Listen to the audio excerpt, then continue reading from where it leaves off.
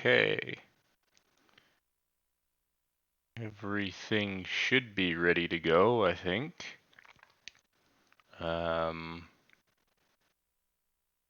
Make sure things working.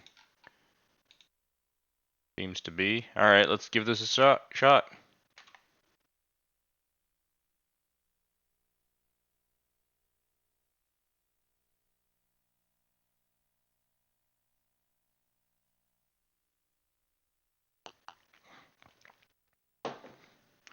So I know at least one point where this will desync, but I can fix it by loading a certain state. Not till the end, anyway.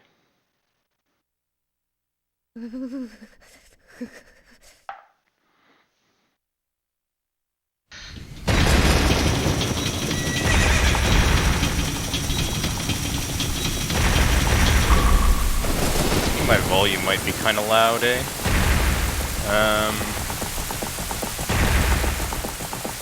Let's reduce that a bit. Hopefully that's good.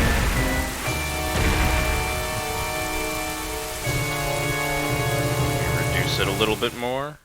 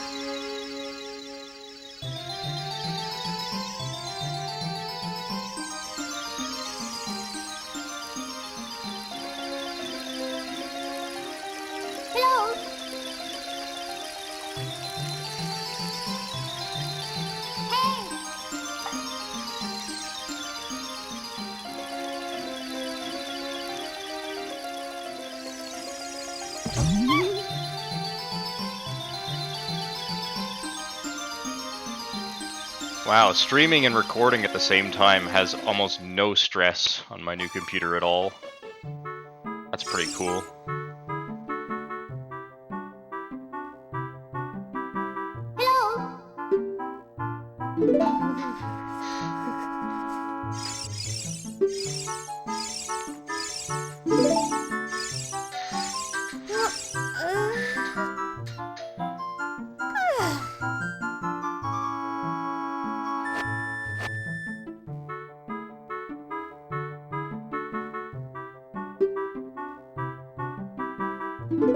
So the beginning of this run is unfortunately kind of boring. There's really, up until Child 2, you don't do anything all that unique.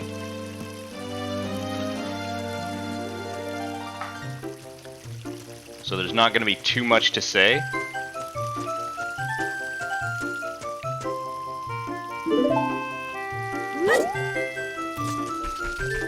Other than to point out whatever mistakes I made. Whatever bad movement mistakes.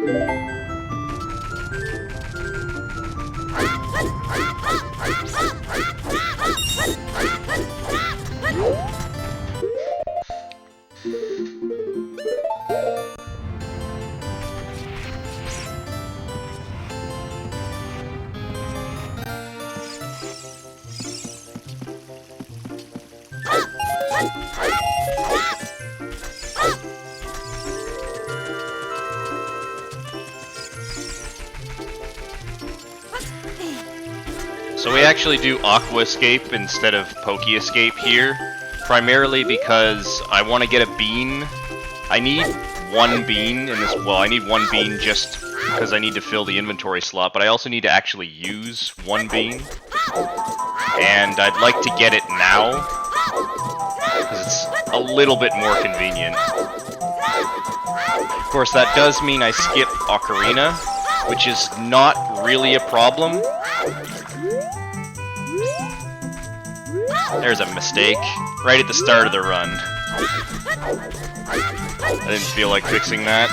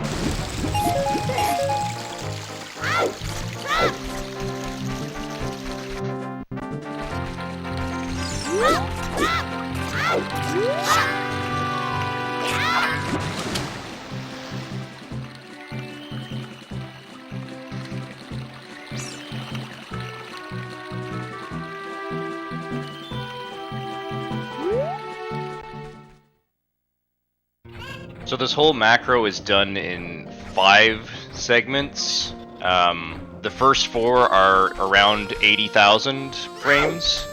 The last one, I think it was 55k frames. It was something like that.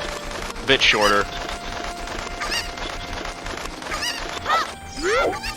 I'm not sure how long this is going to take. I'm expecting somewhere between 5 and 6 hours.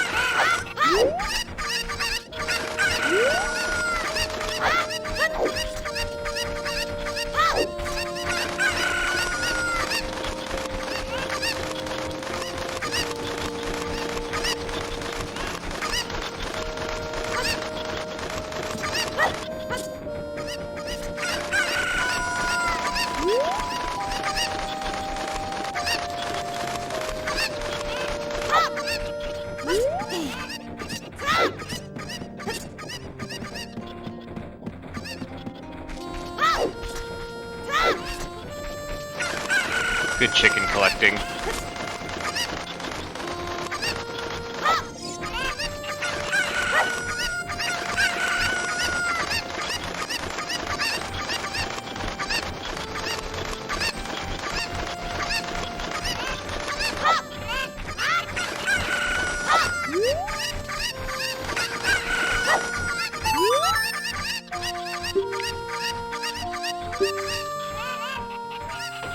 Hey Fenyon, how's it going?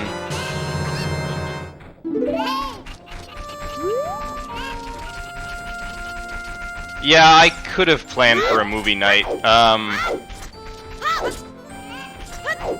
Might not have been a bad idea.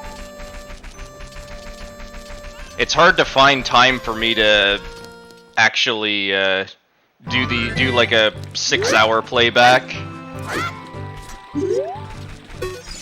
Like, for this, I finished this yesterday, because I knew I would have enough time to actually do this morning.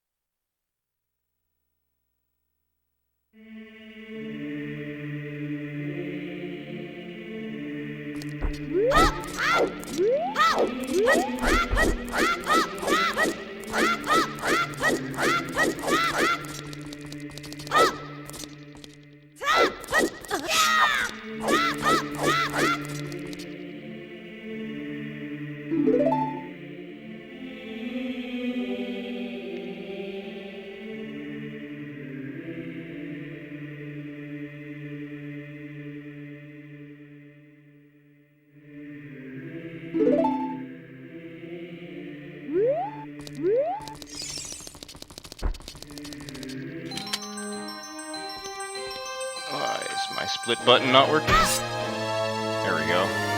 Thought I had global hotkeys on. Global hotkeys are on. What the fuck?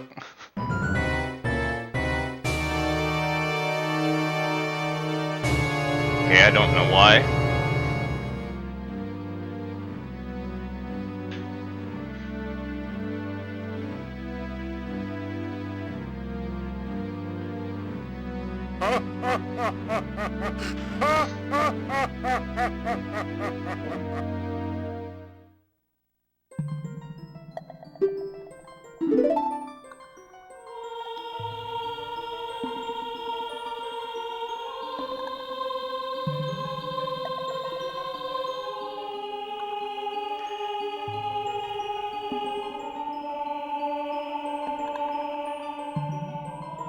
This run should be pretty RTA viable. There's nothing in it that's crazy difficult. There's some stuff that will be pretty annoying, but I should be able to do this run RTA without a huge amount of trouble.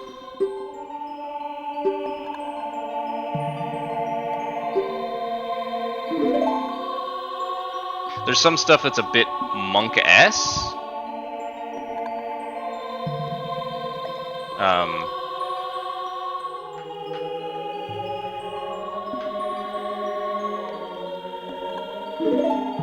Yeah, I definitely will do runs. I'm not sure how long it'll take me to prep for a run.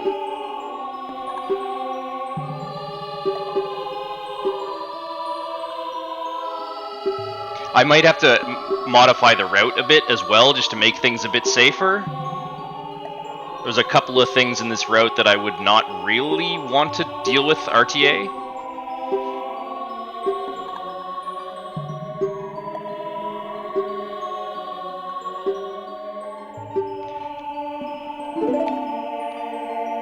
But the current world record for this category is like 16 hours. So I should be able to easily beat that. The strats that were used back then were much harder. Particularly for 38th and 39th heart piece. The new text transfer for wrong warp that Blinny came up with is so much easier than the old strats. Yeah, it did get all items. I did not add any items to this. I mean, there are no items to add. The only things that this run doesn't get are the bombs, bomb shoes, and the bomb bag upgrades. That's it.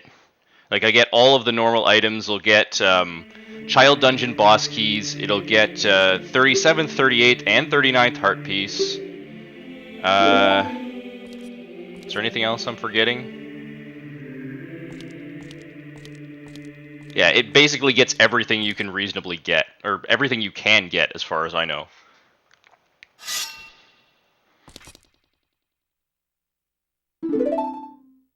So there was nothing I could add on. It was more just about making a route that's more RTA viable. Does it get cow in the house? No. But there's no reason it couldn't. I just don't think that counts as an item. Although I suppose you could... Nah, we better not get into arguments about setting permanent flags. Then there's going to be a lot of stuff that should be included.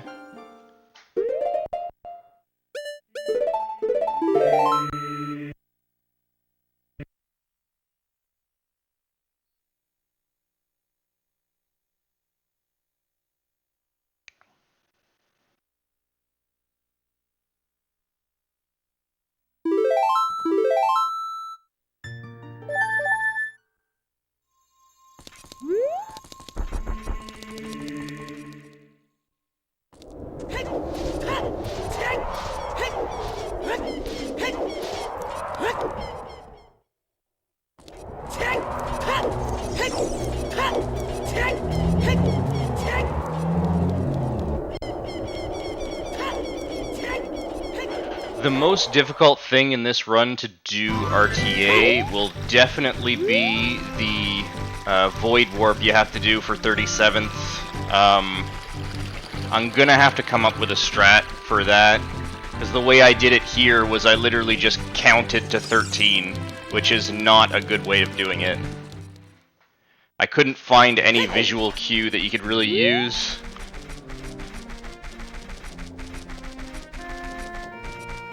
I don't think it's frame perfect, or no, it definitely can't be. It was too easy. But it's still kind of a hard window to hit.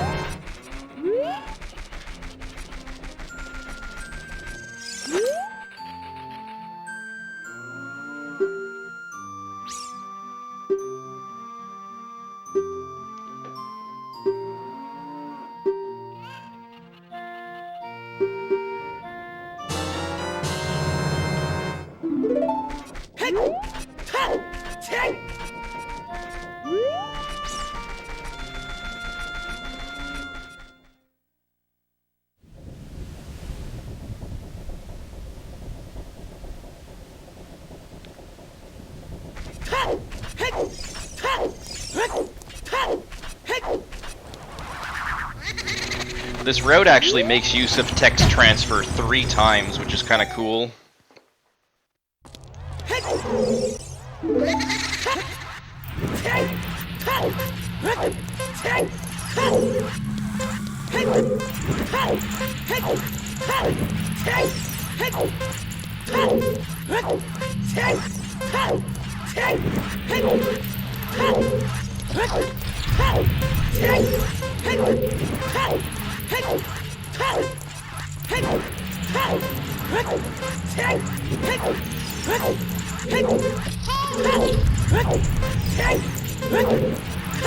I forget what time I got for this. I hope I got at least a 47. Well, I definitely didn't get a 46. I don't think I've ever got a 46 in my life. Oh no, I got a 48 for sure. 49 even? No, 48. Ah, whatever. Good enough.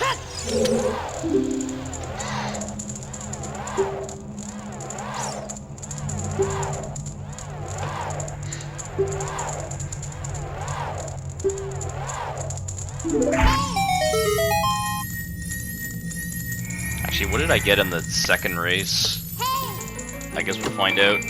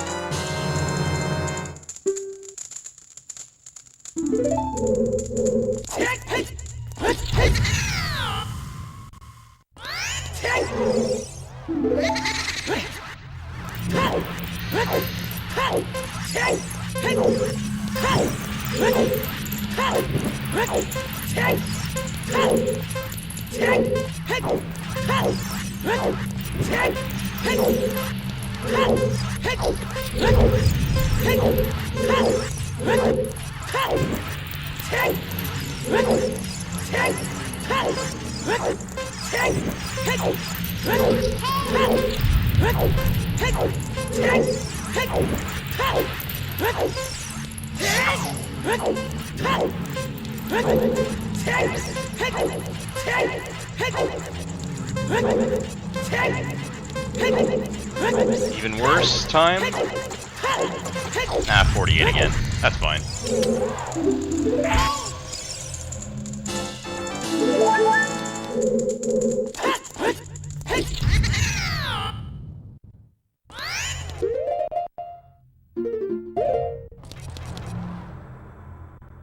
Deal with inventory glitch there.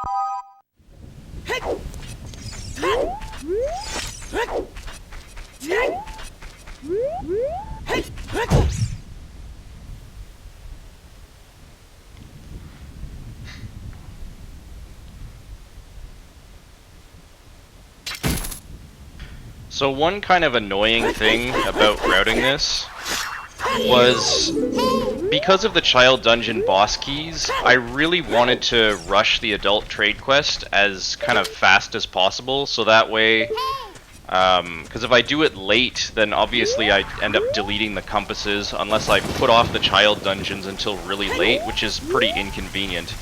But the problem with rushing the adult trade quest is the forest stage Deku Nut upgrade.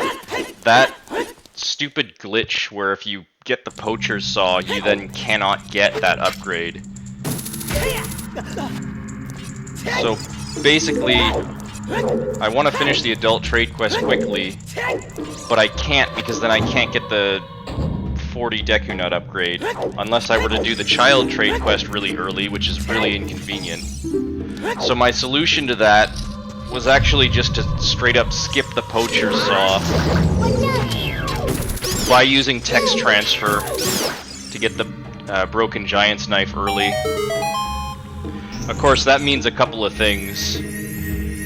One, it means I don't get to RBA the poacher saw, which is not as big of a deal as it sounds. I actually would only have minimal uses for those warp songs. The other thing is I have to do a really early Child 2 section, or I would have to do a really long Child 1. I opted to do a really early Child 2.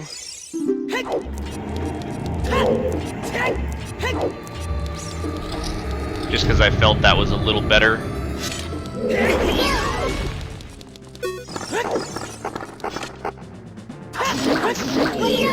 Now, what I originally wanted to do was go straight from the Pocket Cuckoo all the way to the broken sword, because there'd be nothing wrong with doing that. I do want to RBA the Pocket Cuckoo for sure. I need strength for a bunch of things. The problem I ran into there was then I can't open the Door of Time until really late. And that's a pretty big inconvenience in this run because I have to BA quite a lot. I'm also not even sure if doing child BA is possible with the door closed. It might be. But it would be really awkward. So I opted to go up to the Odd Potion so I can RBA Song of Time and open the door. Which feels pretty bad. Oh shit, I forgot to split for hover boots.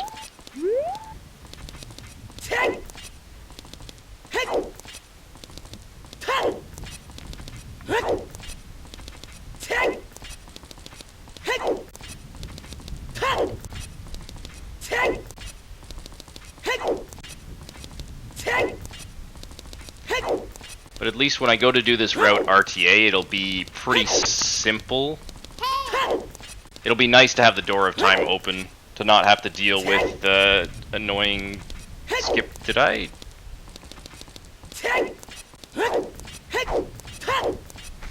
No, that's not a desync. Okay. I just literally didn't load it one of those times and it still worked. How did I not notice that?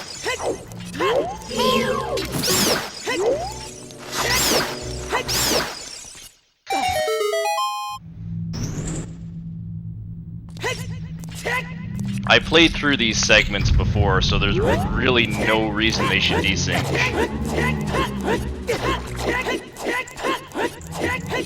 Well, except for the last segment will desync at Twin Rova unless I fix it, but I can fix it.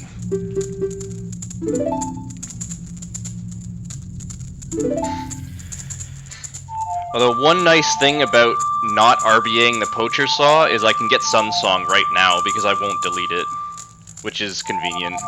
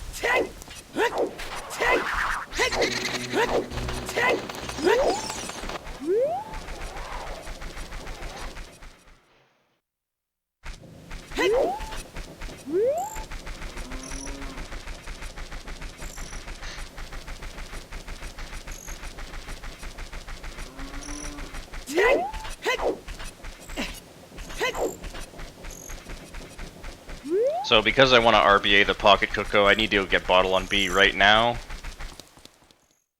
There's only really one place I can do that, which is out here, so I have to do a bit of annoying backtracking. Another thing about explosiveless runs is no convenient Bottle on B, which ends up being kind of annoying. You gotta find a water spot to get it whenever you want it.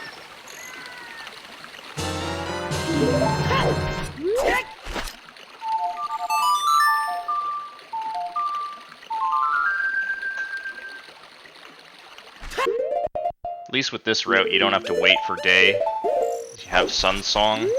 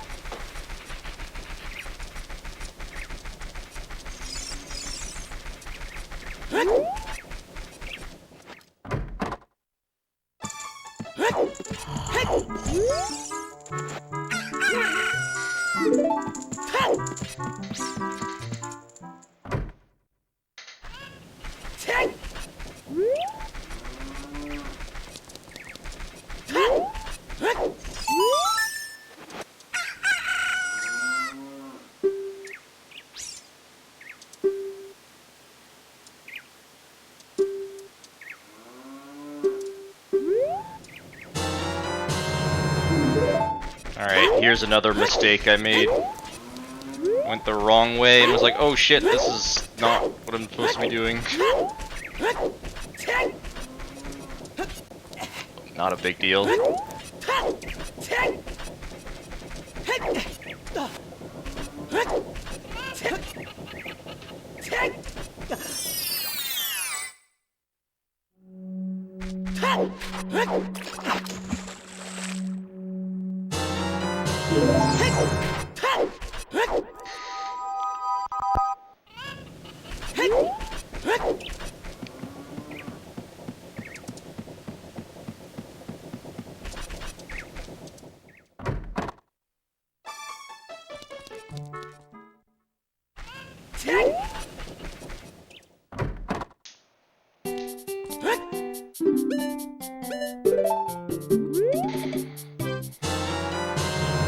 So I'm gonna need these sticks.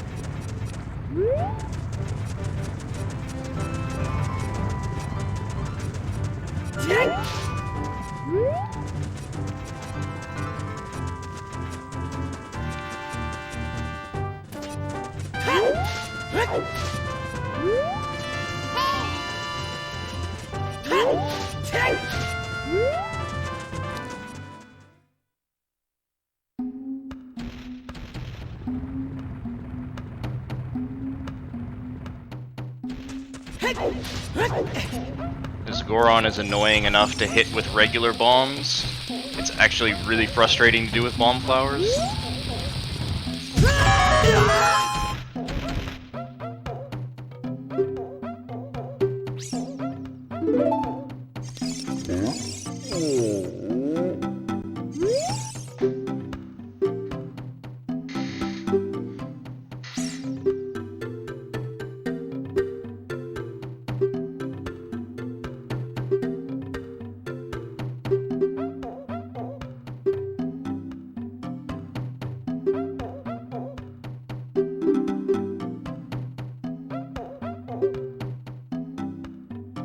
As far as I know, clipping into the shop without explosives is not possible. I'm not sure I would really want to do that anyway, because rupees at this point in the run are kind of tight.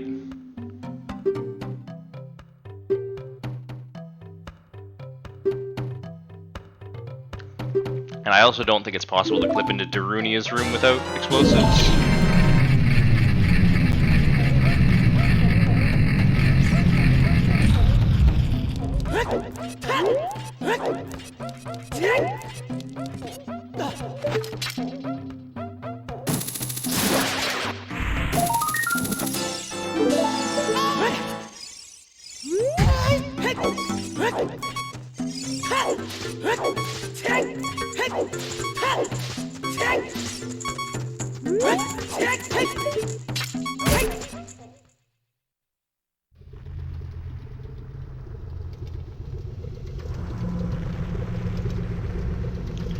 Alright, so because getting bottle on B is kind of inconvenient, I'd actually like to kind of keep sword off B as much as possible.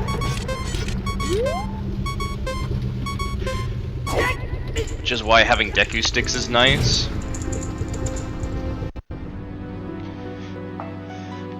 Because you can have a sword item on B that you can sort of, yeah, you can relatively easily convert back to a bottle.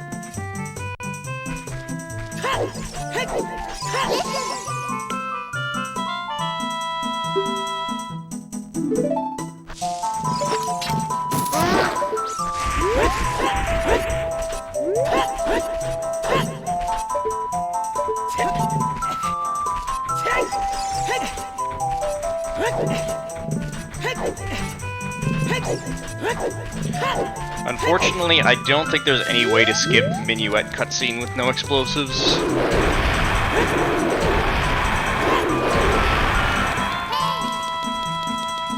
Unless there's some way to get down A without explosives, but I don't think there is. You need something to hit your shield and there's nothing to use. Or if there's a way you can climb up that slope without down A, but I doubt that as well.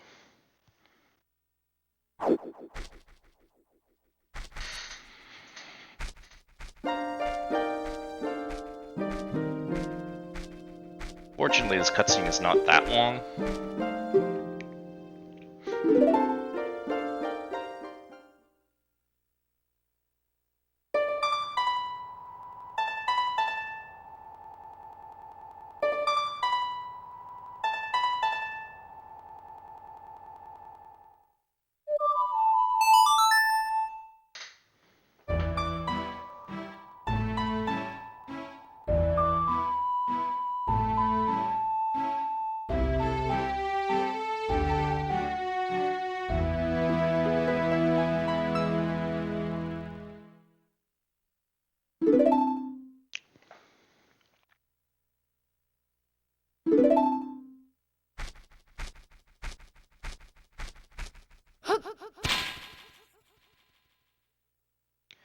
Alright, now since I want to do an early Child 2 section, I obviously have to beat Forest Temple. Which is kind of annoying to do right now, because I don't have a lot to work with. Although you don't really need much to beat Forest Temple, really. You just need strength and not much else.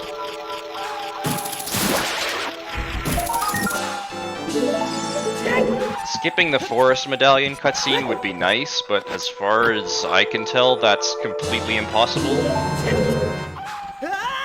Because I don't know how you would BA before beating forest.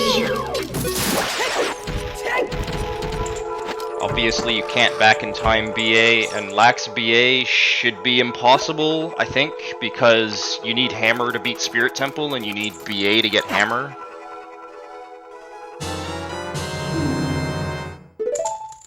Well, I suppose you don't need BA to get hammer. You could do a Keese hover, but that's probably slower.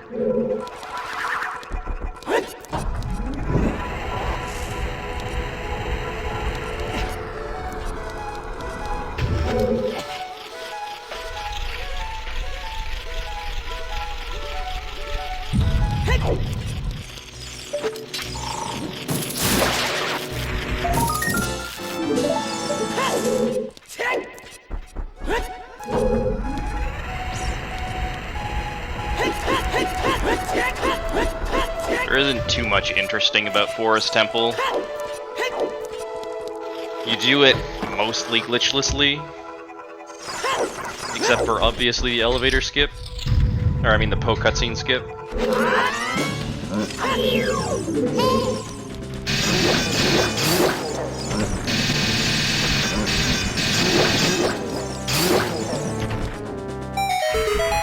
I've only got 2 sticks, so I definitely need to ISG the Stalfos.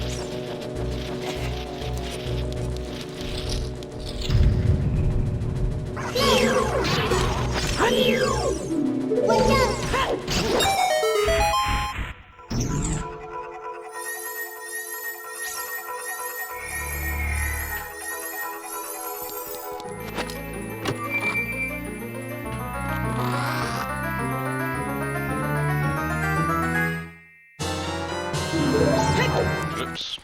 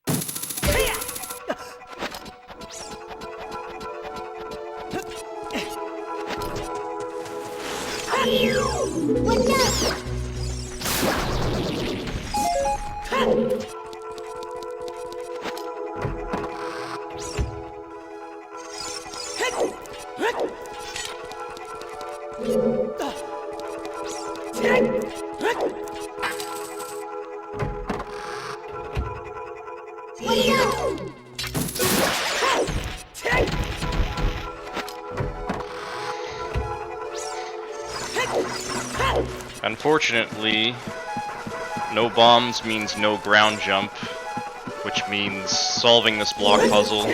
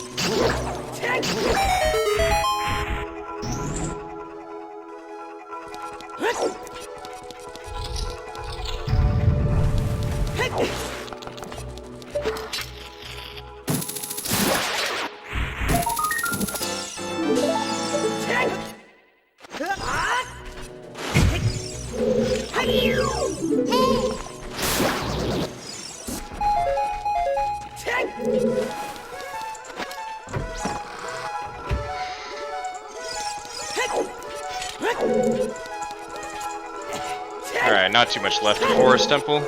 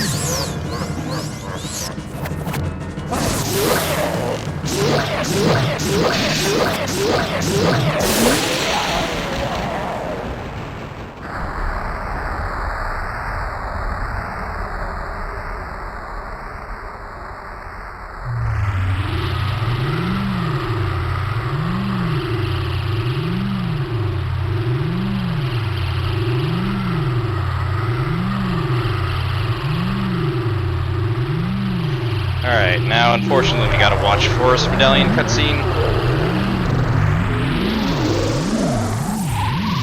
No way around it.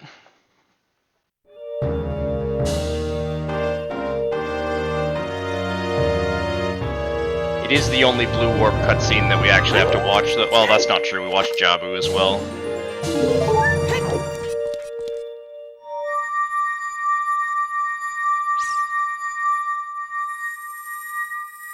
I didn't even want to get into trying to skip Jabu.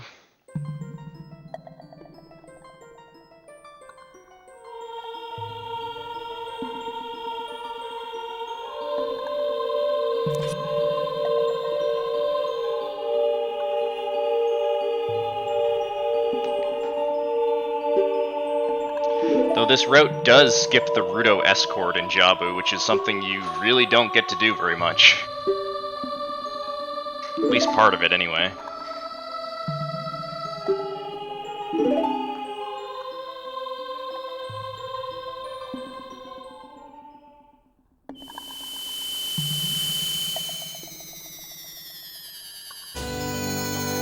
This might be the only category, only non-SRM category that skips the Rudo Escort. I'm not sure, though.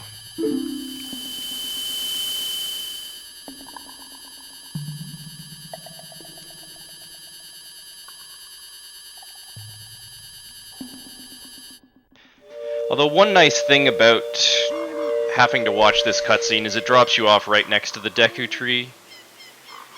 And I do want Slingshot before Child 2, or I want to use Slingshot in Child 2, and it's convenient to get it right now. I need it for 2 things in Child 2.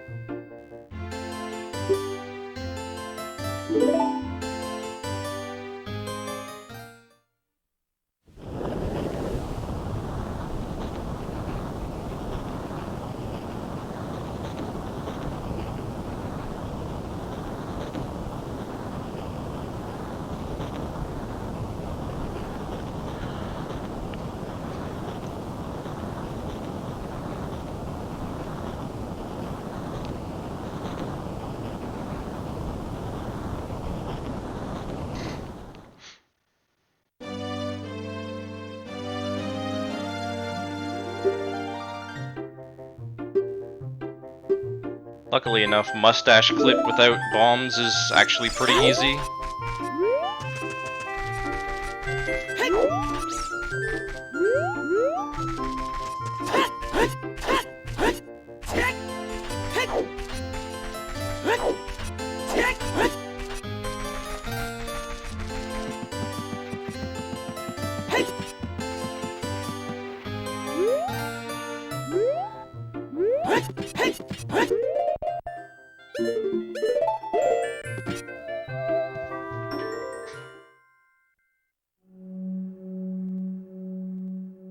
So one downside to going into Deku now is I can't get the compass because I would delete it later when I RBA the boss key.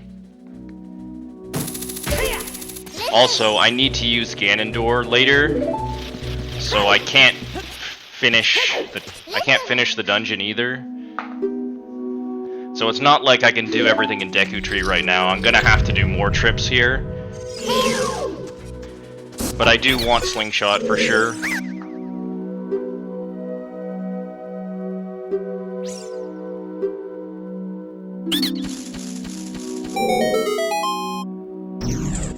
And I might as well do a few other things.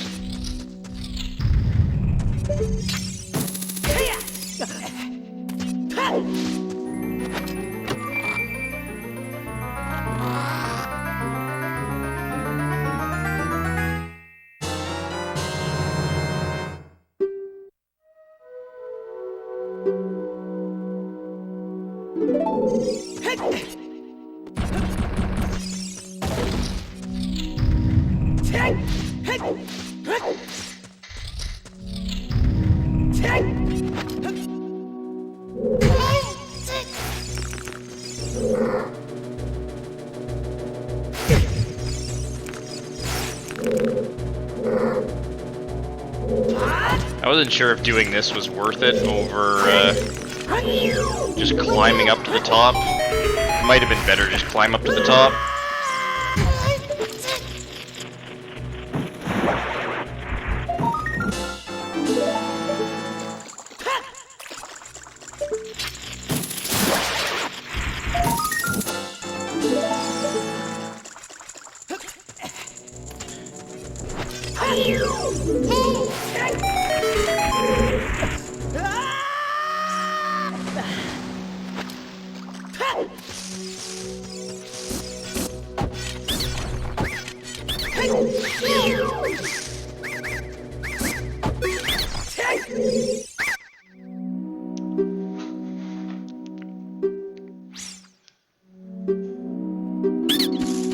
So defeating Goma here just means I don't have to do it later.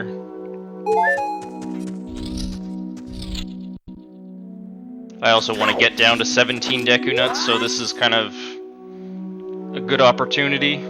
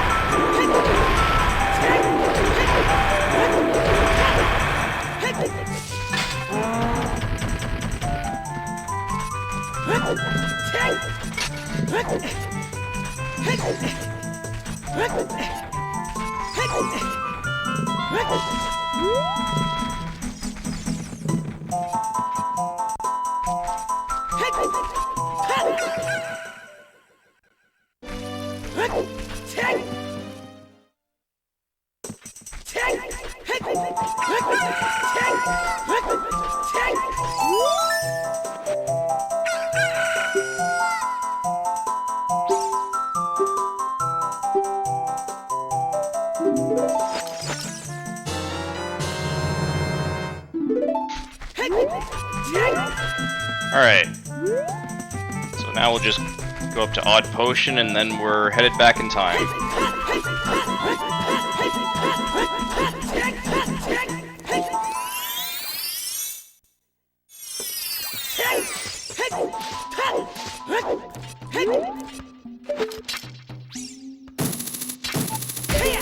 Nice hookshotting. Really good movement here.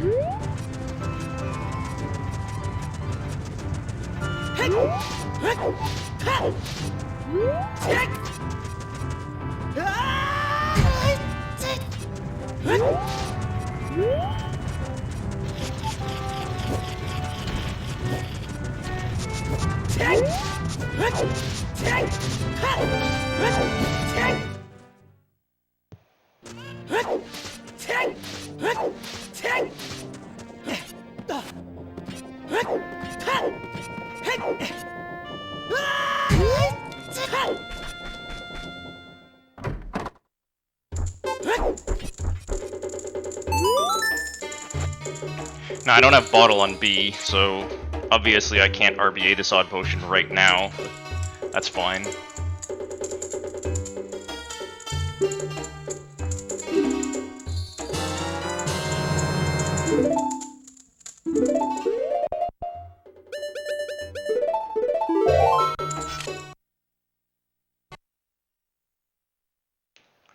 Believe it or not, I'll keep stick on B after this save warp.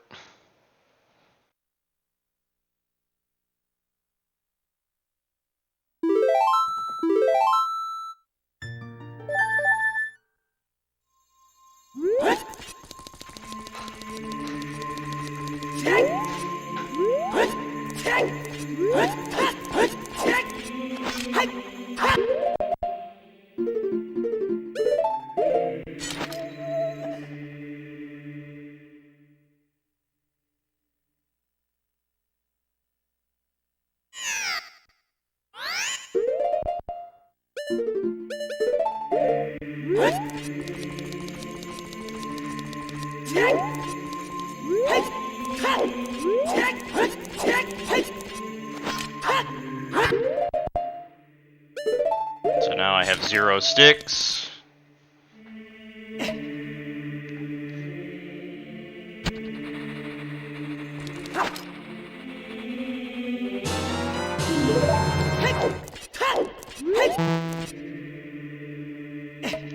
Put Bottle on B. RBA the Odd Potion.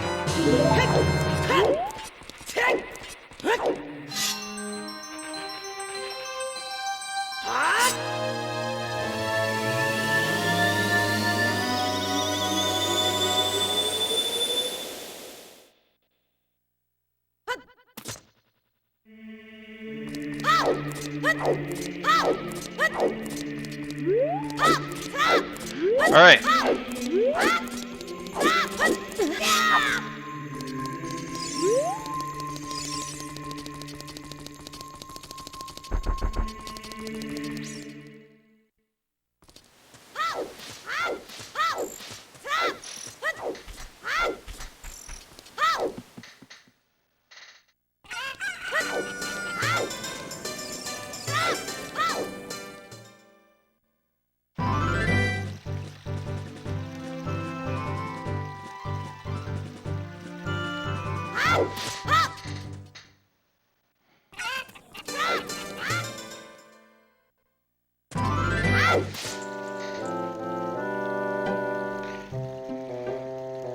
Now, explosiveless ZL cutscene skip is possible.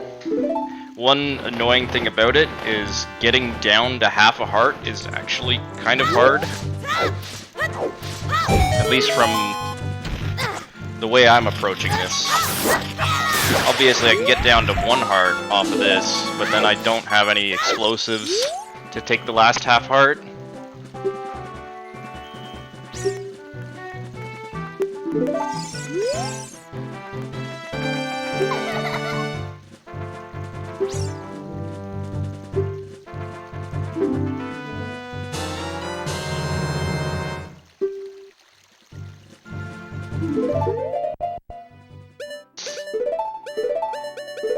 I also still don't have an ocarina.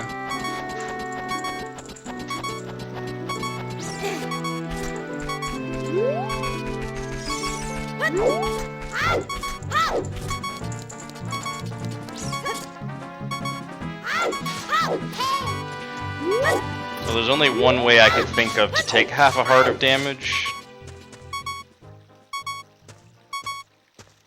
which was fall damage. So coming over here.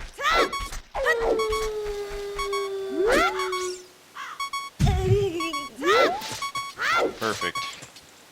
And then I should have actually used a setup for this, but I didn't feel like looking one up.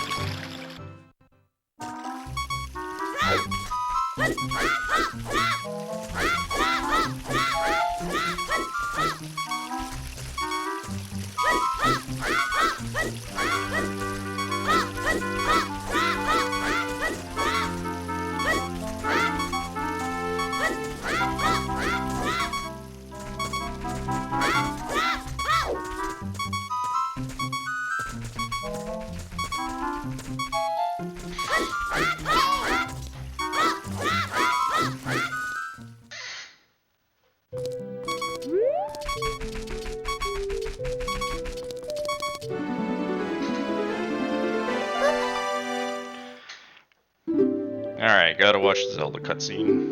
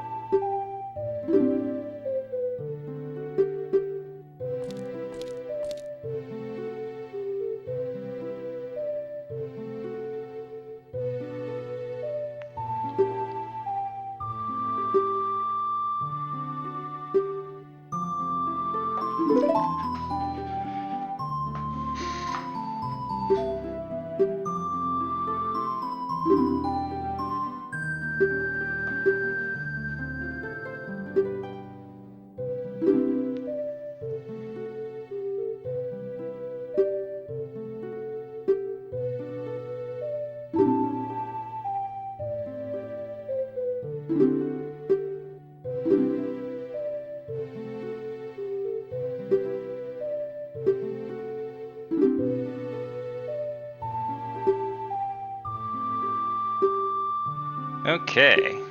Now we're gonna get to see a totally RTA viable ZL cutscene skip. Definitely do this in real runs. Totally practical.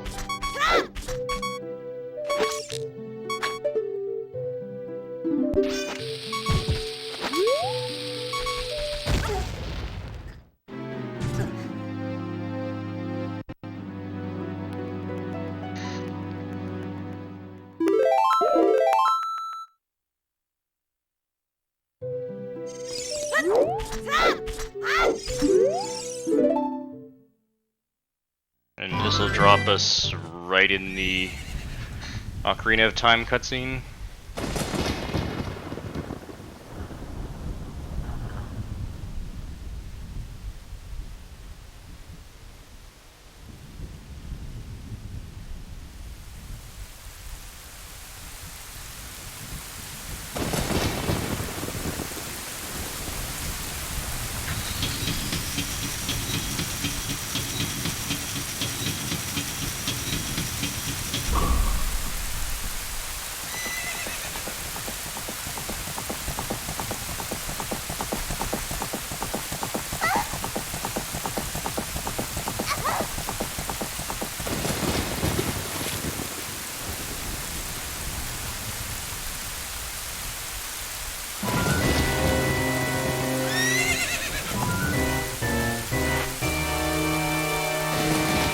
And so with this run can completely skip Fairy Ocarina, which is something you don't usually do.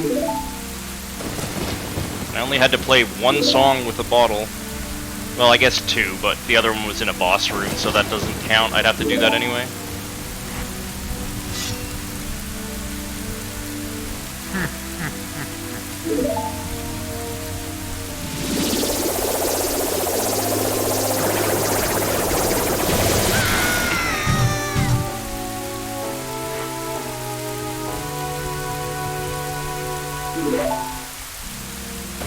And we're almost at the end of part 1. So I'll have to load up part 2.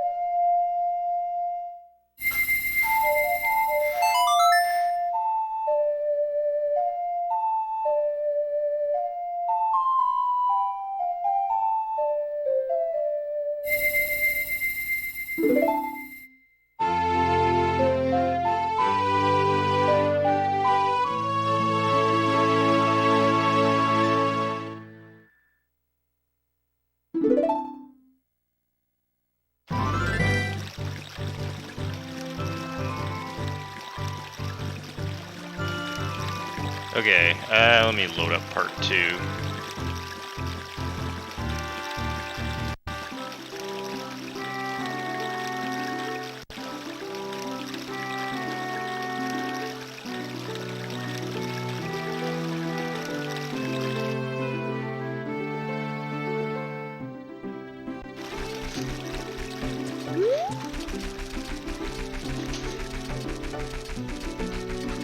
I guess this one ended up at 90K.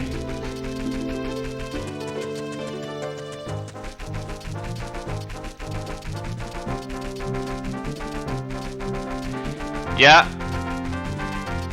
That was That was definitely a splice, because if I had put those two segments together, they would have desynced, because I kind of screwed up at the end of part 1. They would be a couple of frames different.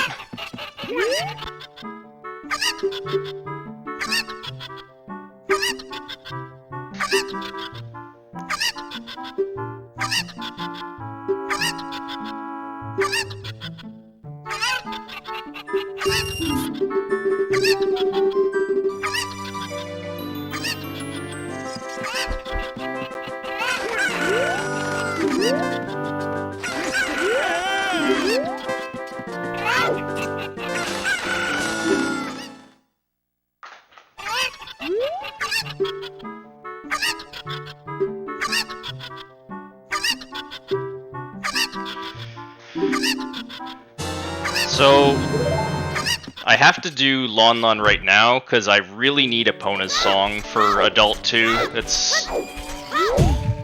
Nice bonk. Epona's song is mandatory to get Hammer, which is something I want to do early.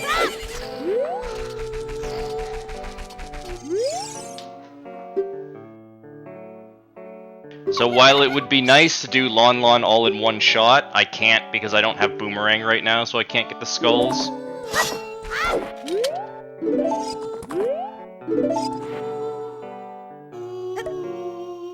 So I'm gonna dupe over the milk bottle here just to free up the bottle space.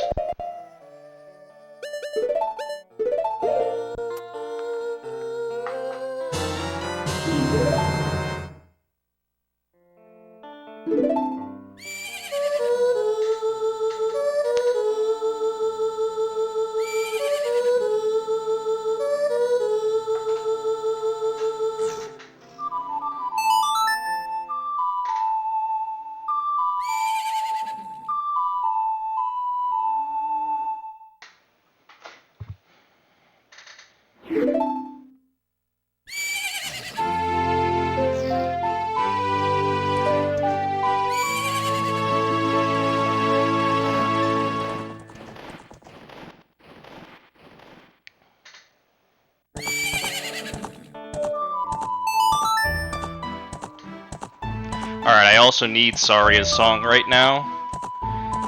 So that's what we'll go and get.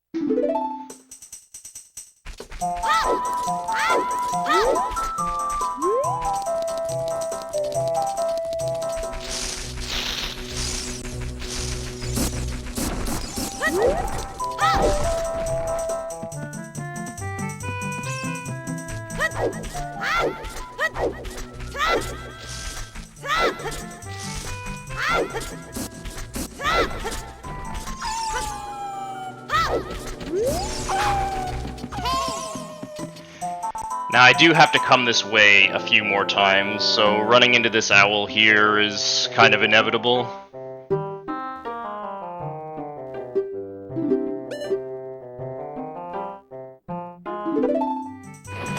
I could have skipped all owls in this run with, like, by pulling sword and stick, but I decided not to bother with that. That's completely unrealistic to do RTA.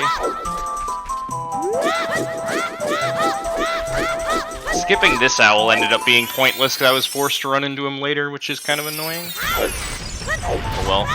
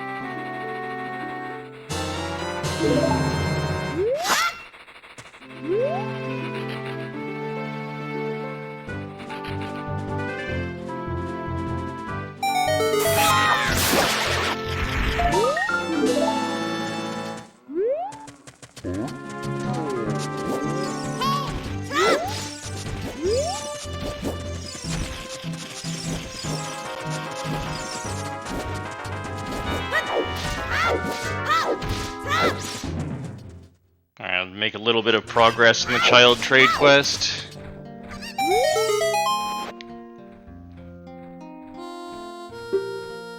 Alright, now, as far as I know, no one ever made any strats for explosiveless text transfer, so I came up with one myself. Fortunately, it's not all that complicated.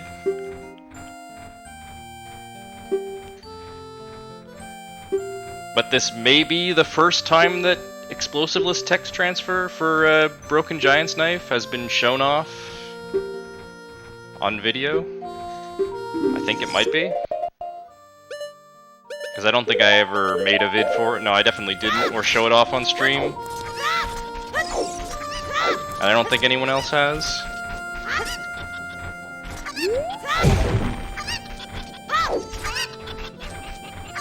But this is the main reason I wanted Slingshot.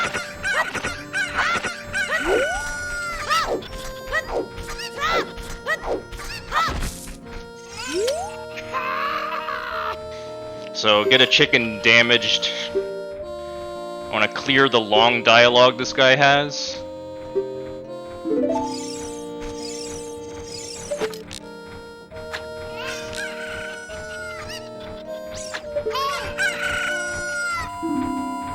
And the camera swings properly and he culls. You can just close his text box.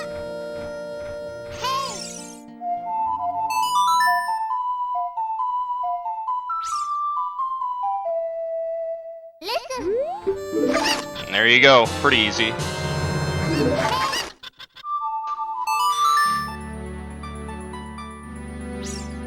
Now, I made one mistake earlier.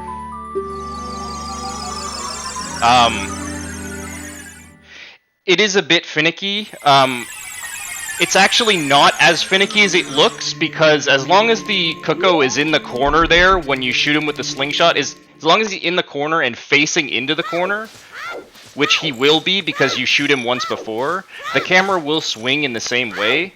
The only thing that's finicky is timing is talking to the guy with the right timing. Because it's really hard to buffer it because you don't have a good view of the seed as it's flying through the air. Now, I was supposed to buy these sticks earlier, but I forgot to, so we're doing it now.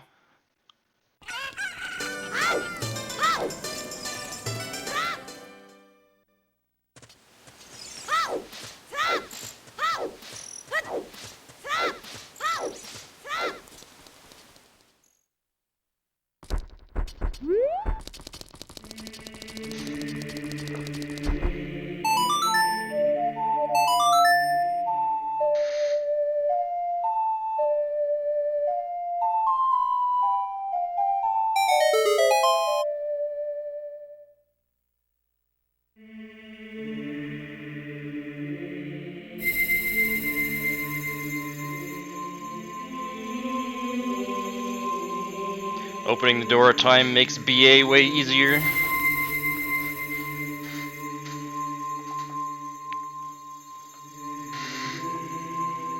And since I have to do a lot of it, it definitely is worth it to open.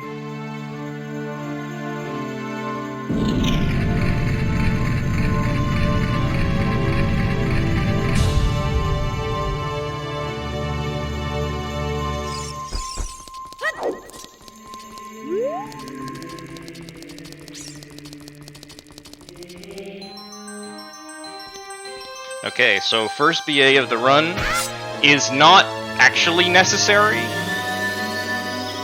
but since I wanted to do an early child 2 anyway, and this makes a few things a little bit faster and easier, I decided to go for hammer BA here.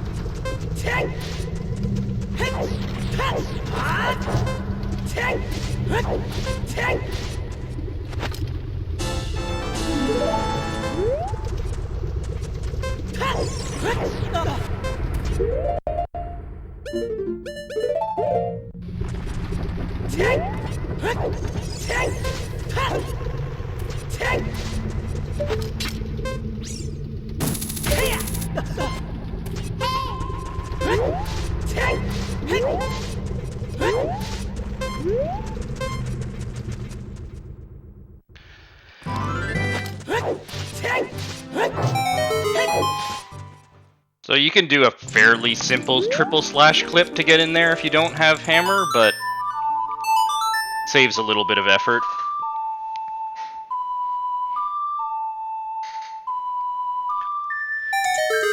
It would also mean I would have to have sword on B to do it, which is a bit annoying. I'm gonna spend very little time in this run with Master Sword on B.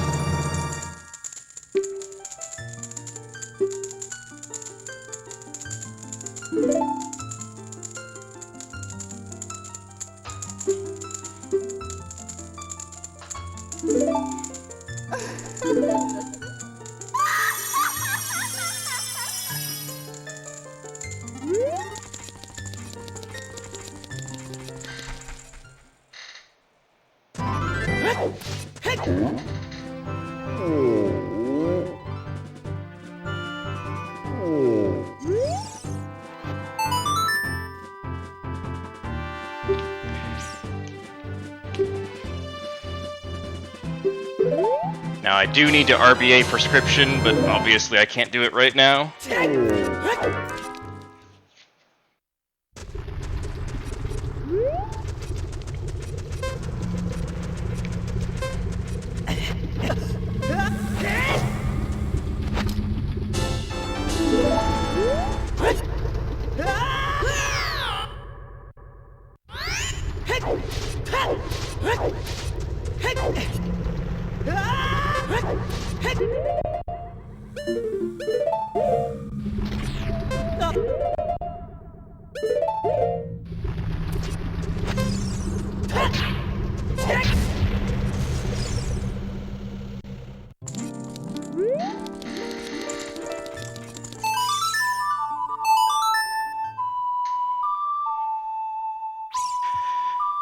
This run is quite magic heavy, so getting double magic early is pretty nice.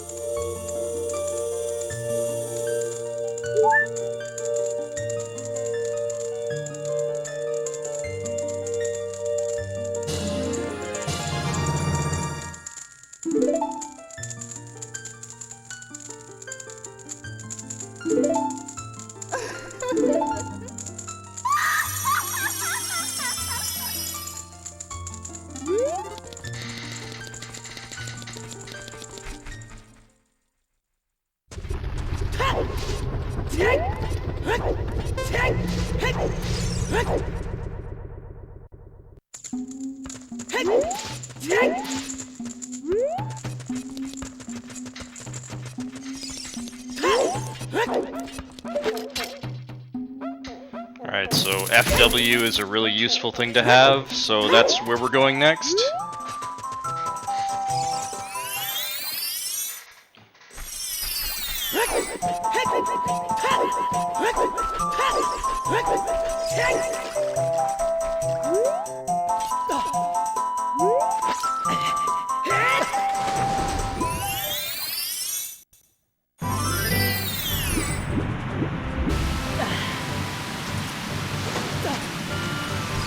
Grab a few things first.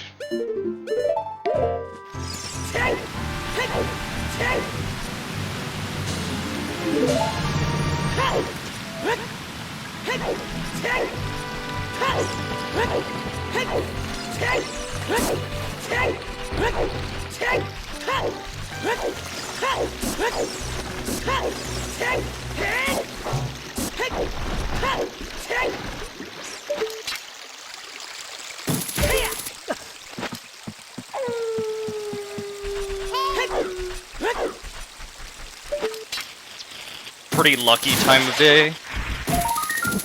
Not that it matters too much when you have Sun Song.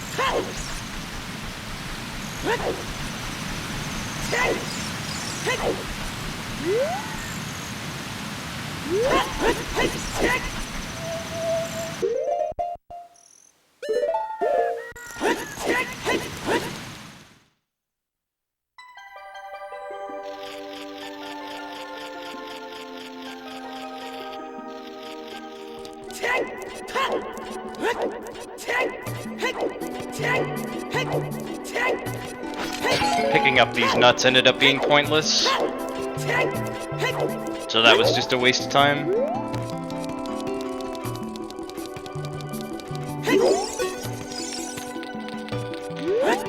I miscalculated how much health Darklink would have.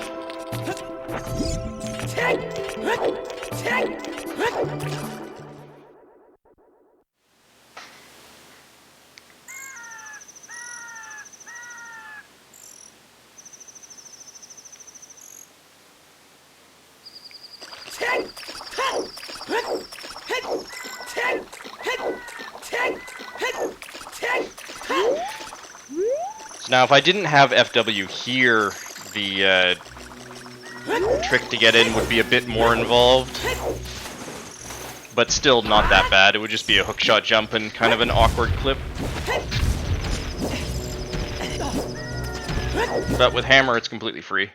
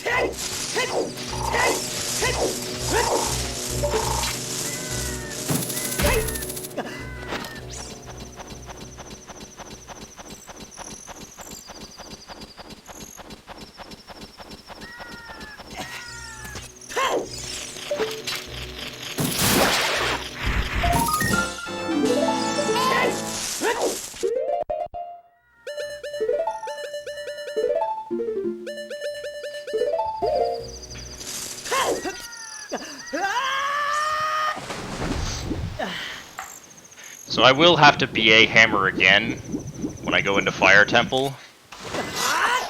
But I can't actually get into Fire Temple with hammer on B.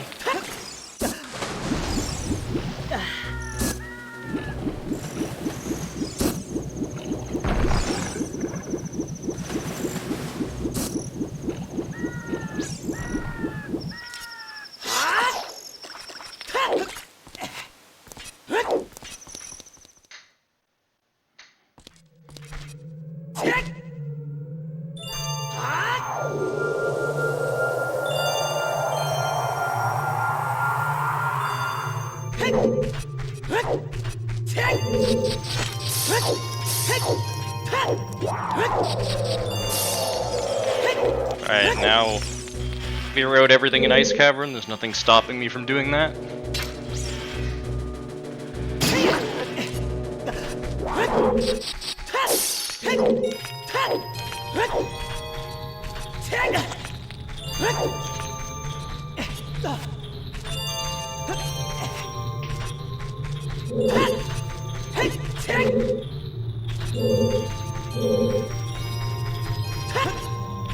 Not having bombs doesn't really make much of a difference in Ice Cavern. As long as you have a bottle anyway, which I do.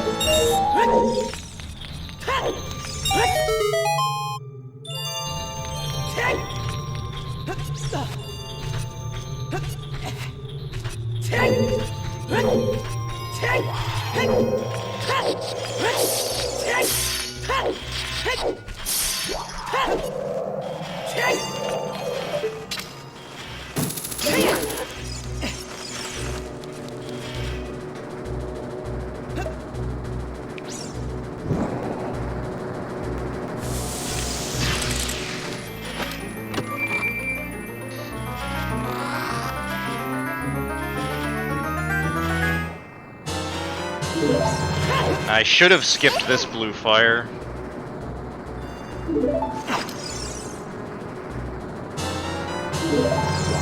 I don't know why I thought that getting it would have been faster than skipping the red ice.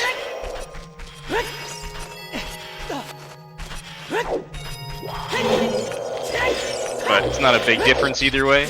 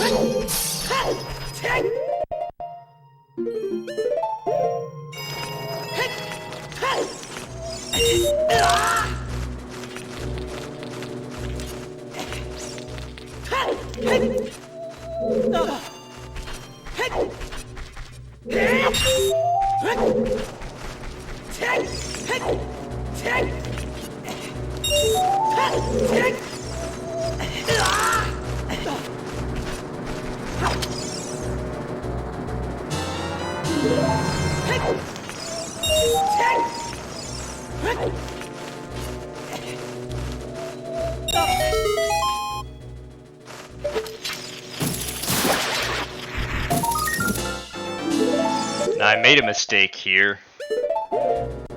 Save stated after getting the wrong angle for this trick. That's not the right part of the pillar to target. I didn't notice until I was like here. I was like, oh.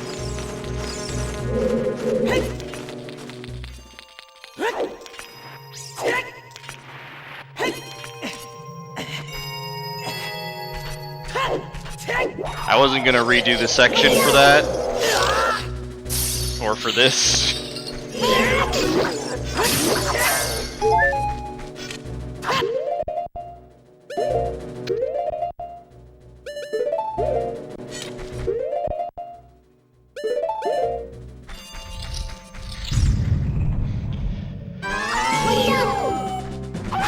Unfortunately, Serenade cutscene is also unskippable, as far as I know. I don't know how you would die.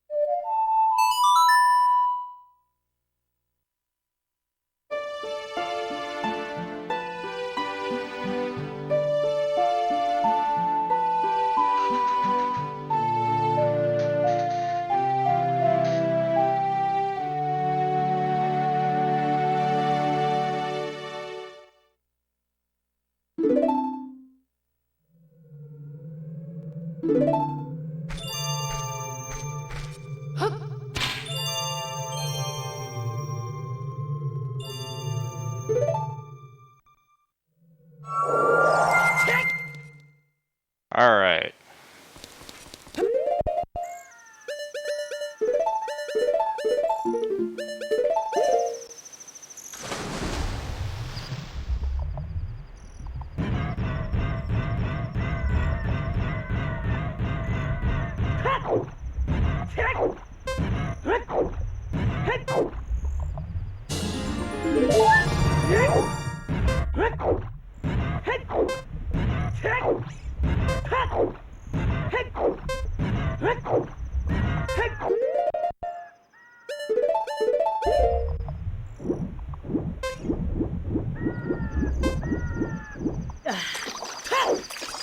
Now here's a very rarely used bottle on B spot.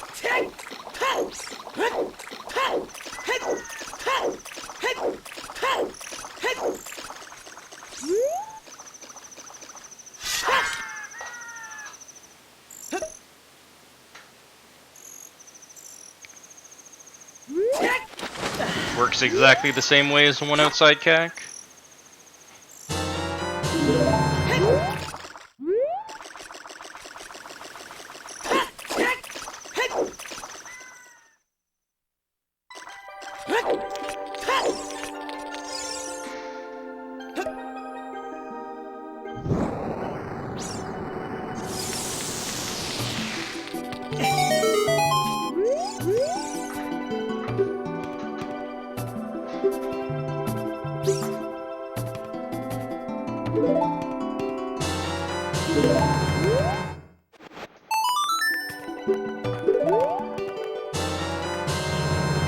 Alright, so on that bottle in B, I got Deku Tree boss key. Now this will give me DC boss key.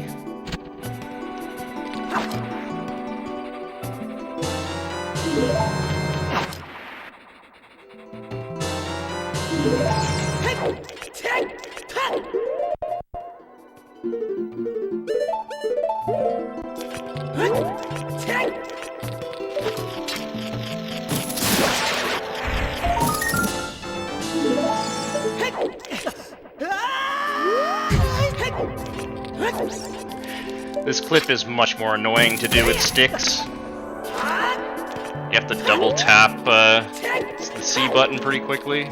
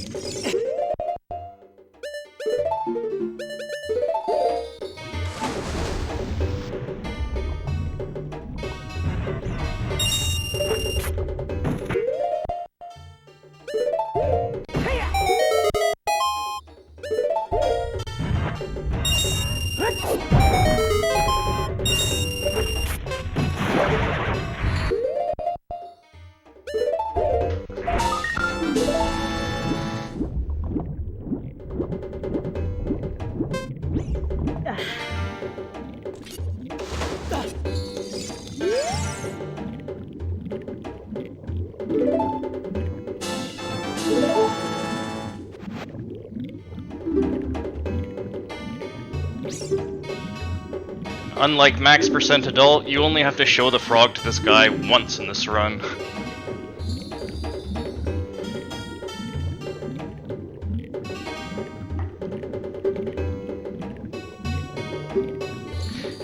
And this run involves 0 equip swapping of trade items. Which is pretty nice.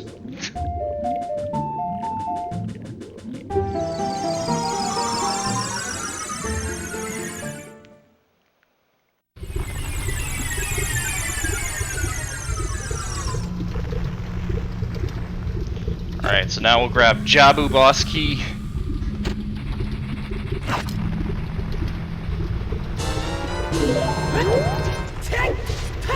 Now I'm free to do the child dungeons whenever I want to.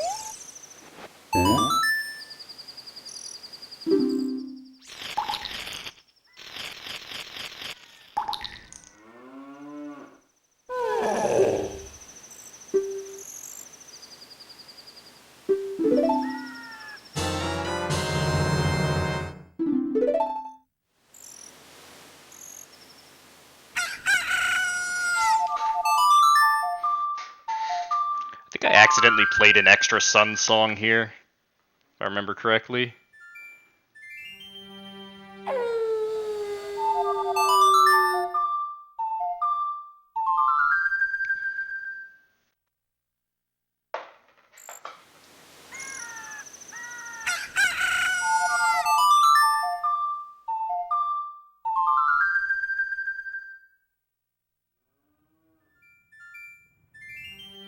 Yeah, I did.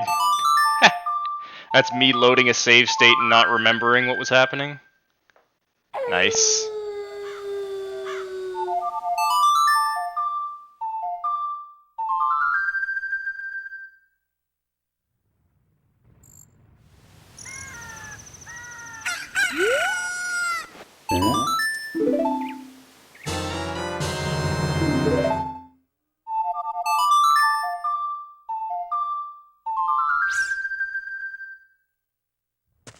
Way too many Sun songs. In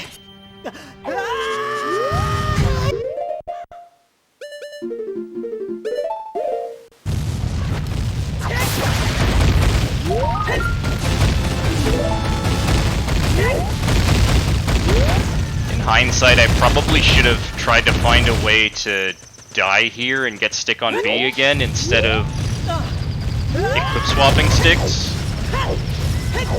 Because it would have made Water Temple a lot more convenient.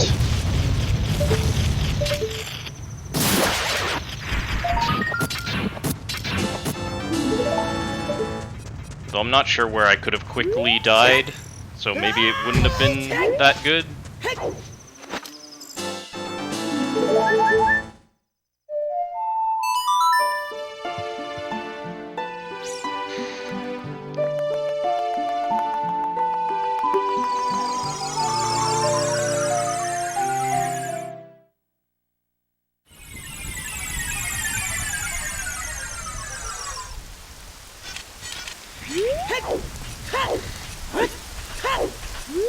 So the main thing I'm trying to do right now is I want to get Hammer. But before I get Hammer, I obviously want to be able to finish Fire Temple. So I need some way to reach the upper area with the 2 skulls. So my 2 options would be Scarecrow's Song, which is way out of the way, or Long Shot. So I opted for Long Shot.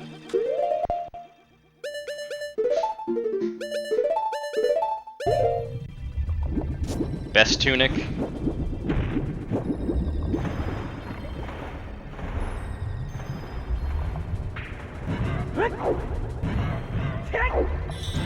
I don't know if I actually needed Zora Tunic here, but I do spend a decent amount of time underwater.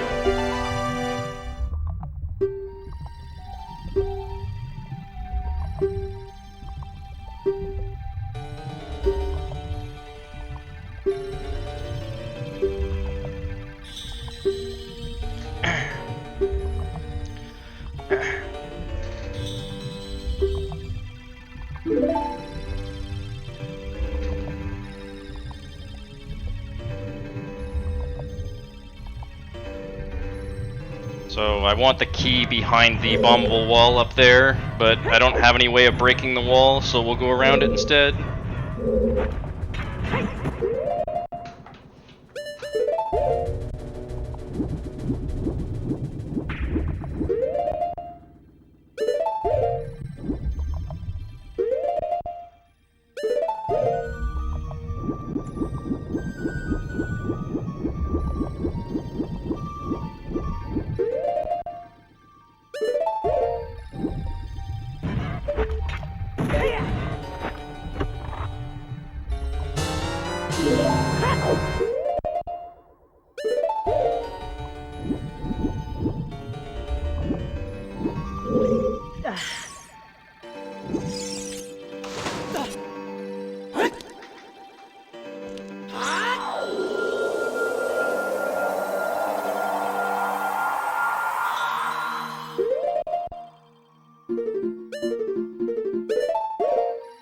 I should have jump slashed before entering this room.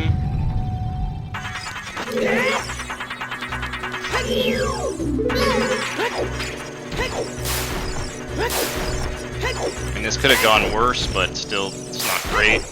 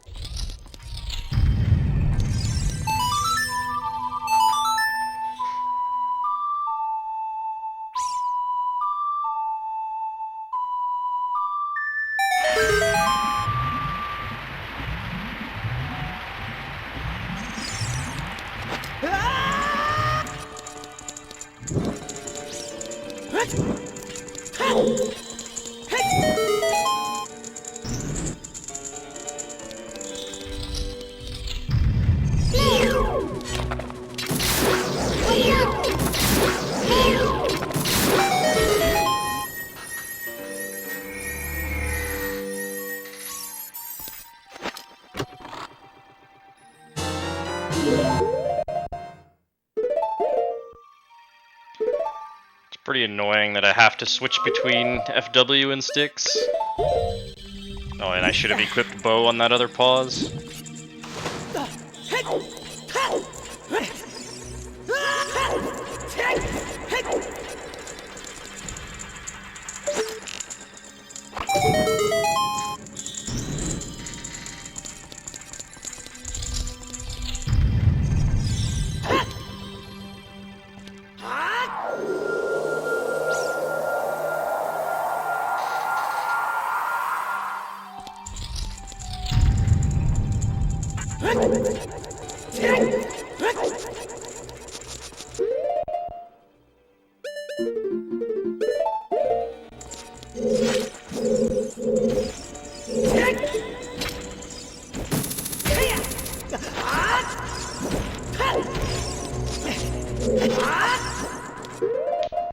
And I should have been...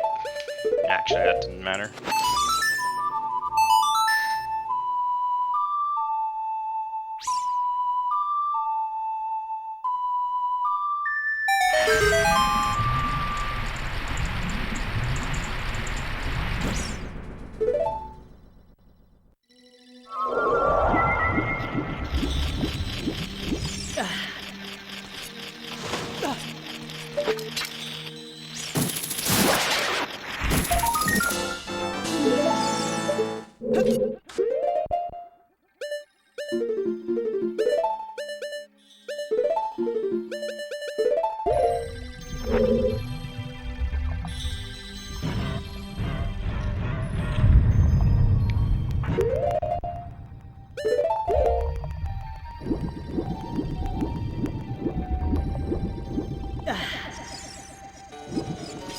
Alright, let's go get long shot.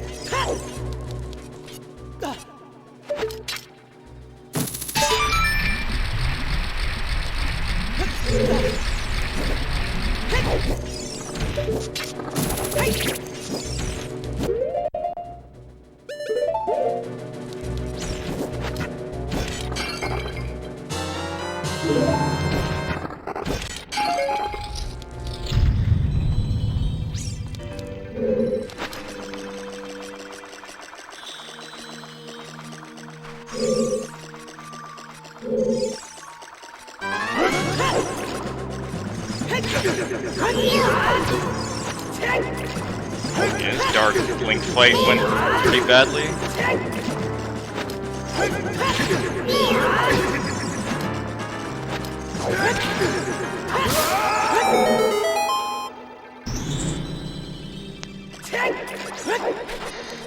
That's why I bought so many sticks.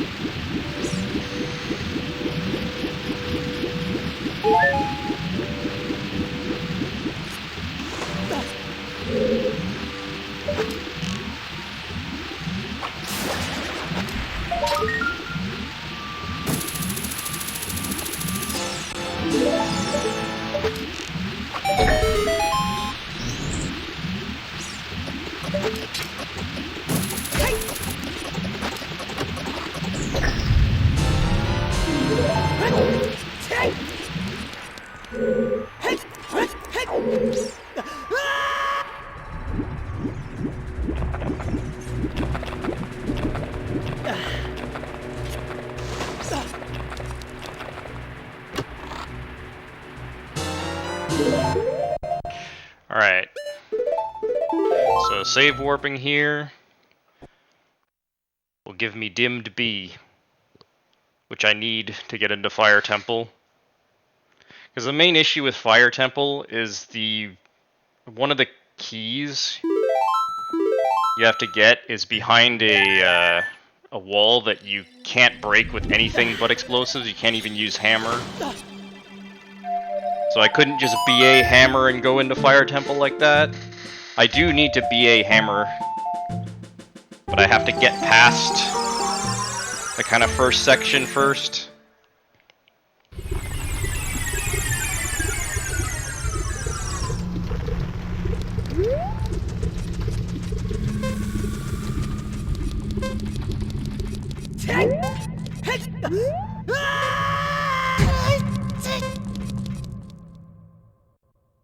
So, set FW here.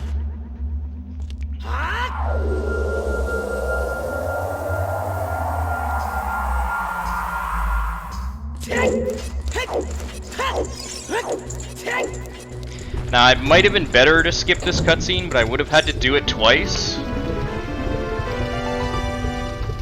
And the second time I do it, I would want to reach the boss door. Which I'm not sure if you can do if you've already hit the switch.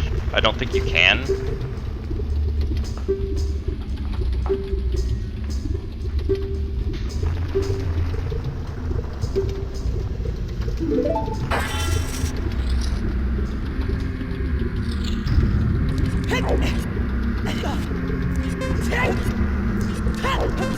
Either way, that cutscene isn't terribly long.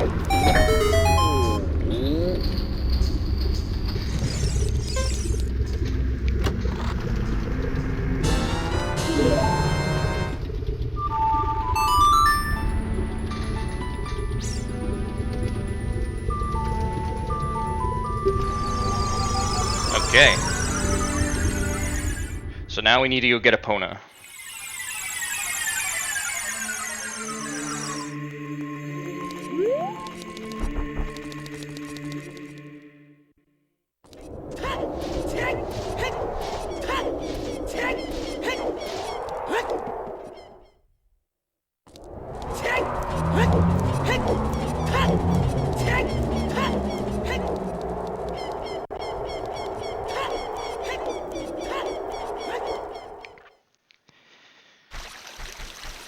And the unfortunate thing here is that stealing Epona, as far as I know, is impossible with no explosives.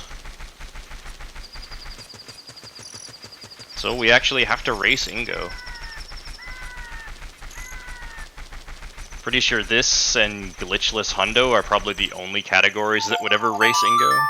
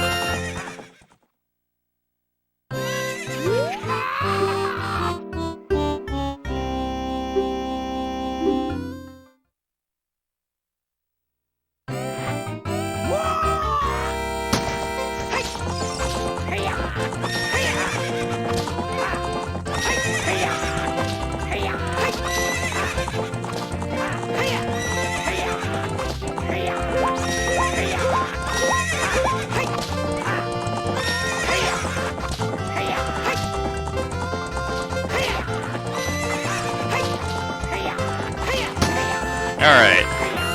Got Epona. So... headed off to Fortress.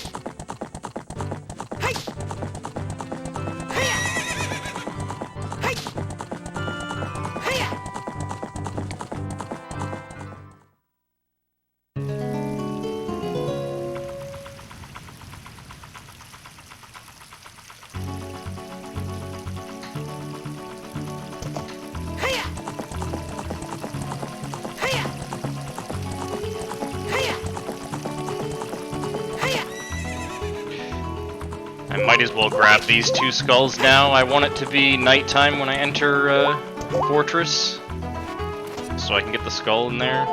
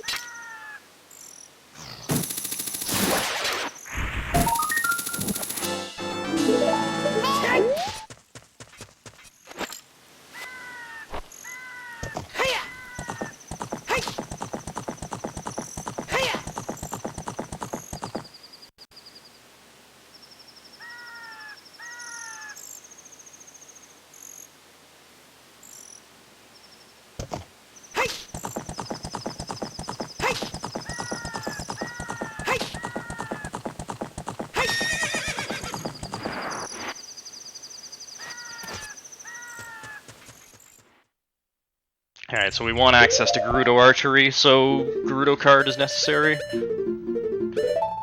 Only have one way to attack these guards, which is this stick.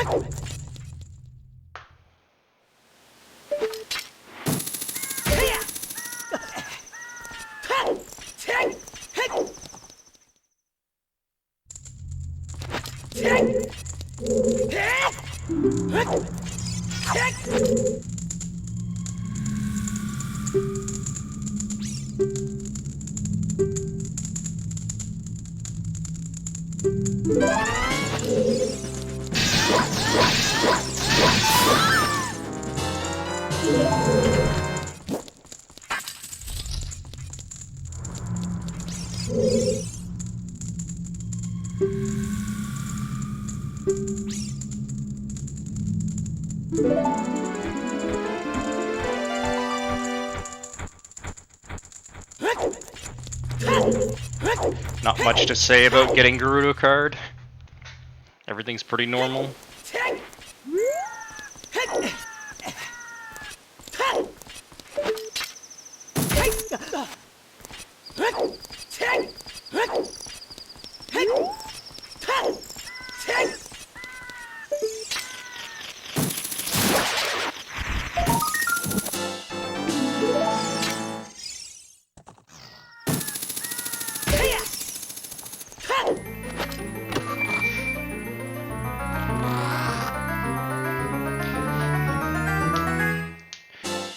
It'd be really nice if I could get Ice Arrow right now as well, but that's not really practical. Unfortunately, getting Ice Arrow in this run is not trivial.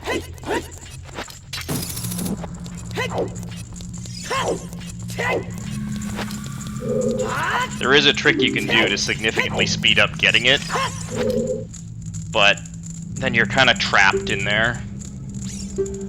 You have to save warp out, which if I were to save warp here, I would lose flank B, so that's bad.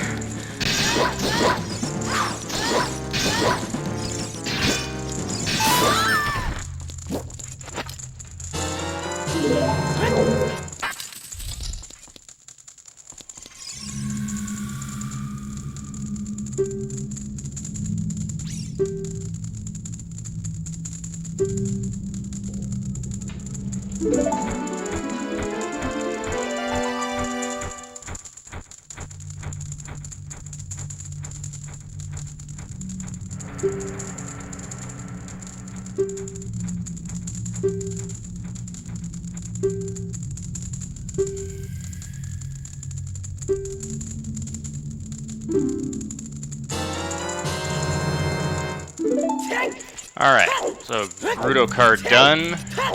We're gonna move on to getting Hammer, which is a somewhat complex process.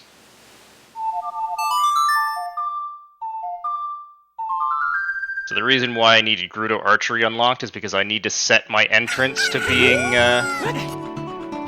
after Gerudo Archery for this Void Warp to work.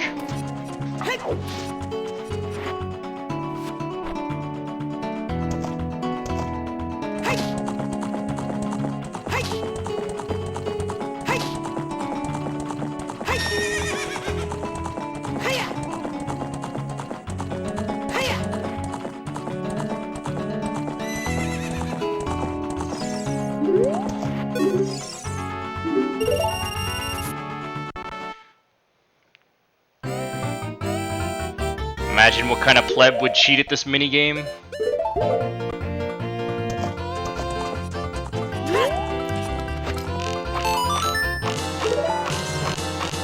I didn't even bother to get 2,000.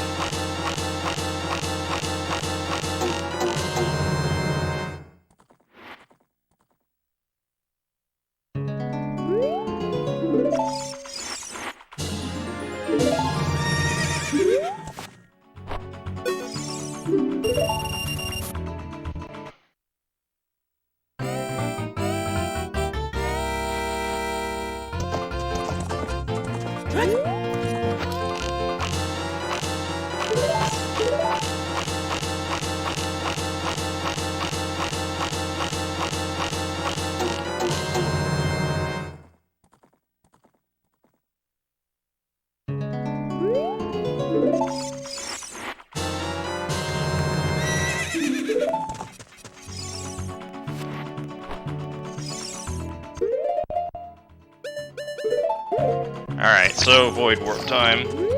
There's a few different ways you can do this. I think this is the fastest way to do it.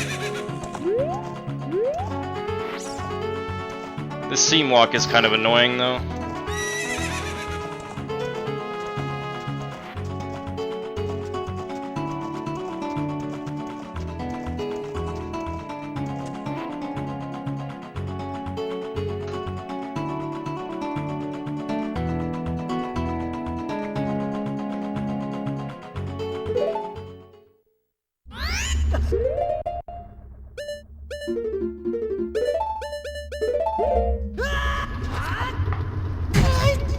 Alright, that allows you to get around the first key.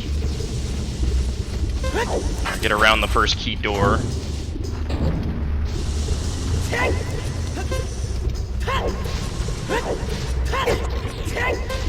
Unfortunately, since I have to BA hammer, I have to come back in here, and I can't just set FW because going back in time unsets it. So I do still have to unlock the first door, but this gives me access to quite a few more keys.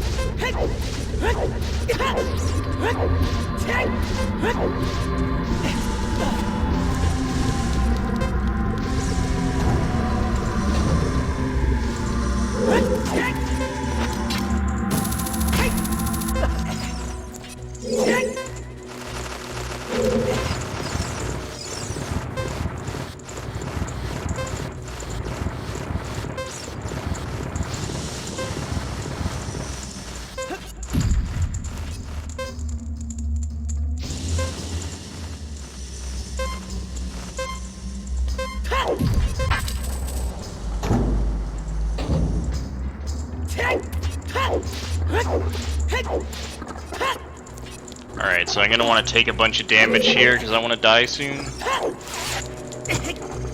Fortunately, these torch slugs do pretty fast damage.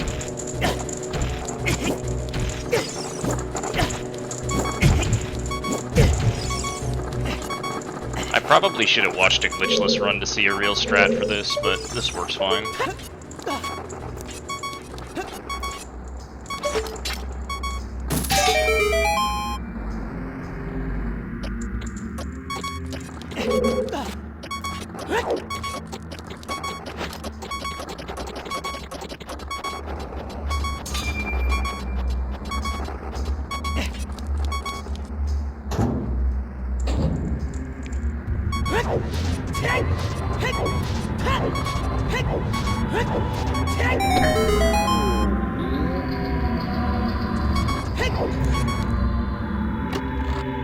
Alright. Now I need hammer on B, so I'm gonna die to this boulder.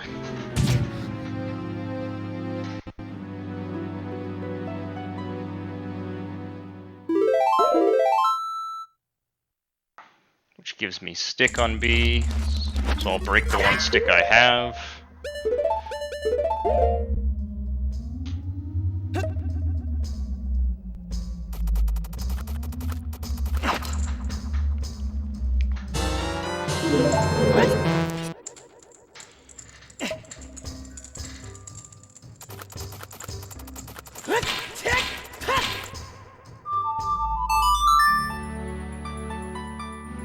Set up the BA.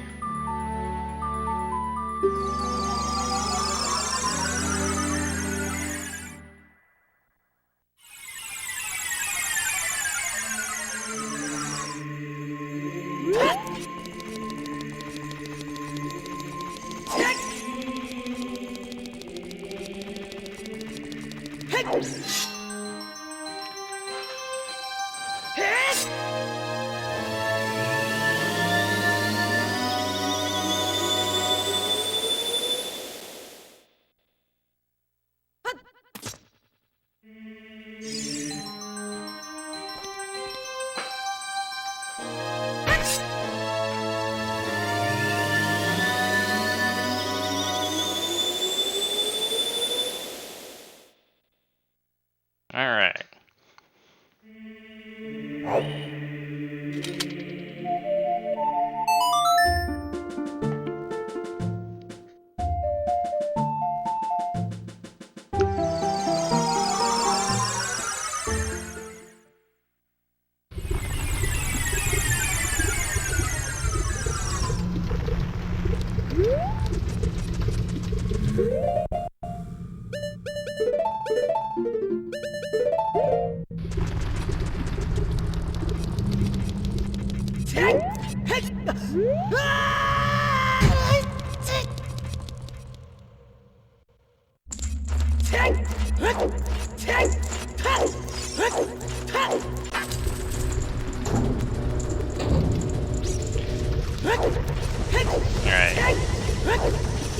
Now we need to trek back through Fire Temple. And we have it now that we have an extra key.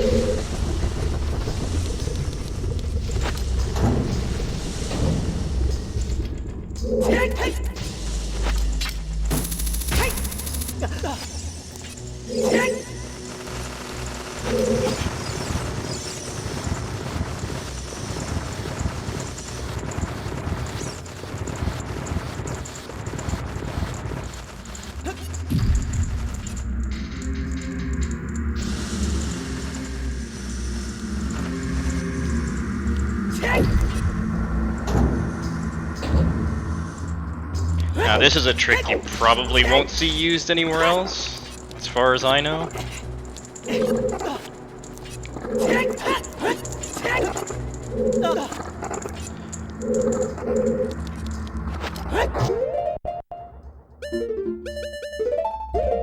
Hammer block skip.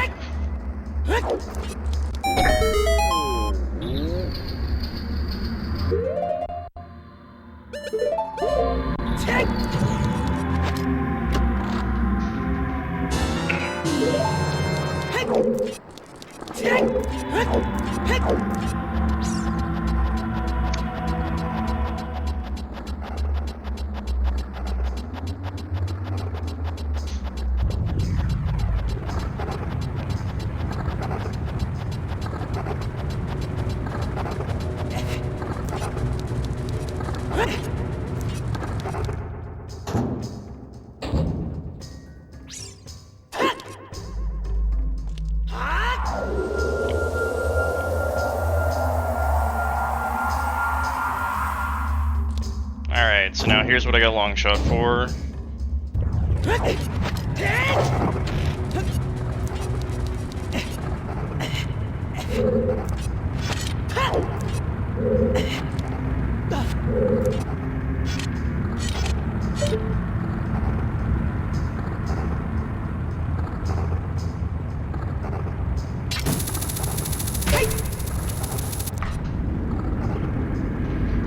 It's either that or get Scarecrow's song.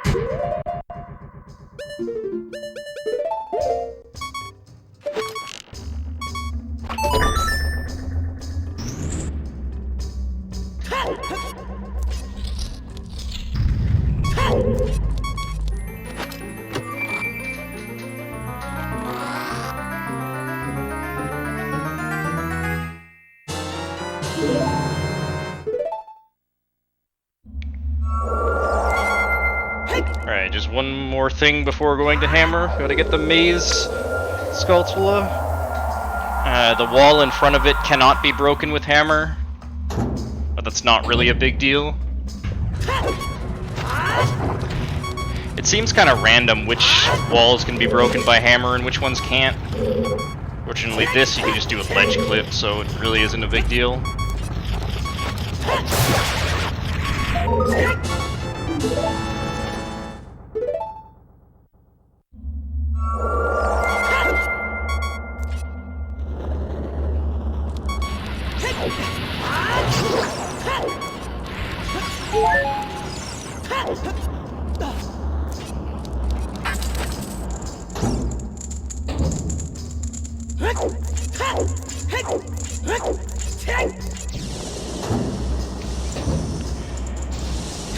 Alright, now the wall in front of Flare Dancer actually cannot be broken with Hammer, which sounds like it would be very, very bad, but there's an interesting quirk about it that we can exploit.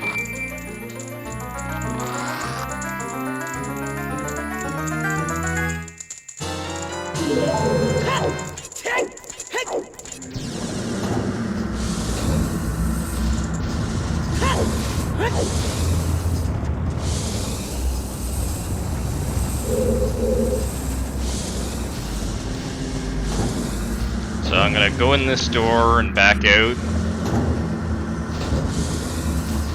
I'm gonna set FW here.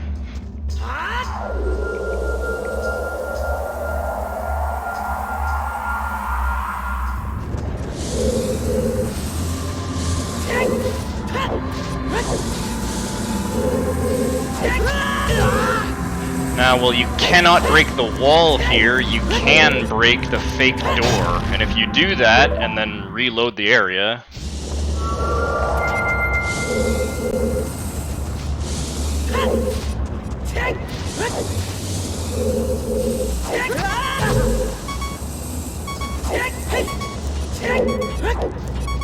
the wall is just gone. Now, unfortunately, I have 0 sticks right now and no sword, so I do not have a good way of damaging Flare Dancer here.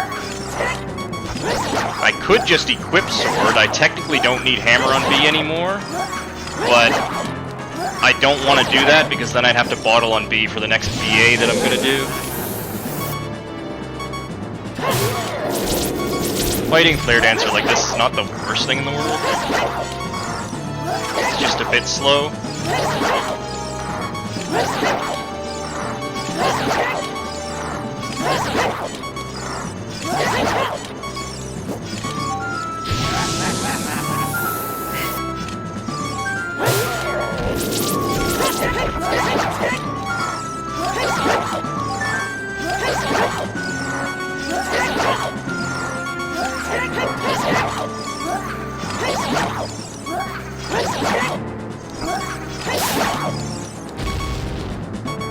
Okay. Almost at hammer.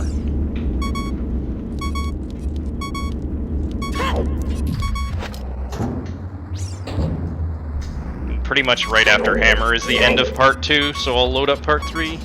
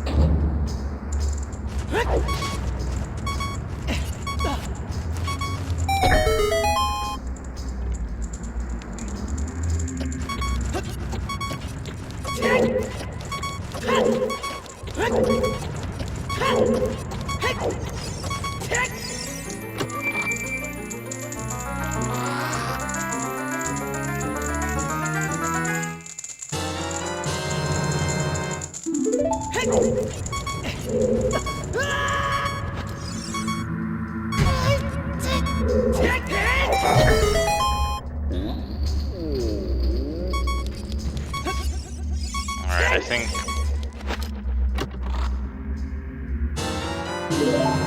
Alright, another splice. Import... Part 3... Import... Part 3...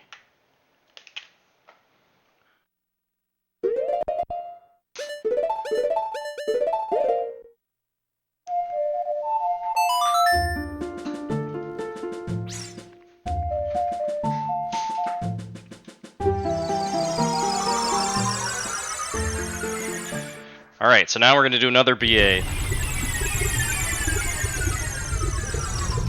can probably pretty easily guess what it's going to be.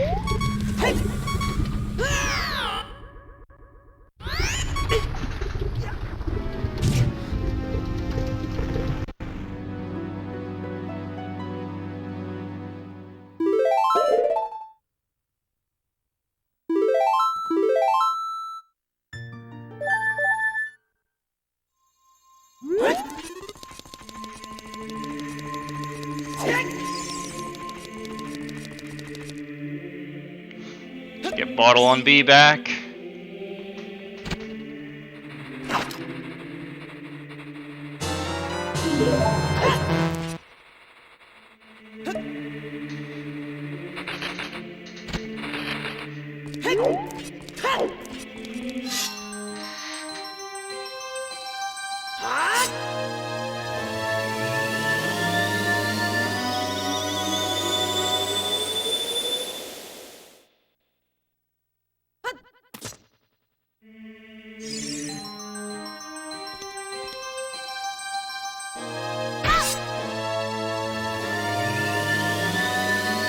Okay. Now, there's a couple of things I want before doing a Child 3 section. Those being Nocturne, Boomerang, and I already have Hammer. So yeah, Nocturne and Boomerang. And there's a bunch of other stuff I might as well do as well.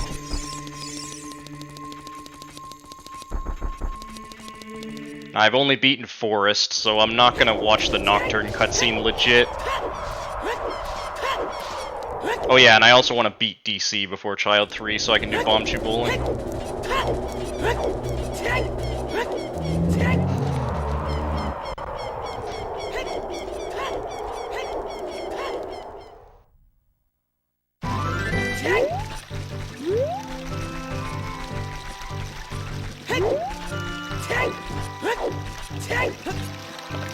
Now that we have Hammer, things become a lot nicer.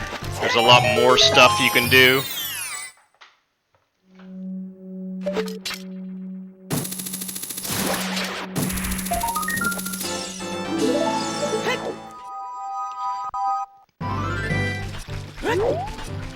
Having both Hammer and FW on B really opens things up.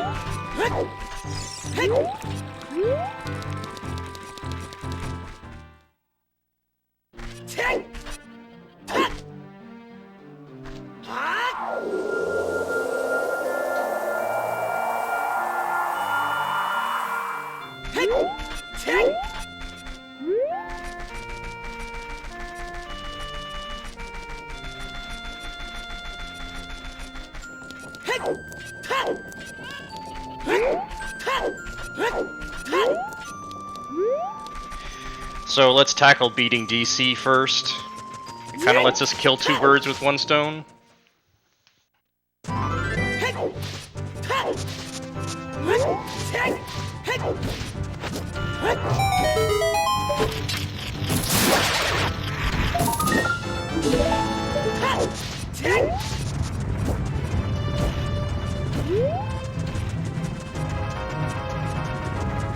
Beating DC is not that complicated now that I have Hammer, but there is still one somewhat tricky thing you have to do.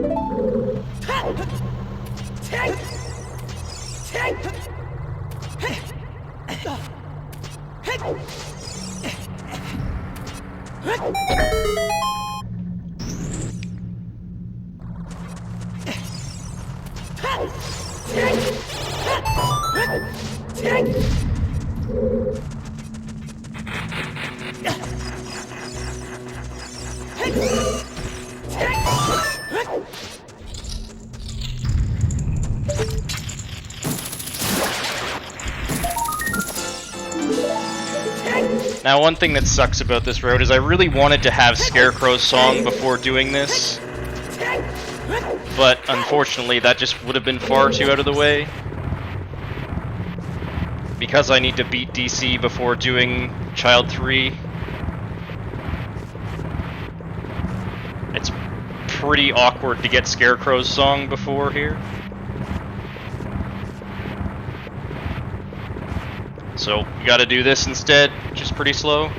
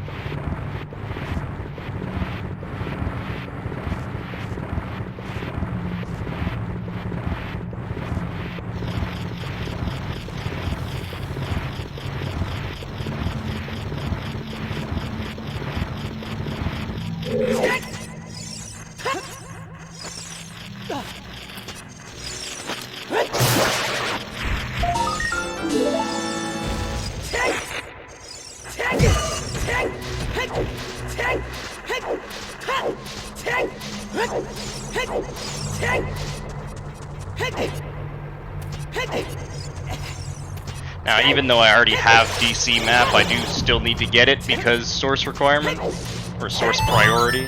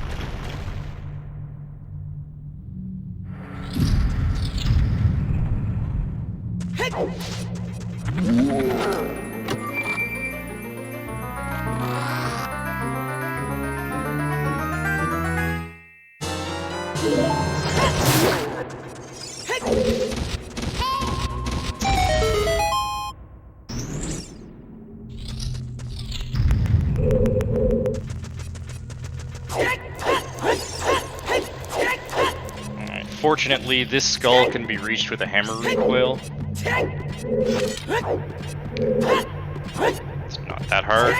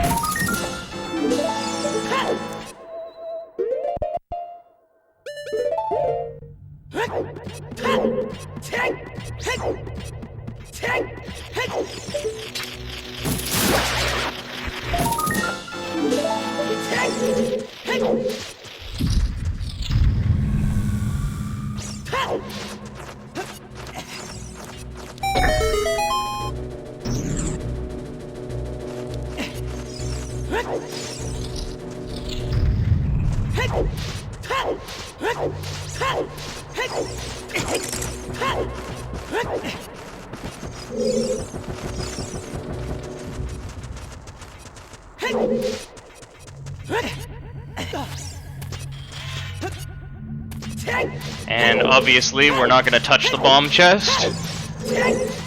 Hopefully when I go to do this RTA, I don't instinctively go and open it, because that would be rip run. This is a convenient place to grab a Deku Shield, which I still don't have. Alright, so now we cannot light the eyes without bombs, so we'll do this instead.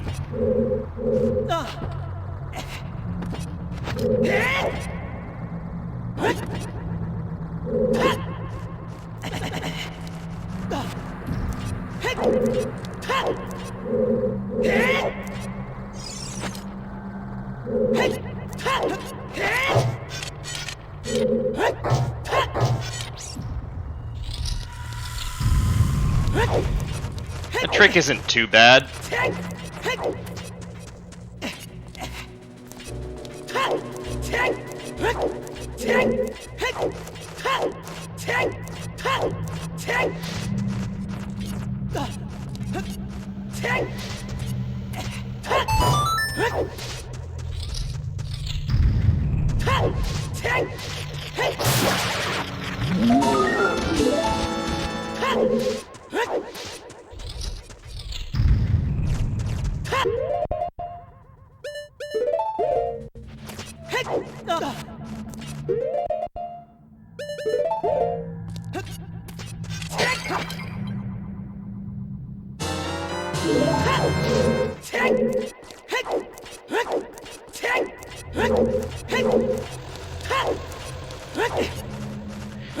Using this fairy here is pretty convenient.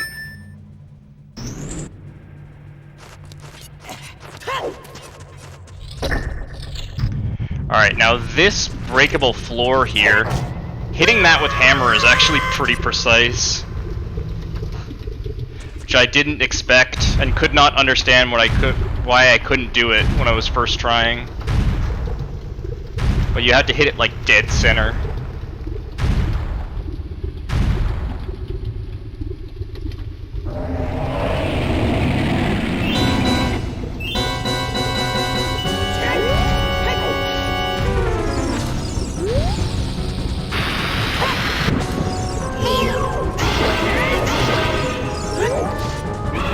Fighting King Dodongo is pretty straightforward.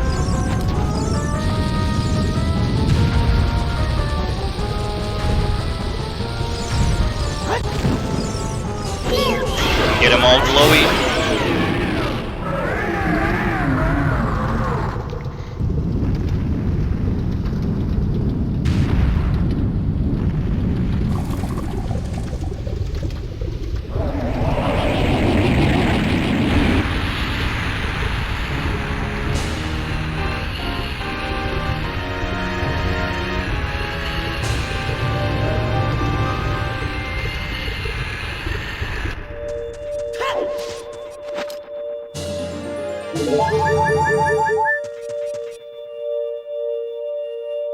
What? No, dude. That's a desync. Oh god. I did not. Why did that desync? Ah.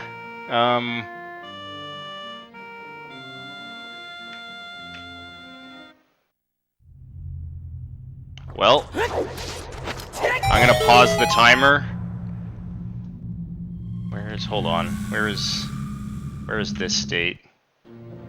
Okay, that's after Nocturne. I'm gonna have to let it play from here. That sucks. Well, I guess shit like that can happen. Anyway, that should have wrong warped to Nocturne. It's funny, I played through this whole segment. I don't know why it desynced. That doesn't make sense.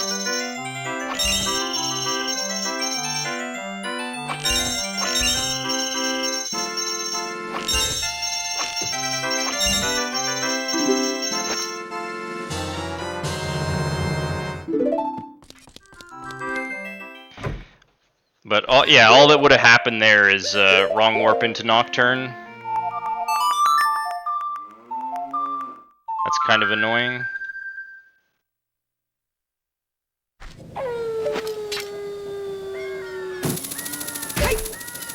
Hopefully that doesn't happen again, because I have no idea why that happened.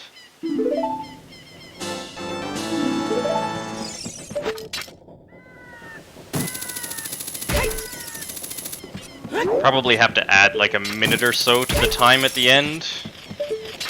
Not that it matters anyway. I just want a rough estimate of time for this.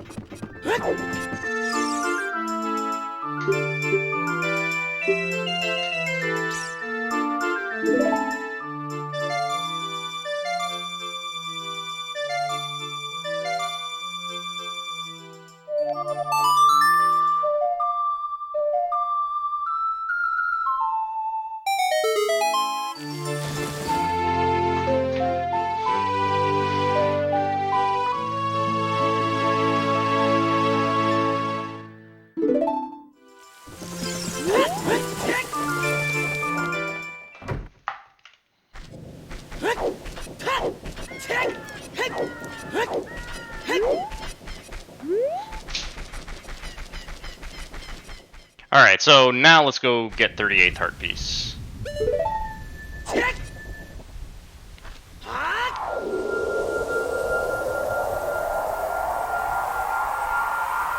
So we need to set W here. I just go for some magic here.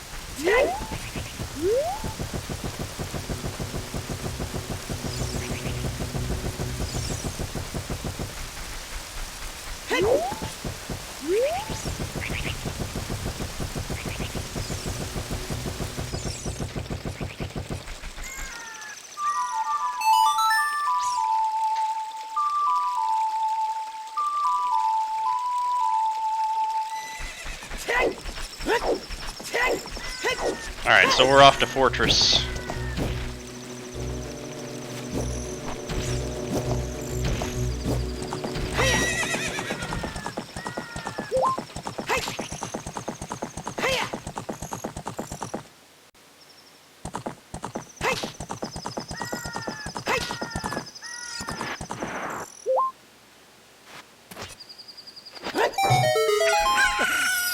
Might as well get this on the way.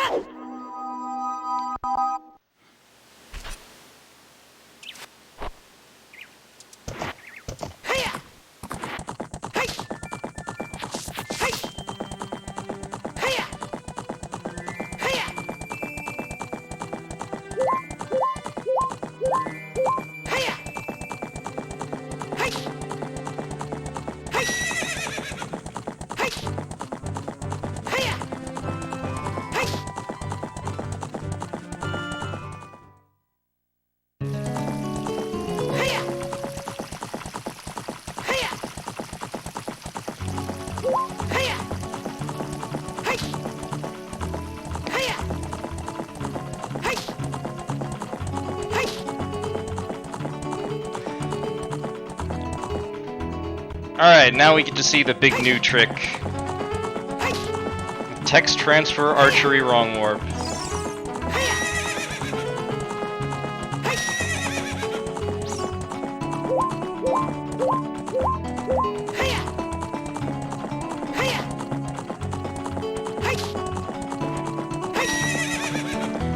So you want to set up opponent near these crates.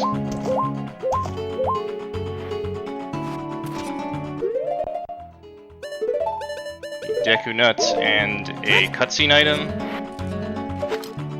Wanna bonk on this crate, and then hookshot jump off this one. Activate FW while you're doing it.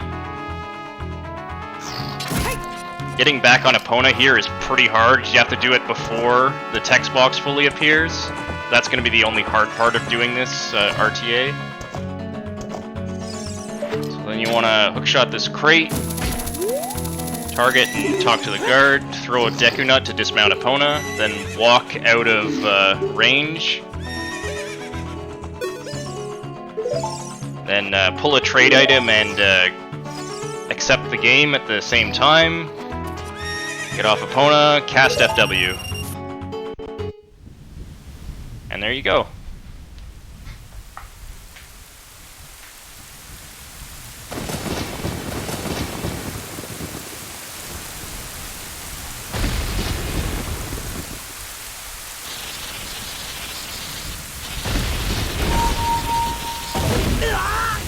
So this is Beta Graveyard. It's a bit different than regular Graveyard. It has some extra gravestones and textures look a little different. And more importantly, it has a treasure chest up there that contains the 38th heart piece.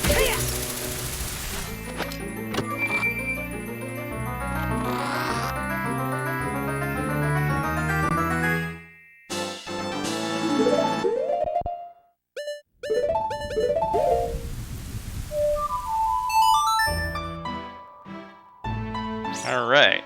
Now 39th heart piece is a little bit harder.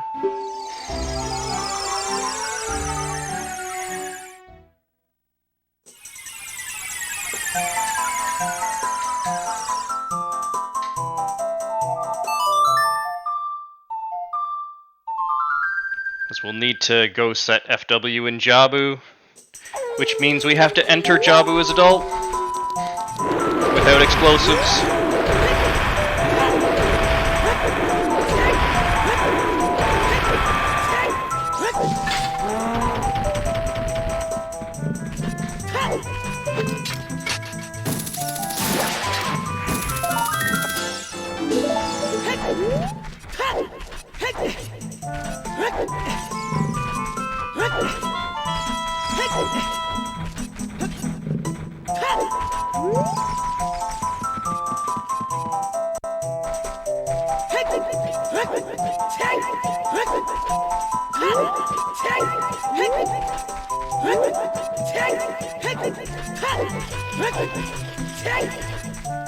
Getting this skull is kind of annoying, but fortunately you can hit it from here with bow.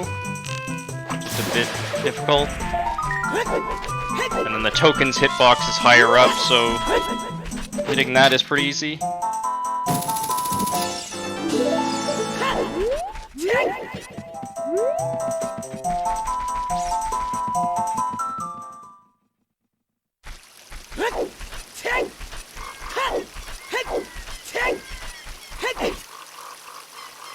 Grab the skull down here.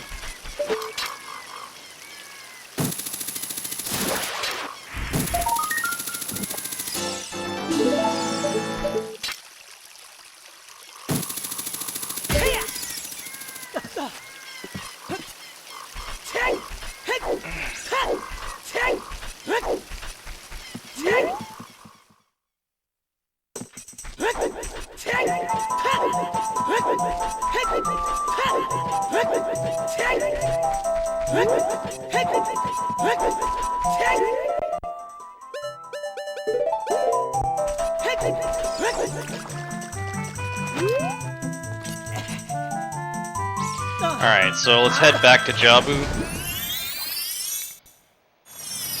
Kinda sucks to have to do 2 trips to Fountain. But I didn't have FW on B when I came here before, so it wouldn't have been an option.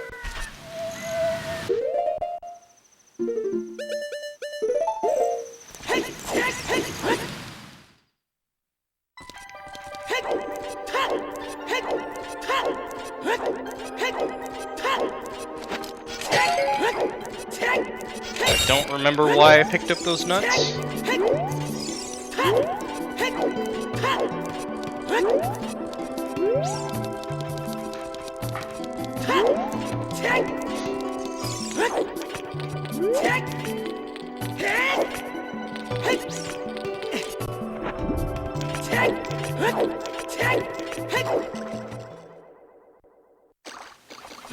Alright, Jabu is adult with no explosives. This is a fun trick.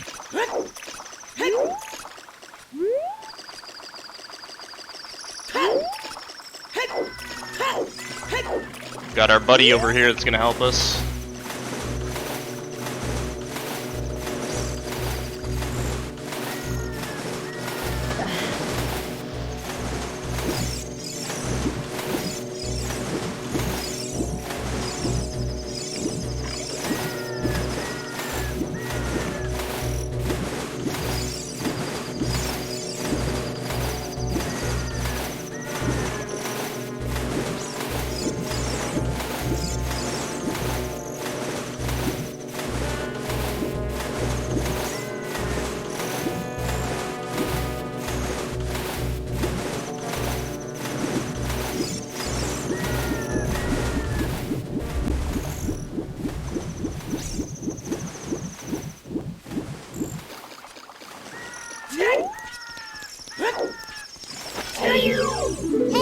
Alright. So set up the angle and position.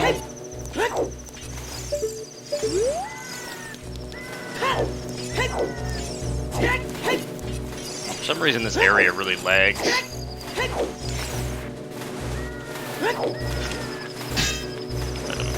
Hit your shield twice. This should be reasonably viable RTA as long as you buffer everything.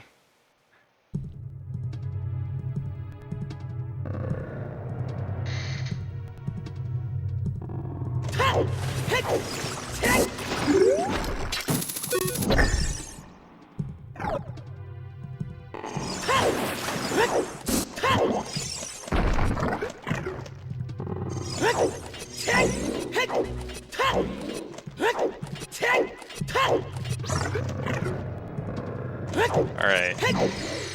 So we do want to watch the Rudo cutscene because if you don't, it's still there when you get it when you enter Beta Jabu. So you kind of have to watch it anyway, or skip it twice.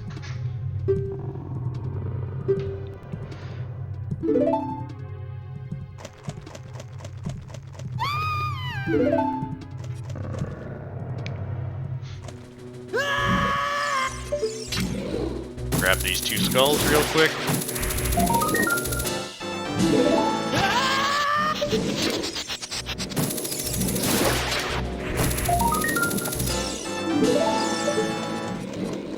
Grab this skull over here as well.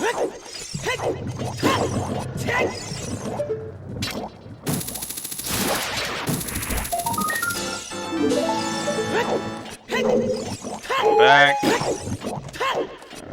Set FW here.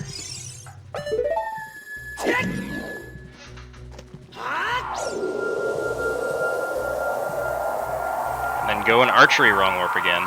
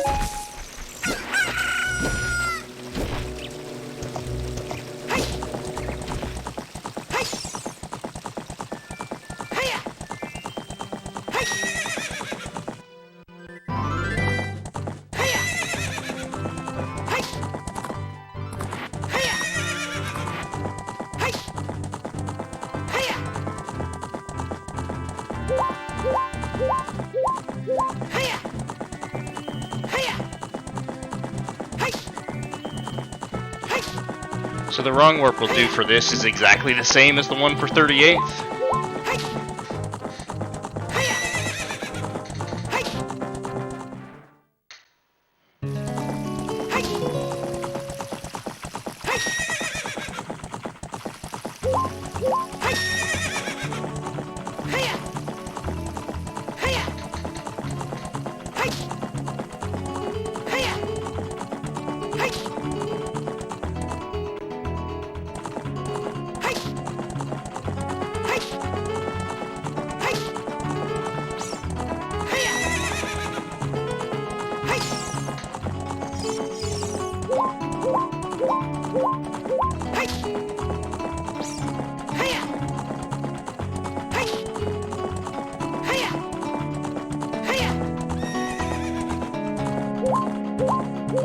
And I realized that I had to clear this text first.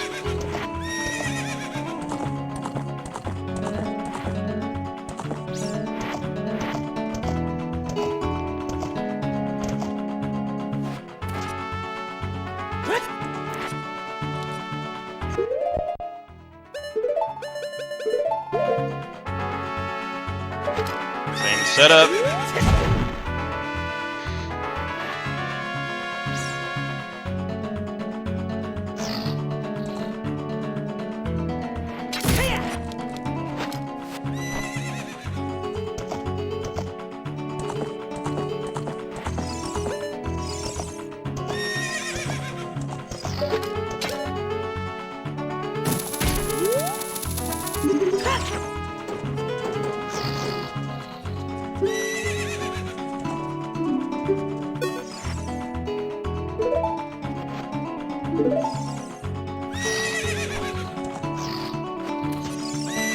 And the reason we set FW where we did is so we can actually get back into Jabu, so that room is loaded.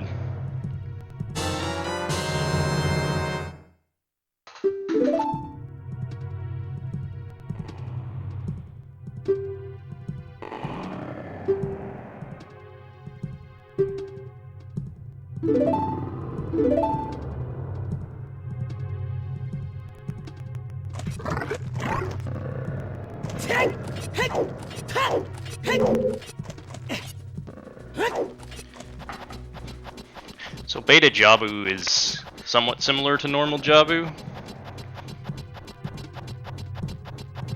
Few differences.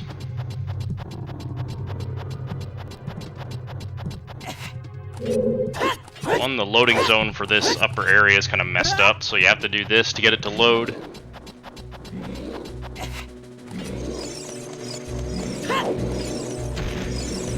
I have to take a lot of damage here, because the only way I'm gonna get into 39th heart piece room is by dying. This kind of sucks, but fortunately this guy does fast damage.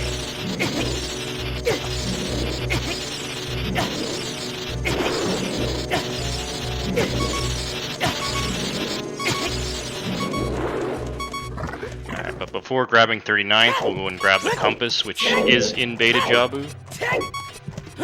This door is unlocked, the switch doesn't do anything.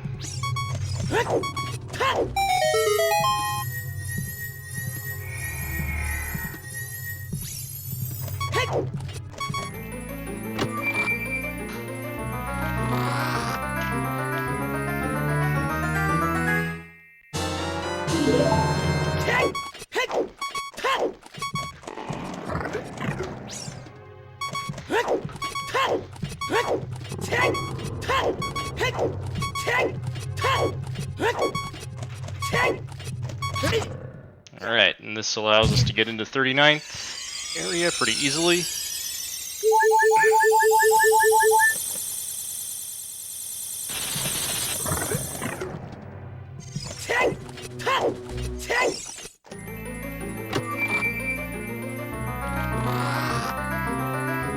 And there it is.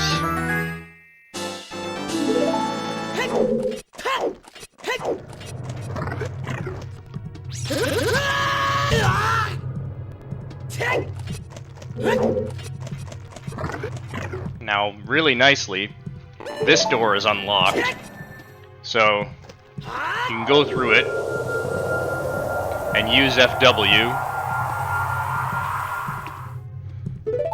and you're back in regular Jabu, and you've skipped the Rudo Escort quest, which is pretty nice.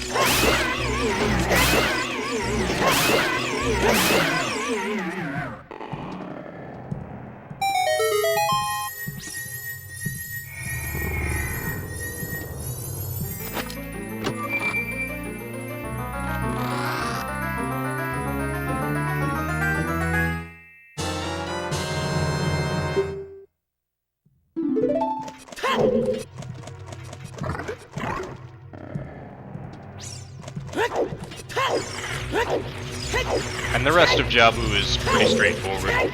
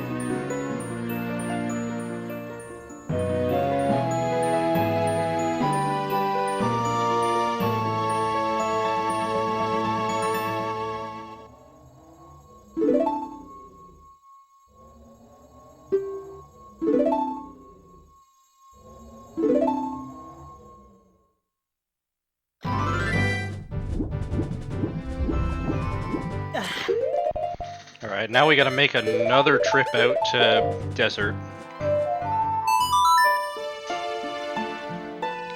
It's unfortunate that this trip is necessary, but Ice Arrow is a real pain to get. I need some way to get out of GTG, which would either be save warp, which I don't want to do, because I'll lose FW on B, or use FW, which is great if I don't already have it set somewhere, which every other time I go to Fortress I do have it set somewhere. So we gotta do an extra trip.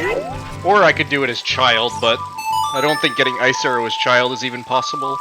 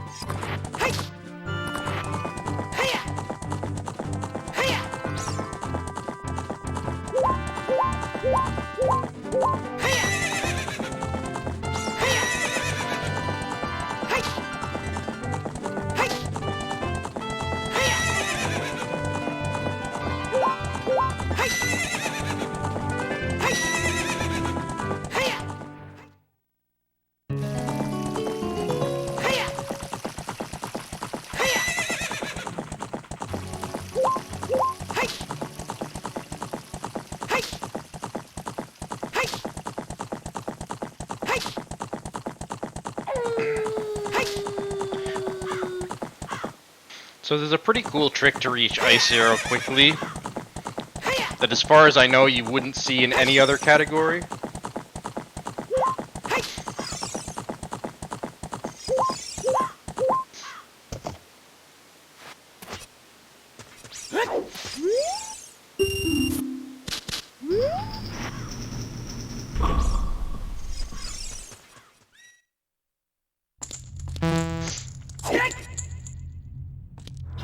Want to set FW so we can get back out?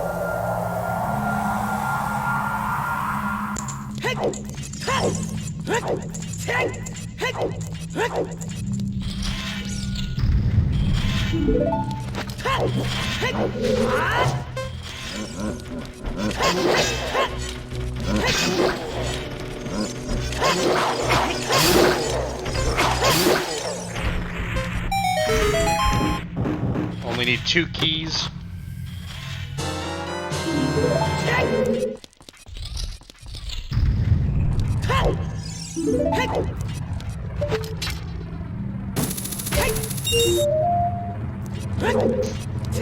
Fortunately, the optimal way to do this room requires sword. Bit of a shame. I suppose if I had a stick, I could have used that, but I don't have any sticks.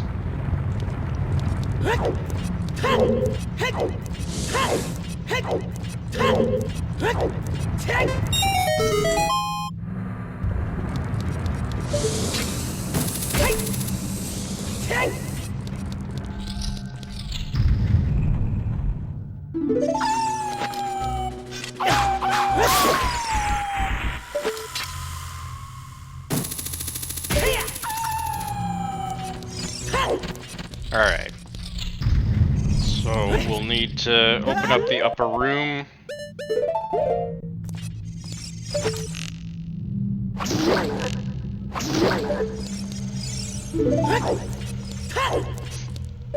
I'm pretty sure if you didn't do this trick I'm about to do, then you would have to do toilet bowl, which would really be shitty.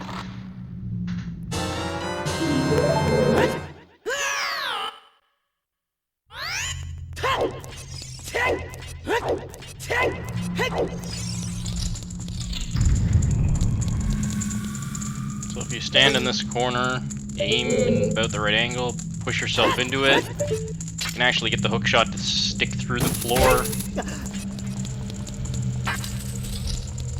which saves 4 keys.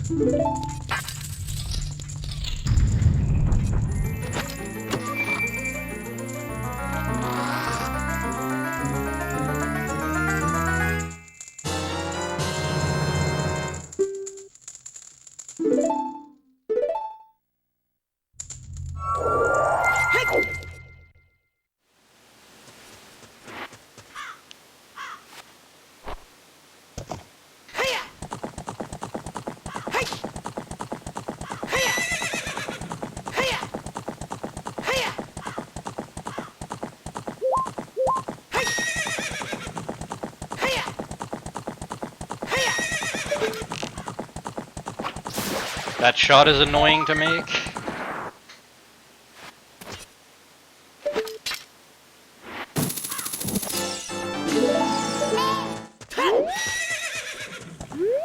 Alright. So, let's go get Requiem. And do a couple things along the way.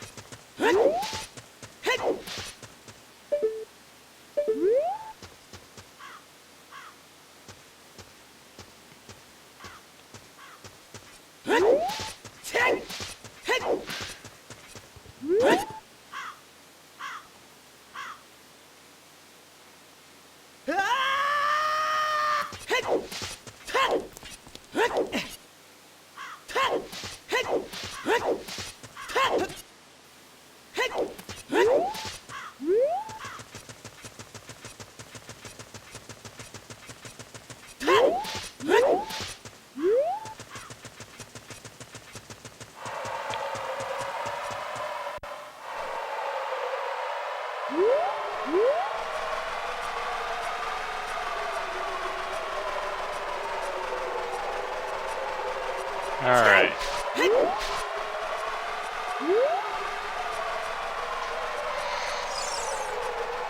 Nothing really abnormal about Wasteland here.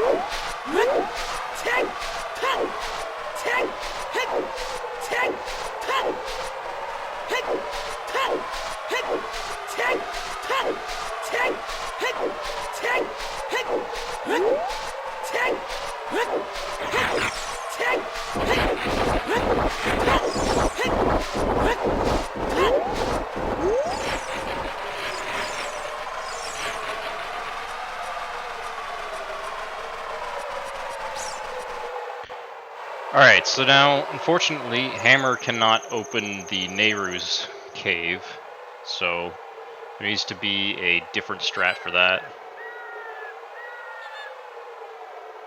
Kind of a Monka-S strat. But first, I'll grab the Colossus Skulls.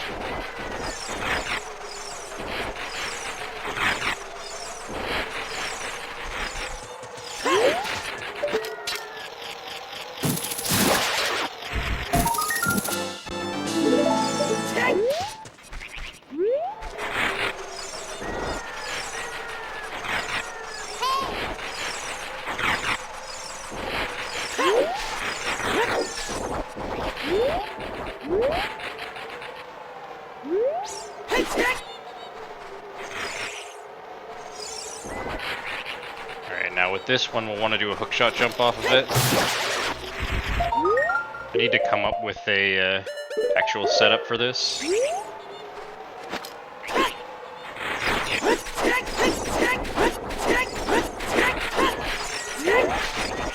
But for now, this is fine.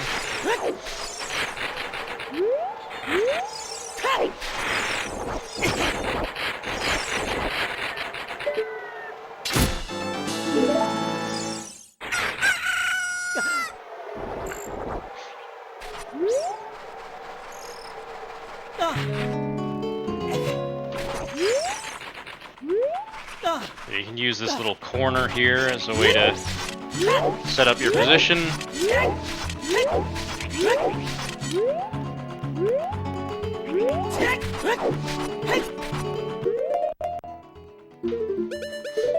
This trick is really Monka-S.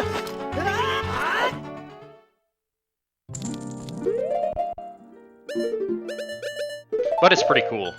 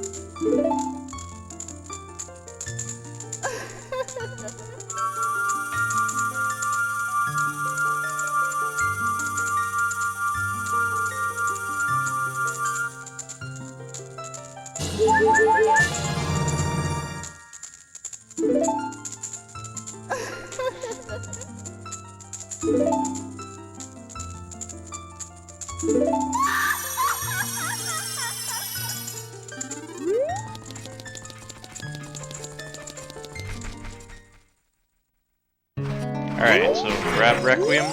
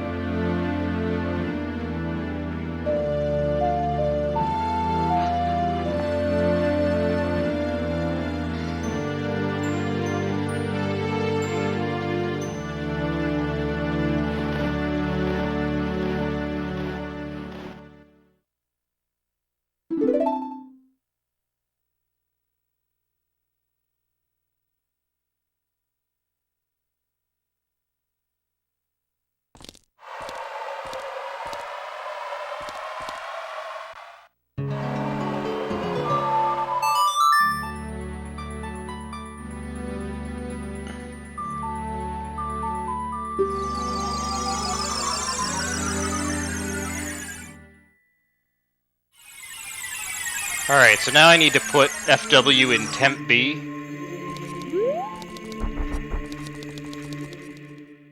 Easiest way to do that is just get on and off Epona.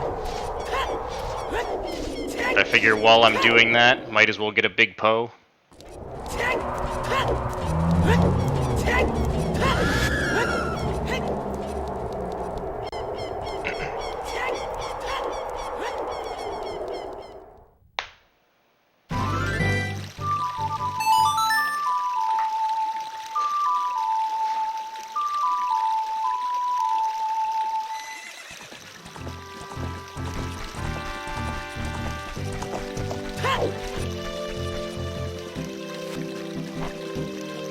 I don't know the optimal way to hit this big Poe. Probably should have watched a Hundo run, but this is good enough. I'm pretty sure Hundo uses this big Poe.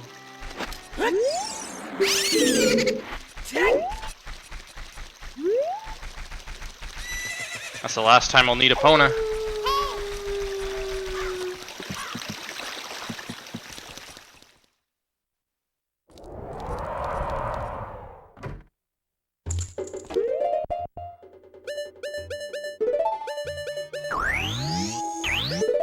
I was so confused when I was trying to figure out how to do this.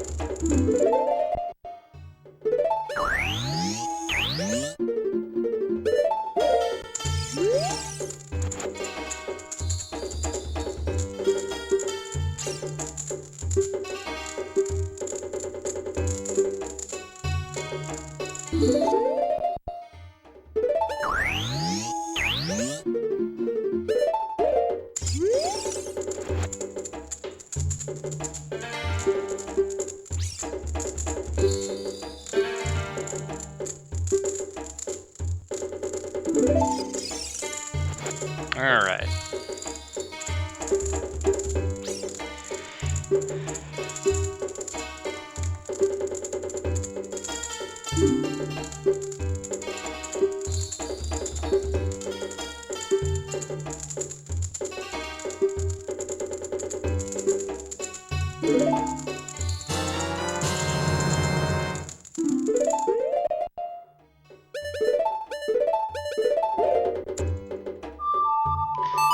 So, now FW is in temp B, so let's go back in time.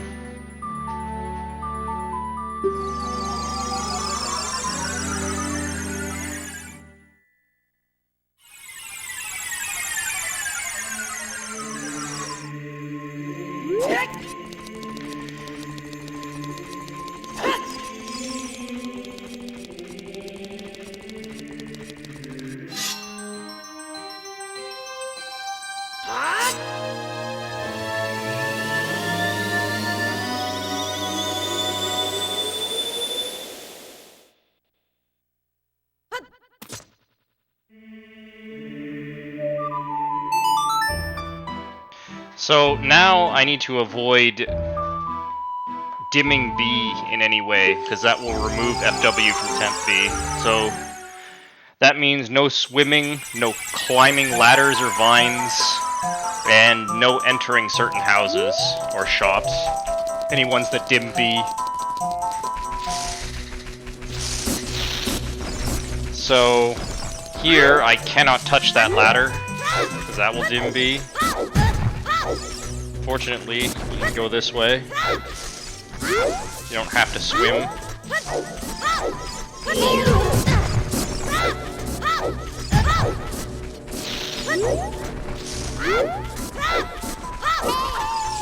I do have to kill the wolfos, which is easy to do through the gate, fortunately.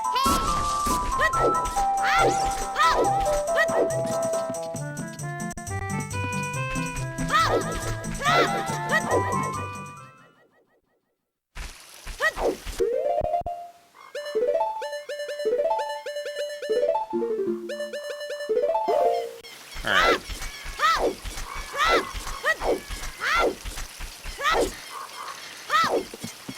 Might as well get this skull now.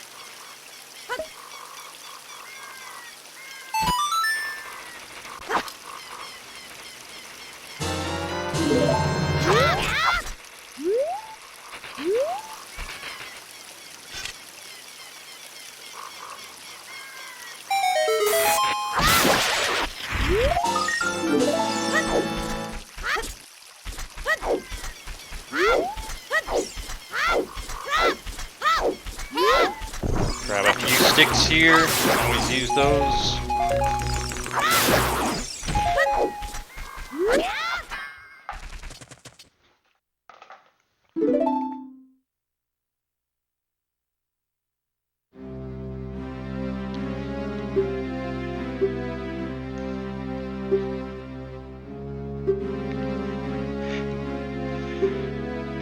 Now I can't get everything in Deku without dimming B.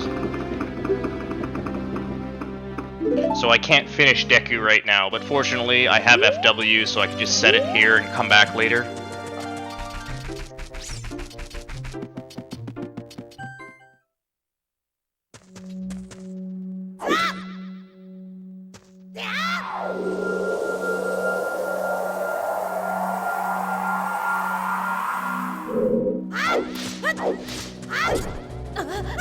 I have to be careful not to swim.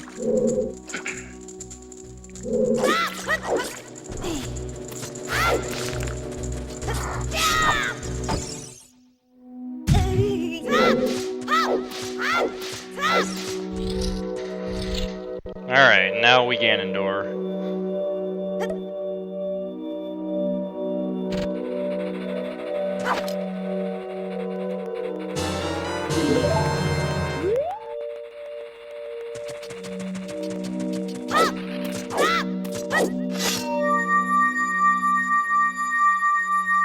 The cutscene pointer for this Ganondorf is pretty funny. I didn't know this kind of thing could happen with a cutscene pointer. This text is for opening the Deku tree. I don't know why it shows up. But the wrong warp does work and gives you this music, which continues into this cutscene.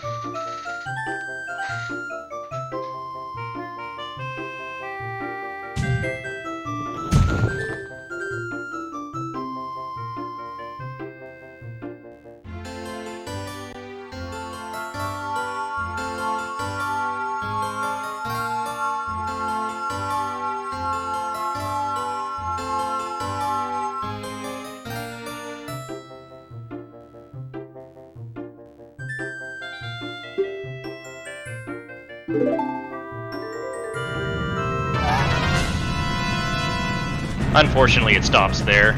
It doesn't continue through the entire tower collapse.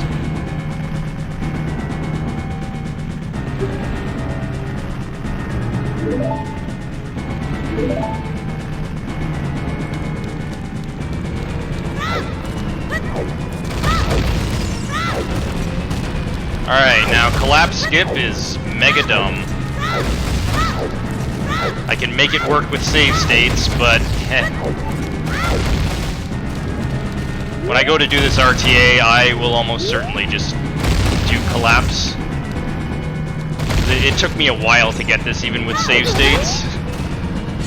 This is not an easy trick. I have great respect for defeat Ganon runners.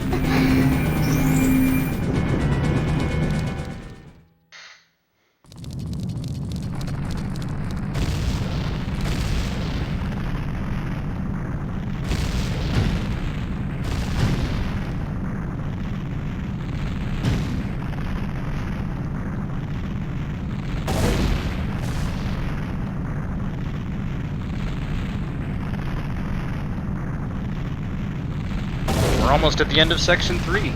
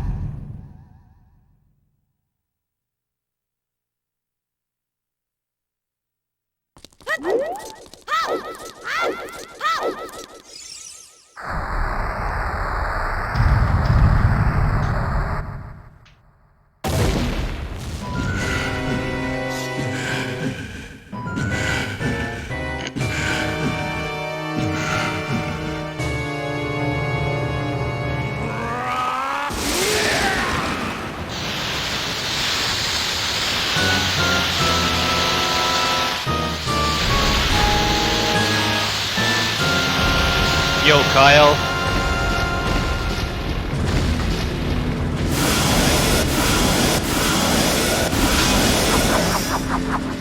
So, here's the reason we came all the way to Ganon. Just to get the sword knocked away. Audio's overtaking me. Alright, let me turn that down a bit. Thanks. Hopefully that's a bit better. Although this is a pretty loud section of the game.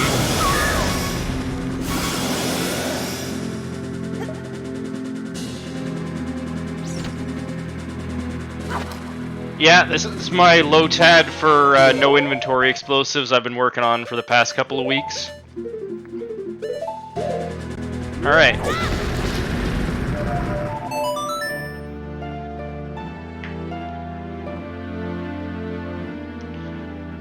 Alright, so if you have blank B and you die, it will restore whatever is in temp B. And we were very careful to keep FW in temp B, so if I come over to these levers,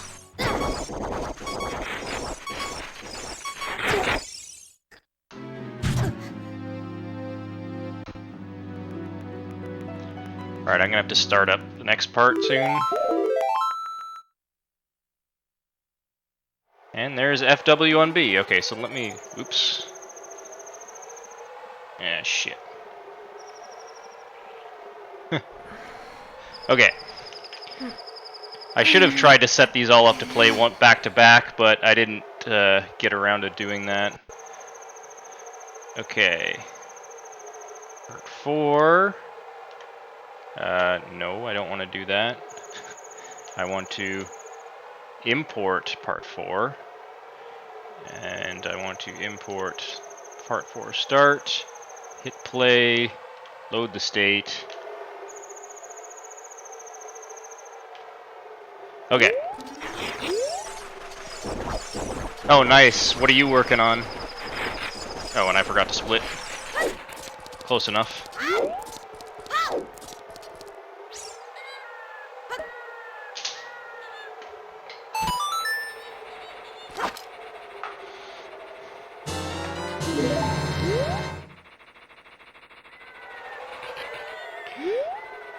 So as far as I know, you have to plant the bean here. I couldn't think of any way to get the Colossus heart piece without this bean. Oh, you're doing low pause reverse boss order. Nice.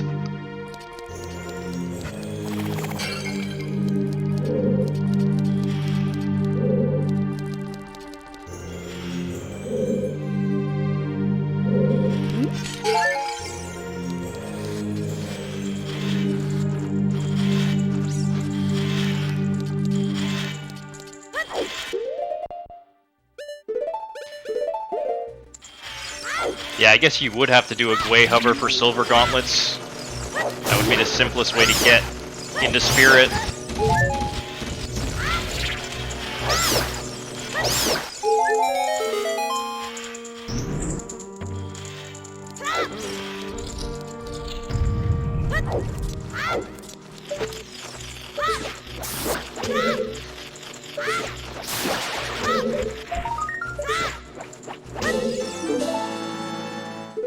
Okay, so now next we're gonna finish off Deku Tree. We can finally finish off Deku.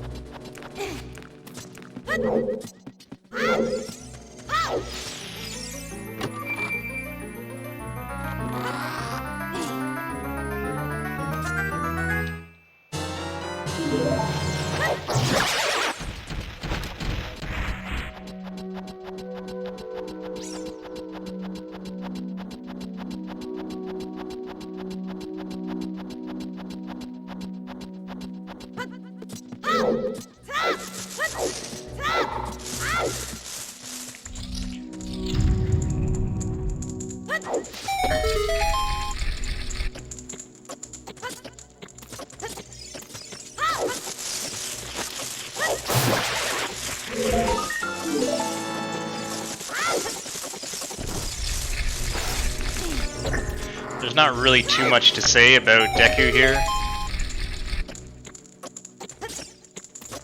Let's just finish it up.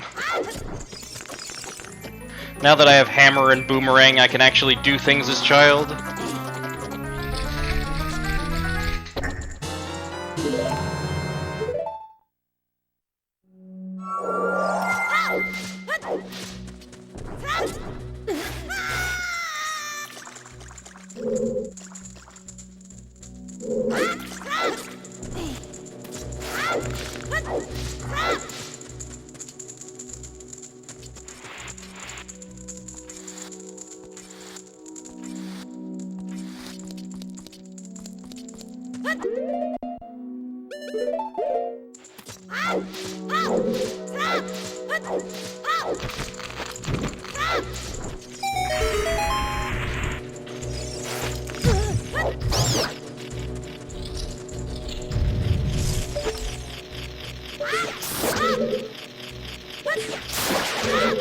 Alright, so now it's time to get to work on 37th Heart Piece. Do a bunch of stuff on the way. I equipped the wrong bottle there. Have to do another pause.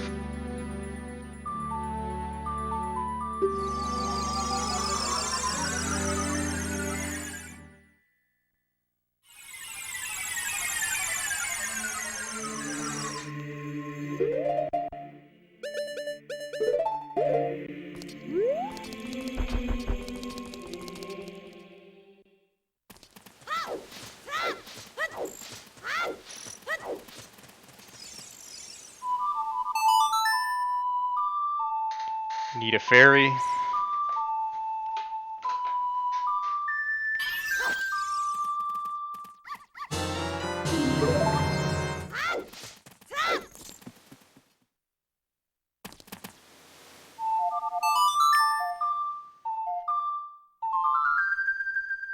Continue with the trade quest.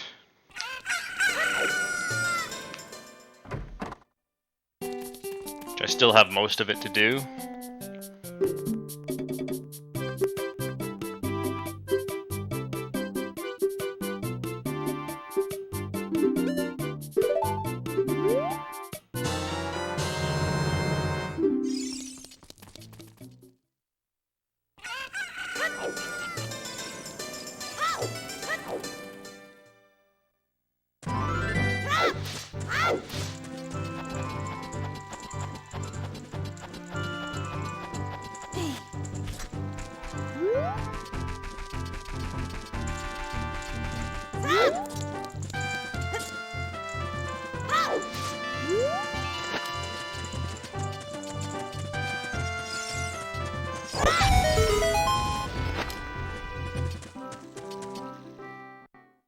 It is possible to get Dins without hammer, but I didn't really see any reason to do that, because I have to come back. I didn't have magic last time I came here, nor did I have Song of Storms.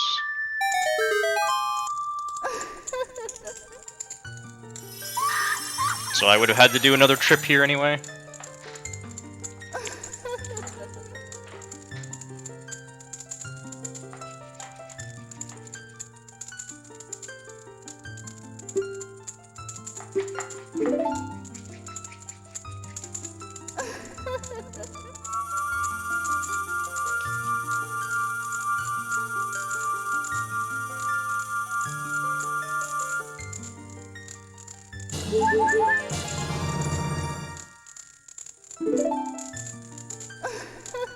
Yeah, the road is pretty cool for a bunch of reasons. 38th and 39th heart piece are really cool. Using Child BA for 37th is really interesting. It's not something you normally do for like any category. And some small things like skipping Fairy Ocarina is interesting. Doing text transfer for Broken Giant's Knife. There's some cool stuff in here. The whole process to get Hammer is kind of interesting too.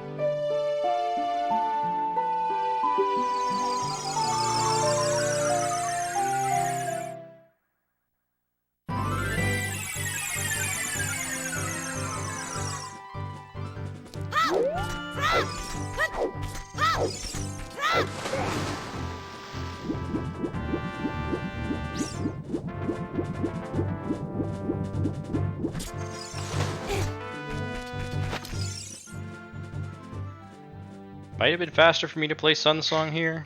I didn't actually check that.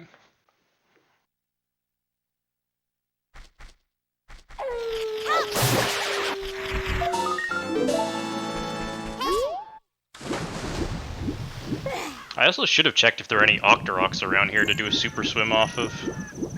I didn't think to check that. I guess this isn't all that long of a swim.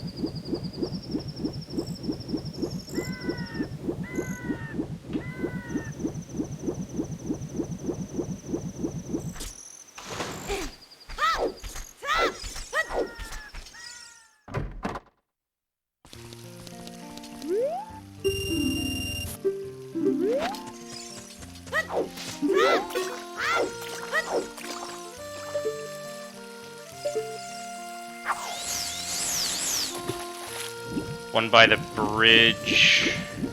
Yeah, that one's probably too far away to be useful. If that's the only one, then yeah, it wouldn't be worth it.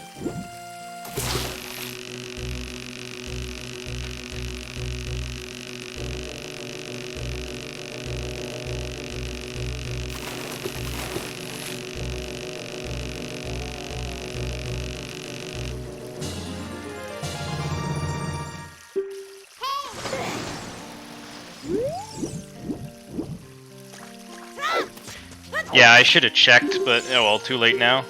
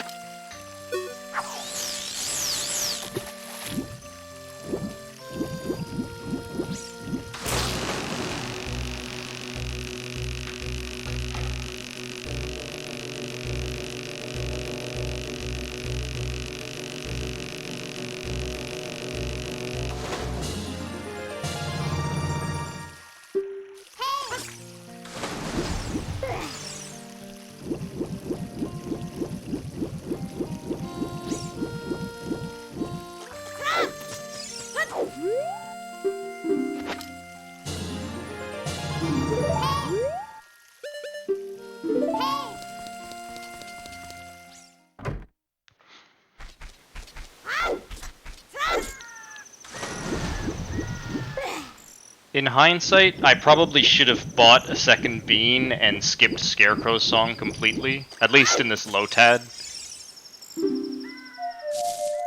When I do this RTA, I'll probably use Scarecrow's to get Fire Arrow because it's slightly easier, but it's not necessary.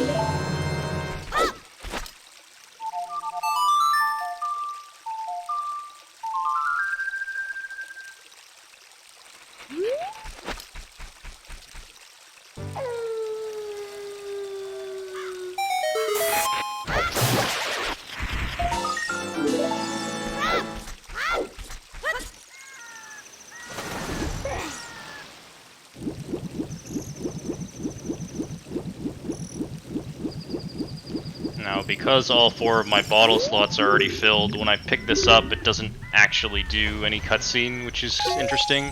It does still give me Ruto's letter, though. Just puts it in the first bottle slot, which is why I couldn't have grabbed the fairy unit, because it would have been overwritten.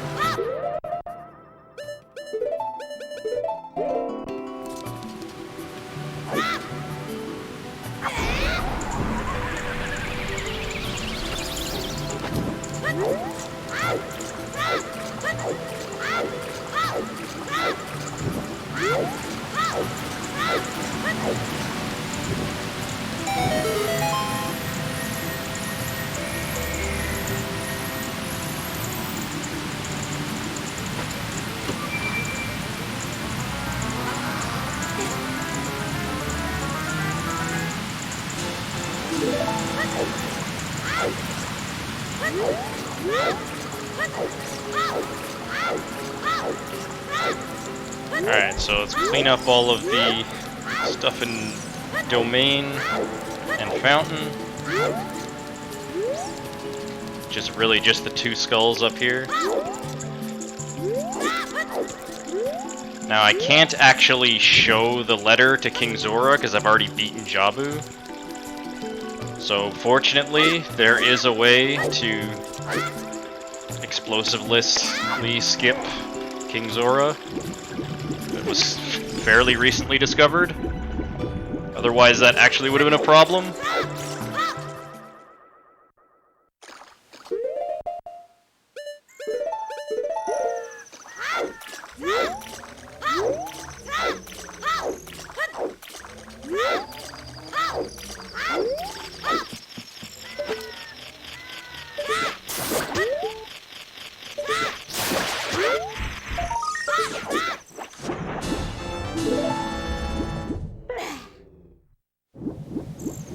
There's probably a faster way across the fountain than just swimming. Well.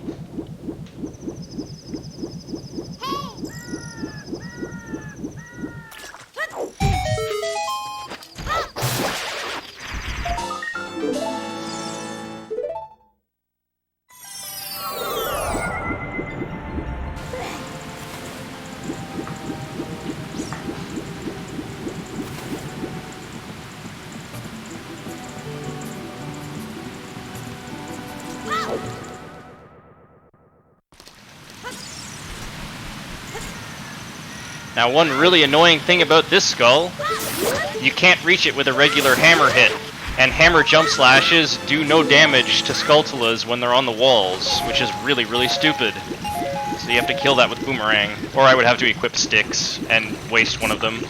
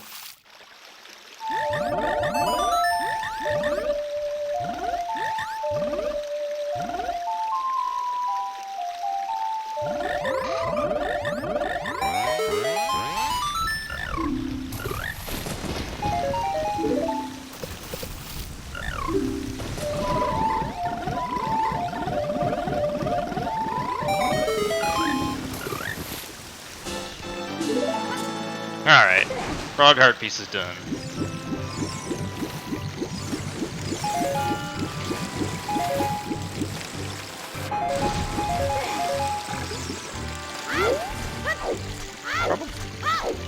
Oh yeah, there's this. I don't think there's any way to skip this owl. I don't think there's any way I could get a ground jump. I didn't experiment too much with it though.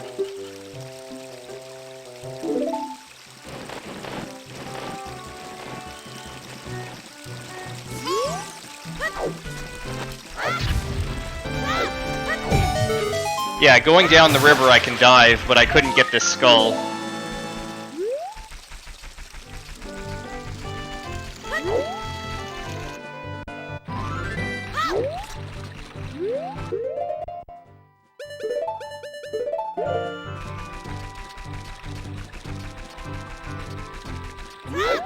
This Wes is really stupid. It's probably not something I'm gonna do RTA. So finicky.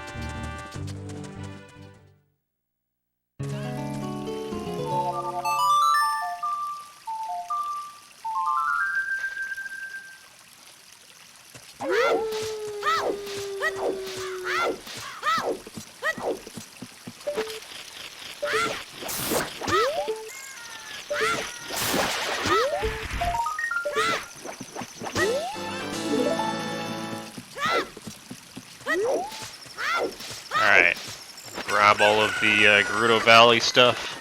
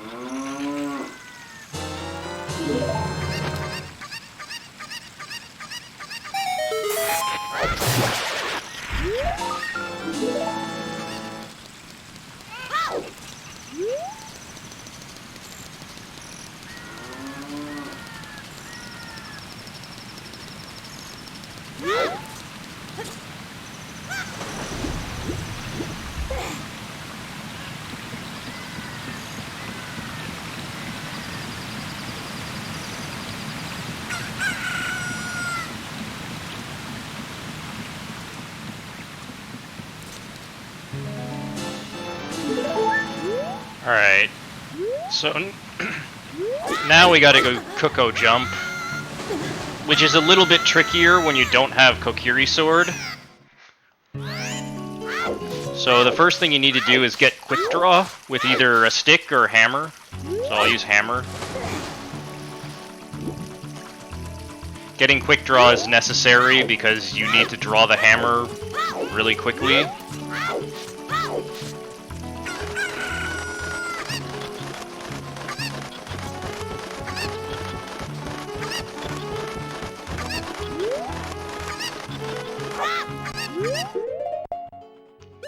Buffer these backflips.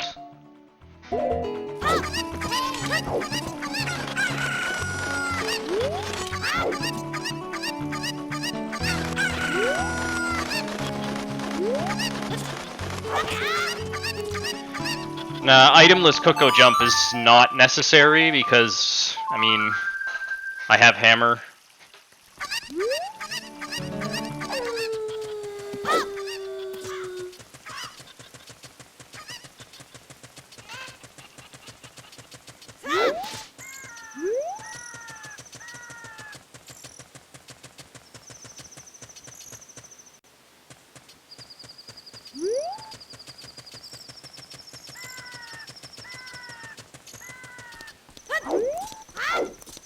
Alright, so now we need to set FW in the fortress. It doesn't matter where, it just needs to be in the fortress.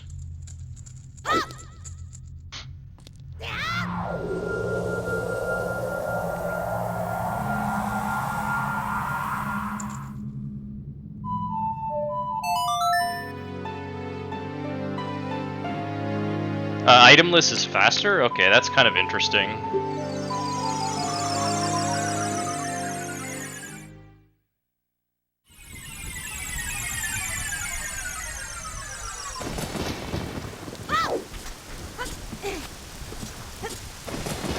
Alright, so now that we have FW in Fortress, we can make our way over to Death Mountain Trail, which is where we're going to Void Warp from.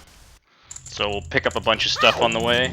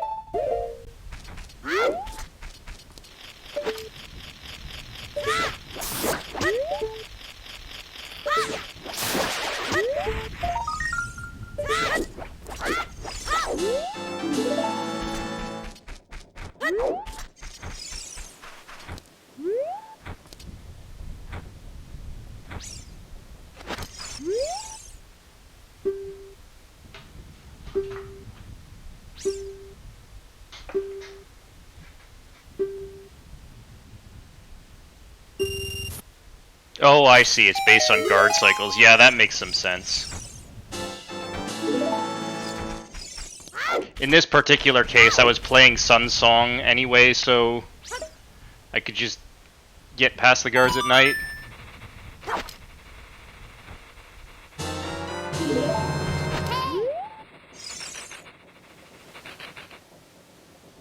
I had to play Suns anyway so I could do Dampe and Skull.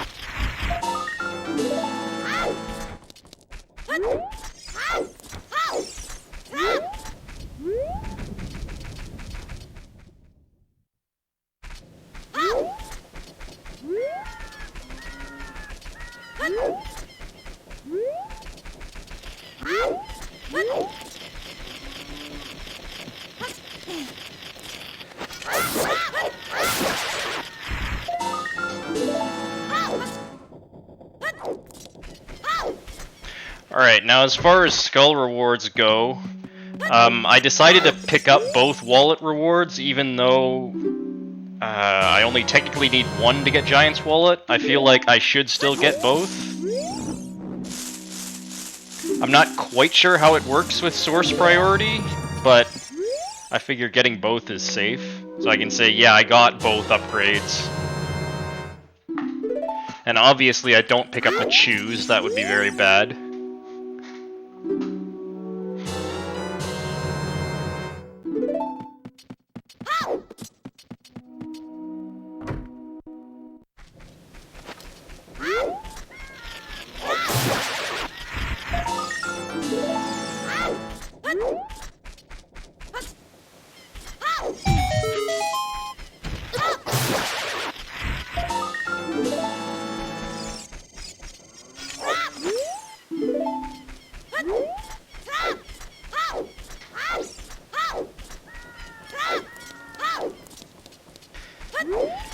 Yeah, that's kind of what I figured. I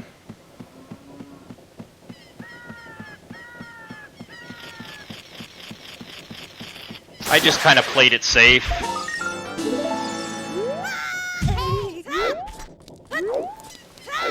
Depending on your opinion of you should get all upgrades or just have the final upgrade, it's kind of a bit up in the air with max percent exactly how that kind of stuff works.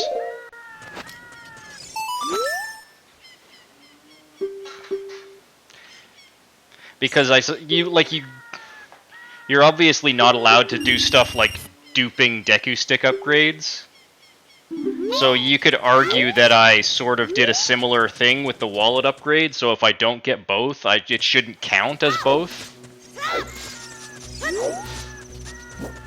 The rules are really not specific. I've interpreted them as you need the highest from source, but in cases where getting all of them from source is pretty fast, that's what I've done. Like in this case, I'm skipping Goron Bracelet and Silver Gauntlets and Silver Scale, like, completely.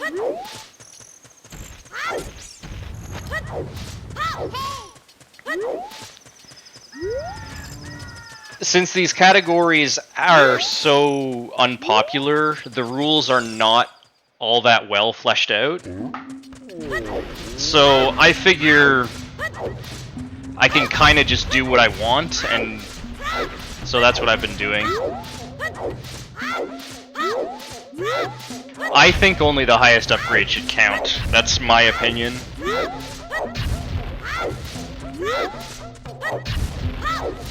But I don't think you should be allowed to dupe upgrades if they're dupable.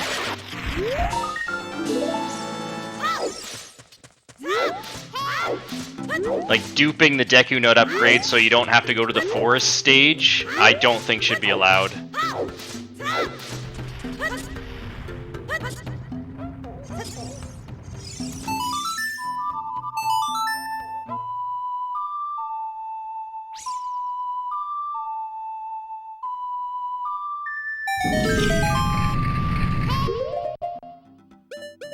Yeah, in Hundo they dupe the Deku Nut upgrade.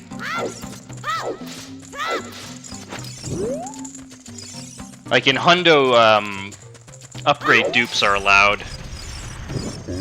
I'm not entirely sure if I think they should be or not, but for this case I didn't use them.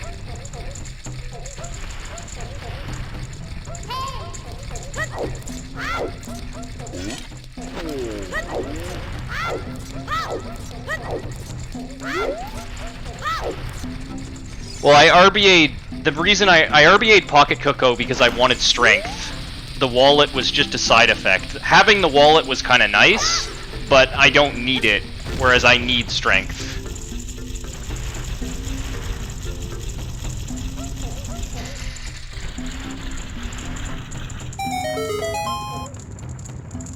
Unless I wanted to either, like, get Silver Gauntlets or Goron Bracelet, or just do Gold Gauntlets early, which would be really inconvenient, so Black Gauntlets are way better.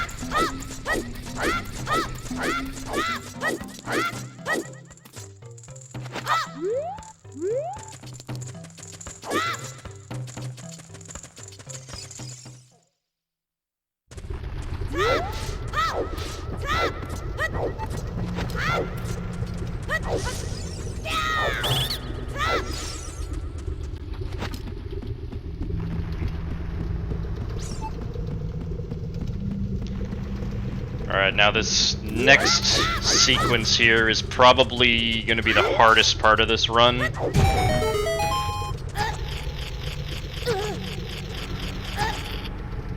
Unless I can find good consistent setups.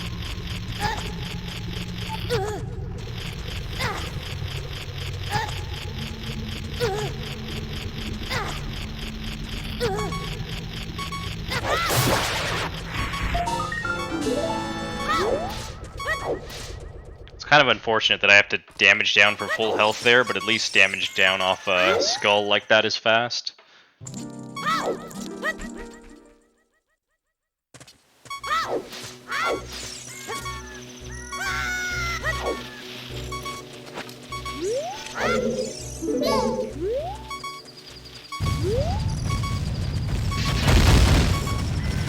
This seam walk is particularly frustrating. I hope I can find a good setup for it.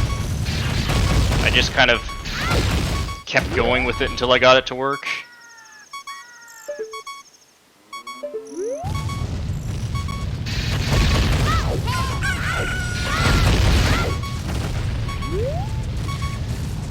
And this Void Warp doesn't have any good visual cues that I could find.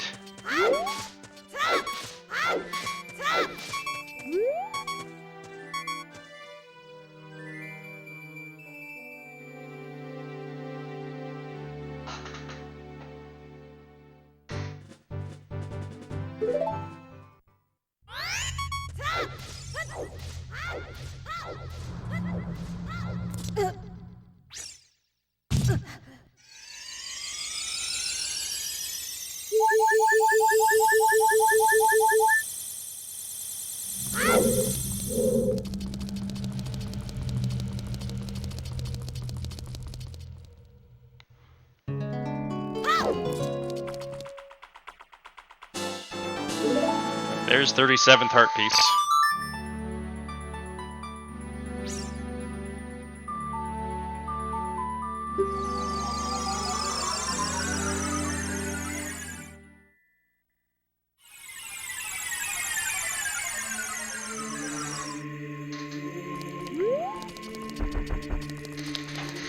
It's definitely the most involved thing to get, explosiveless, at least relative to getting it when you have explosives. The whole process of child BA and doing that awkward void warp compared to just doing a mega flip.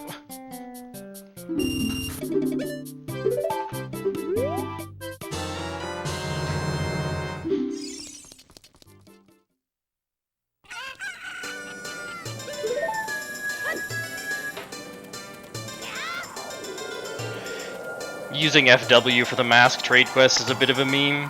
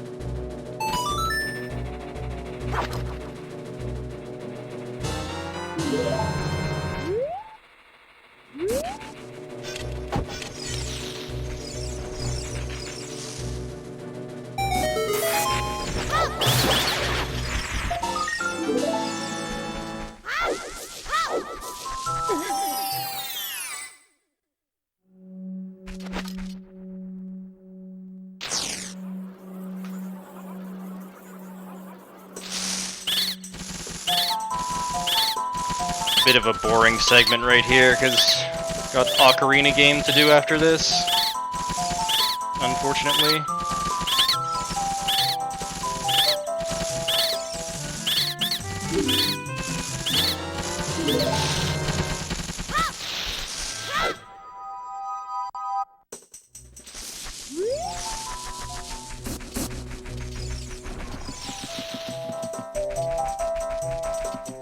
I went this way to skip the owl without realizing that I was gonna run into him again later anyway.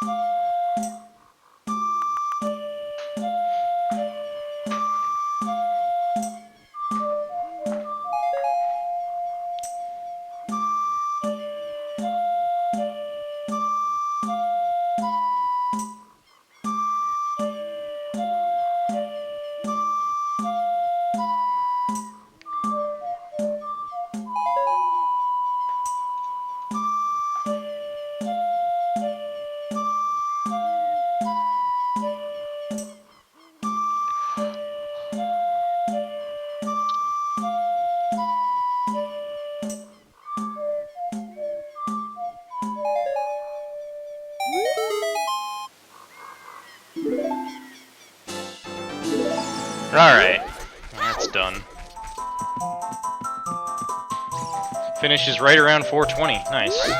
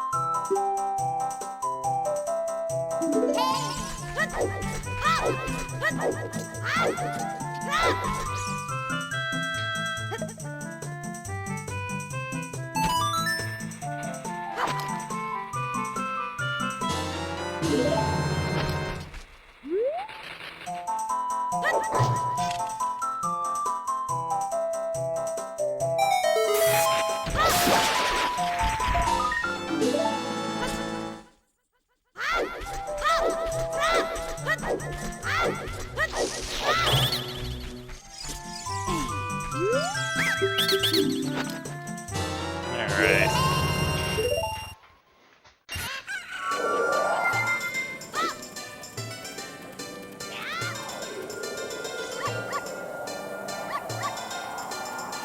I still think it's pretty funny to use FW for this. It really doesn't save that much time.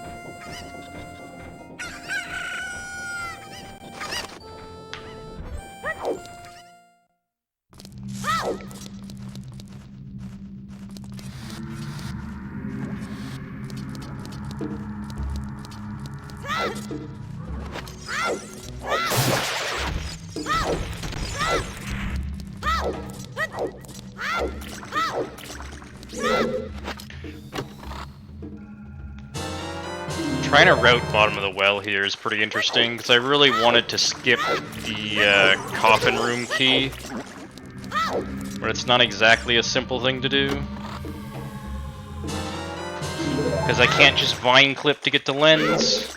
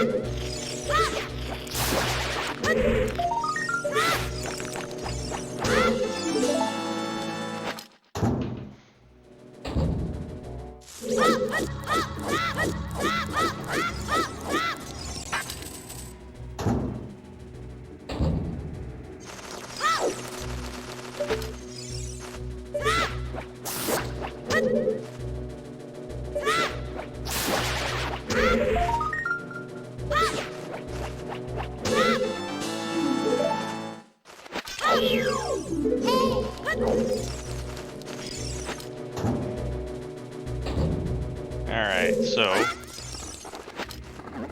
Here's a good meme. Don't have enough time? Just stun it with the boomerang. Gives you more time.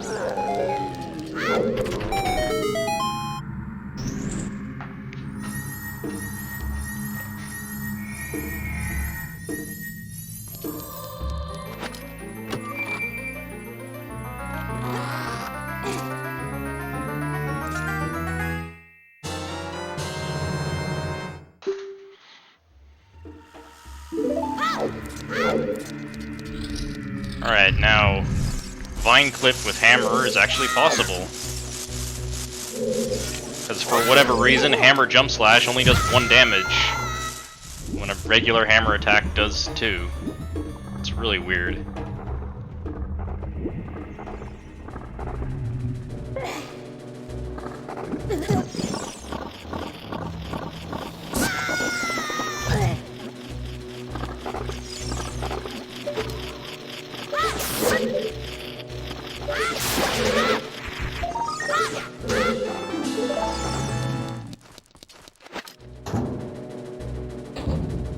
Could kill that Light to get my shield back, but I figured it would probably slightly faster just to get this one.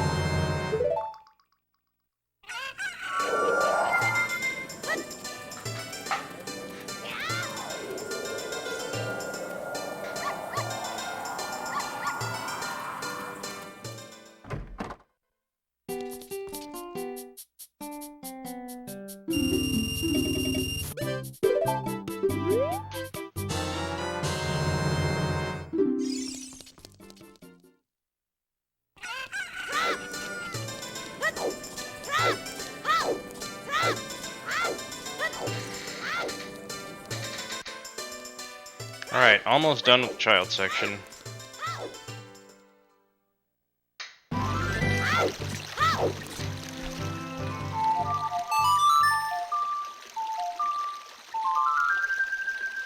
Not much more.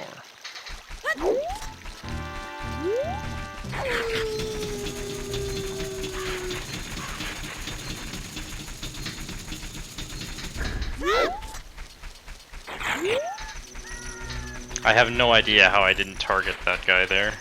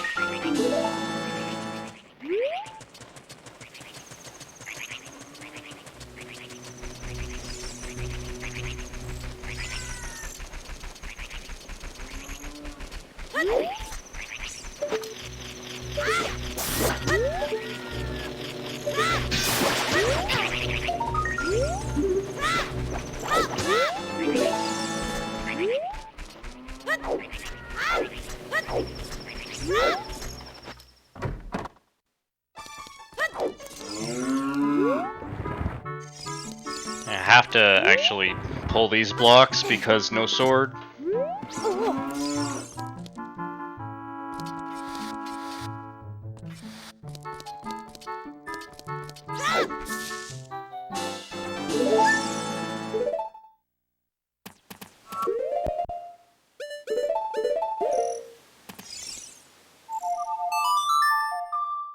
Now, it might seem strange to play Sunsong here rather than just go do Lens Game and Richard and then play Sunsong, but I want to save warp out a Lens Game.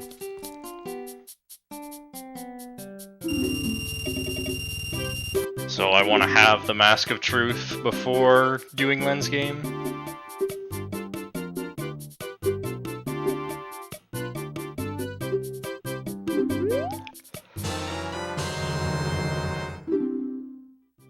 And save warping out a Lens Game saves more time than an extra Sunsong takes.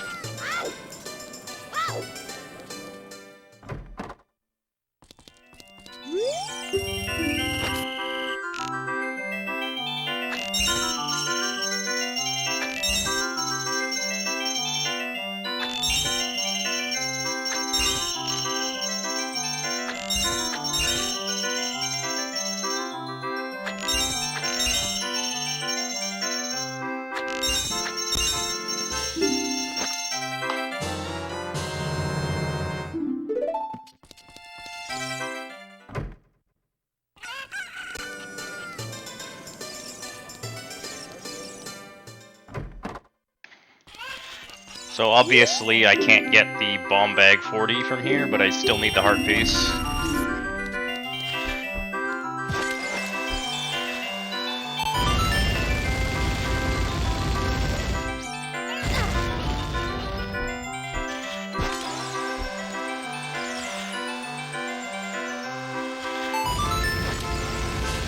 Threw that first one too early.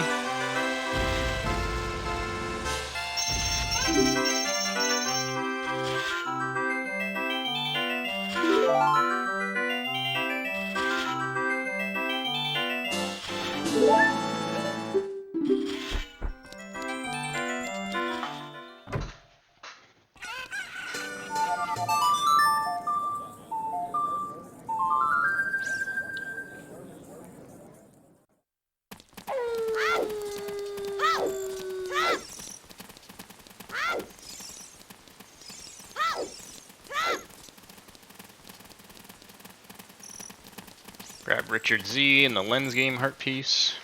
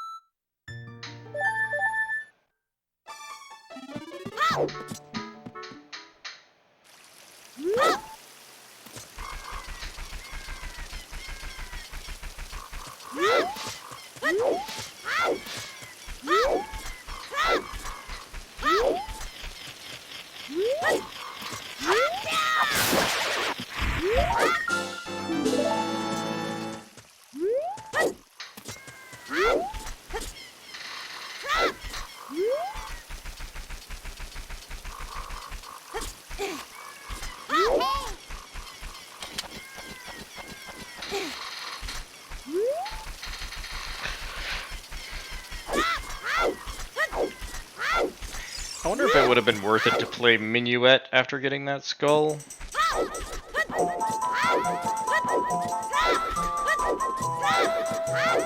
Instead of running into this owl that I'd forgotten was here. It wouldn't have made a big difference.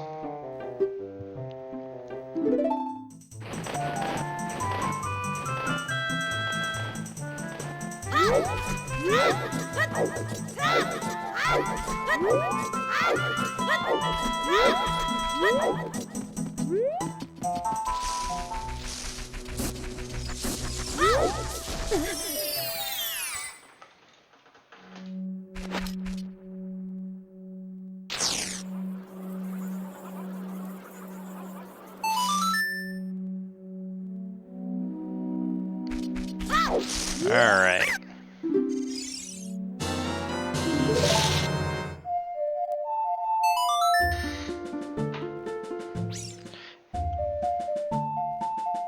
This one soil skull and then we're done with Child. We're almost done.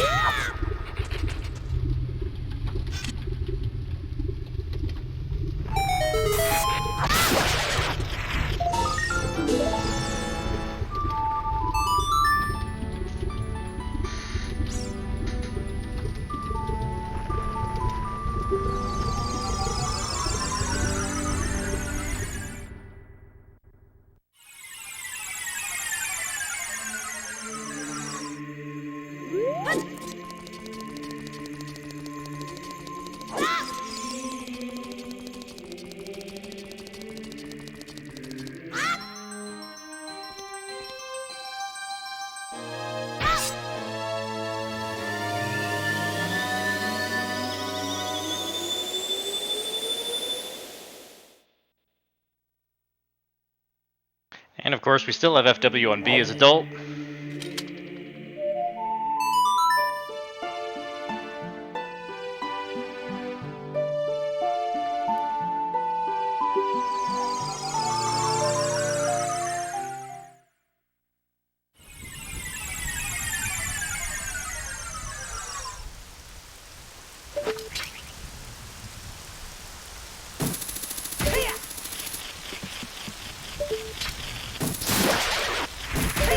Probably didn't need this fire arrow split. It's a really short split.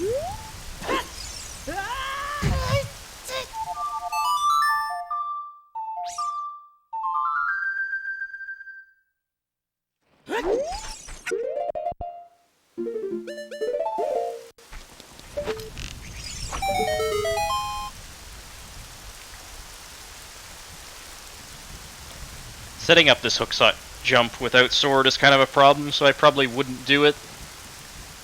RTA. Probably just wait till I have Scarecrow's song, come back.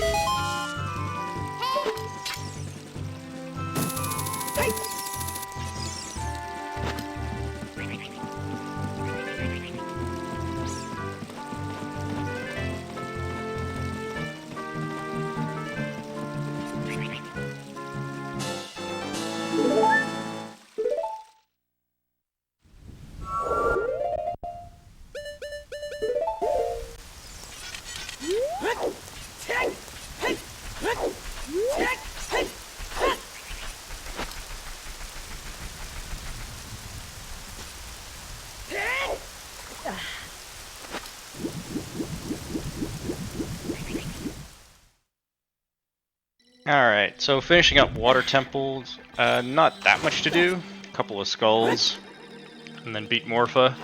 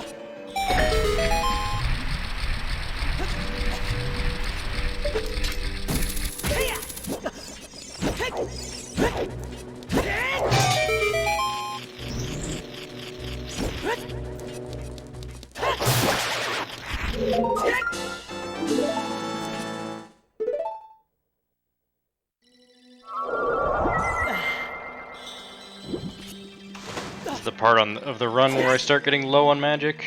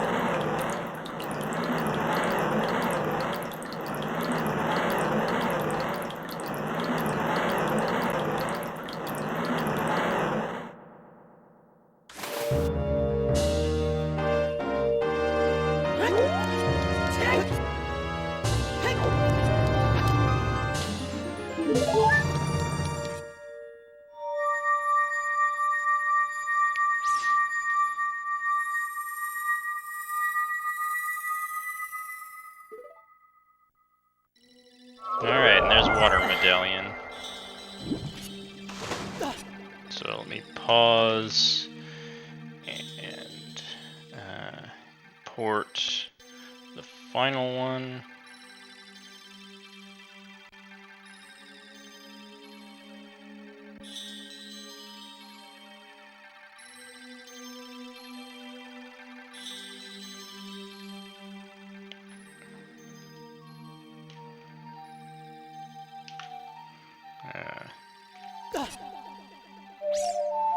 So this one definitely desyncs at Twinrova unless I load one of the other states, so I'll do that when we get to that point.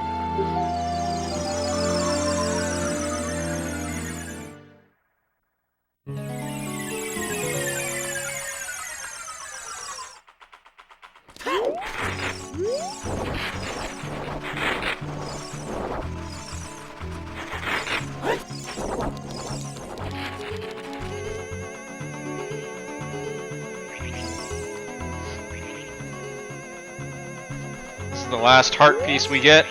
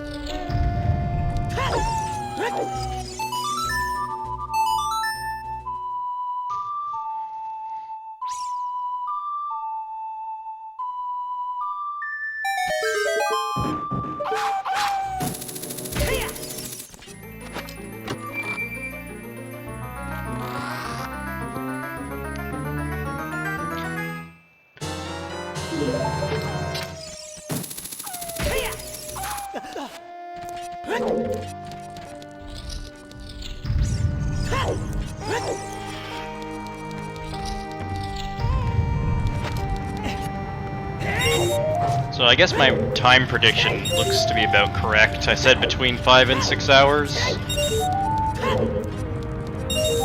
There's no way it's going over 6 hours, so I'll be right.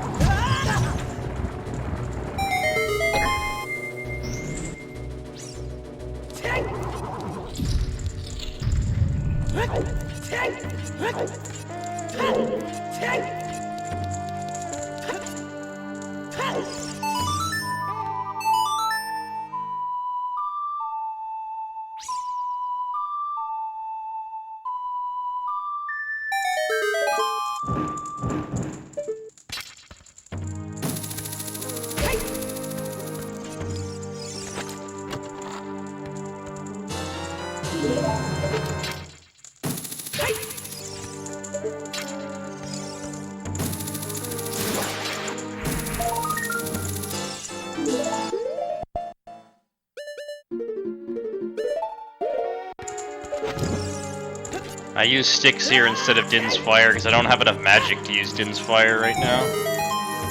I need 2 FW casts before I get some more magic drops, and that's all I have.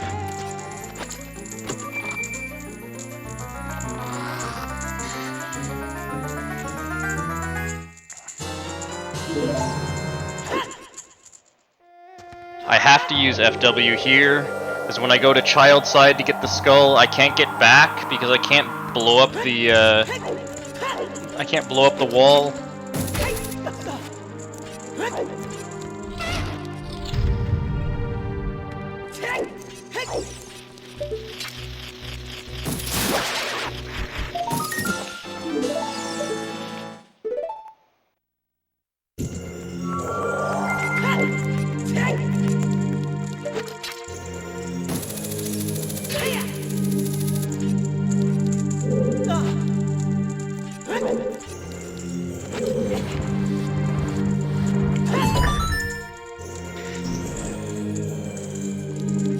Now the big challenge in Spirit Temple is the Beamos that's in the Anubis room.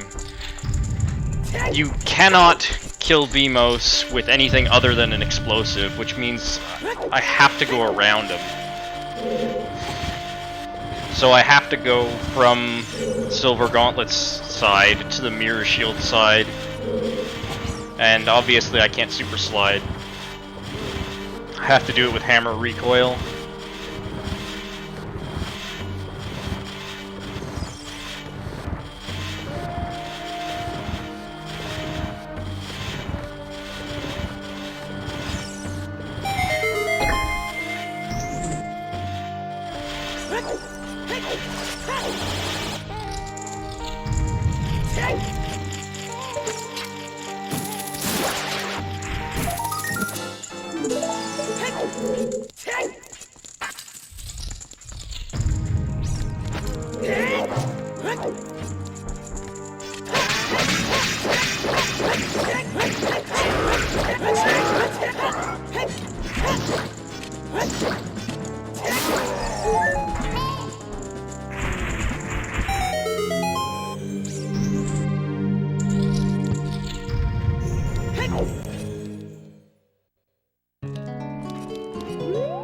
Alright, so now, actually before I start this, I need to load this state to prevent it from desyncing.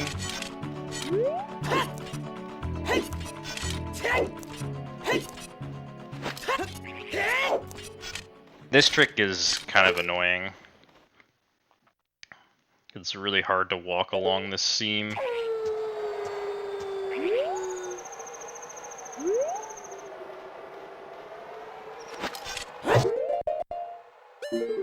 Fortunately, it's not that precise, so it should be doable. And you have FW to get back up if you screwed up.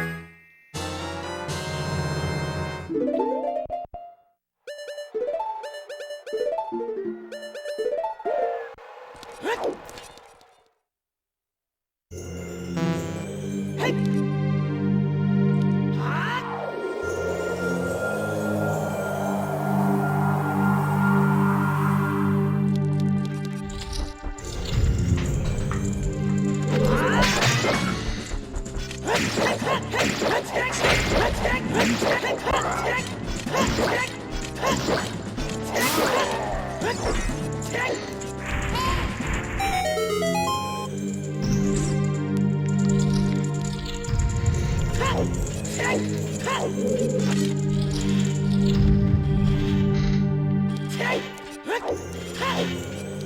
All we gotta do is grab the boss key, kill Twin Rova, then go do Shadow Temple.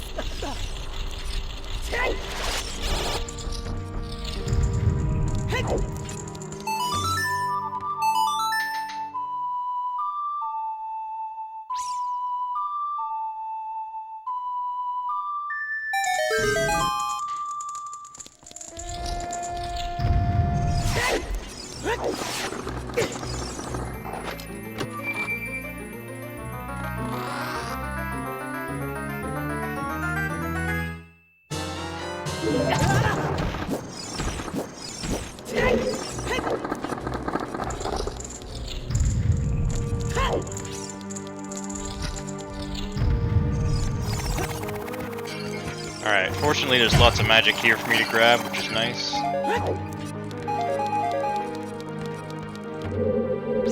Do I need more in Shadow Temple? This BK skip is pretty interesting.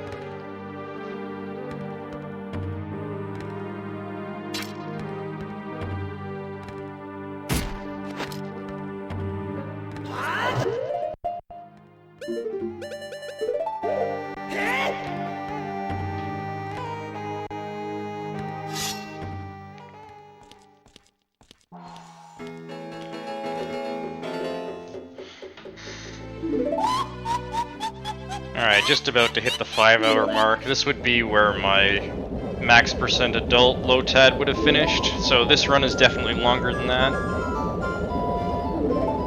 There's still probably a good half-hour worth of stuff left, I think. Yes, Lax, still have to do Lax, as well as all of Shadow Temple and Ganon's Castle, and finish up Fire Temple. Definitely a half-hour worth of stuff.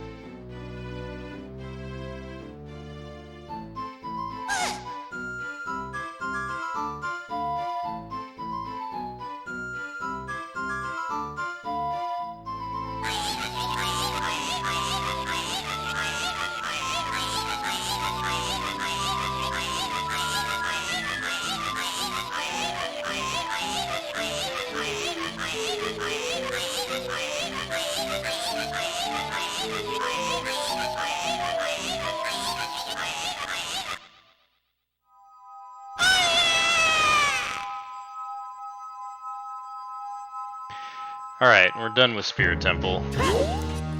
Not too bad.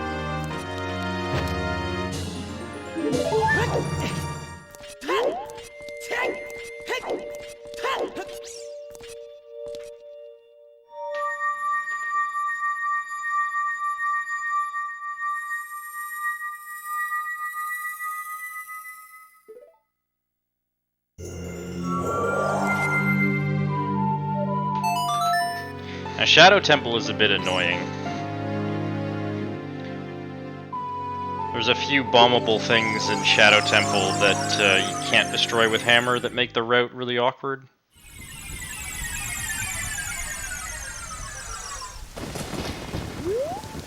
But there's nothing hard about it.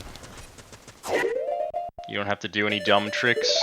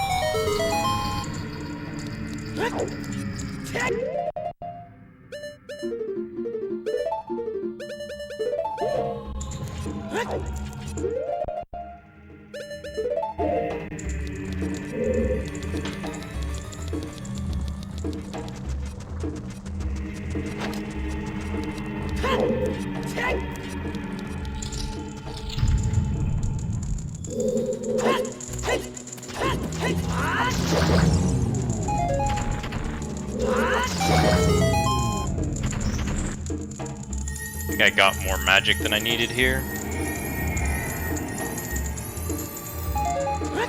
Yeah, I definitely have more magic than I needed.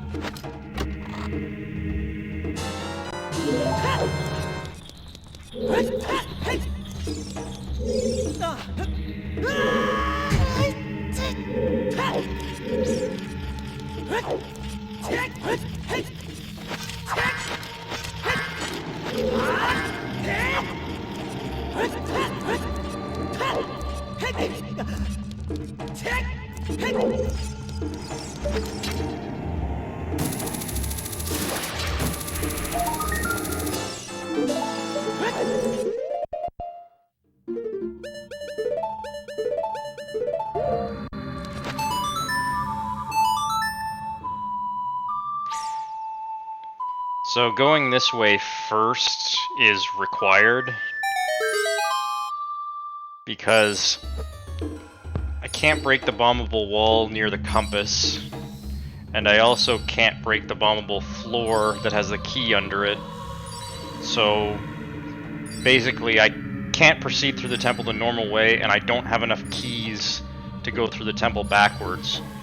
So I have to ride the boat and grab an extra key and then go through the temple backwards. It's the only way you can do it.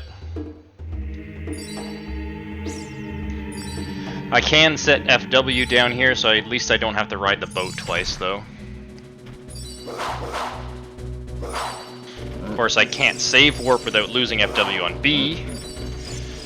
I do have Nocturne, though, and that works just fine.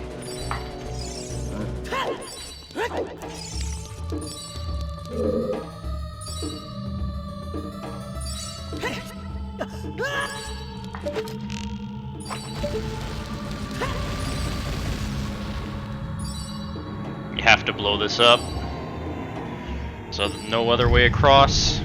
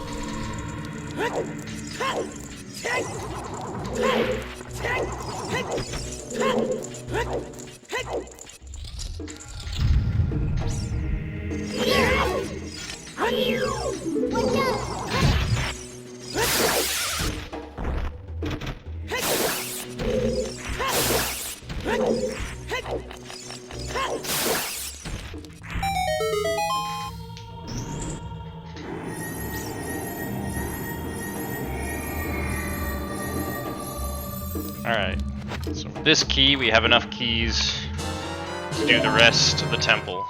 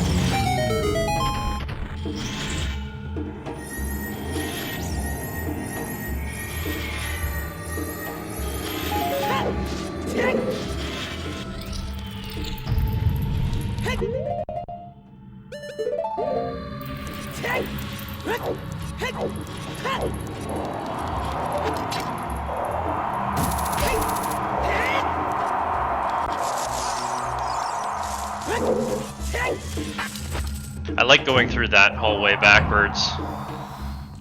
It feels really fast.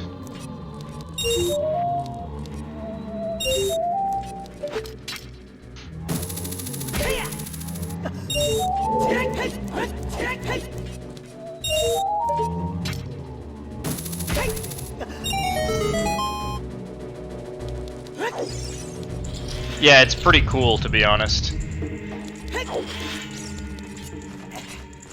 This room, going into and out of this room is kind of annoying because you have to kill these keys, which is, these keys don't like to come after you, they like to just stay up there flying, and it's really hard to hit them.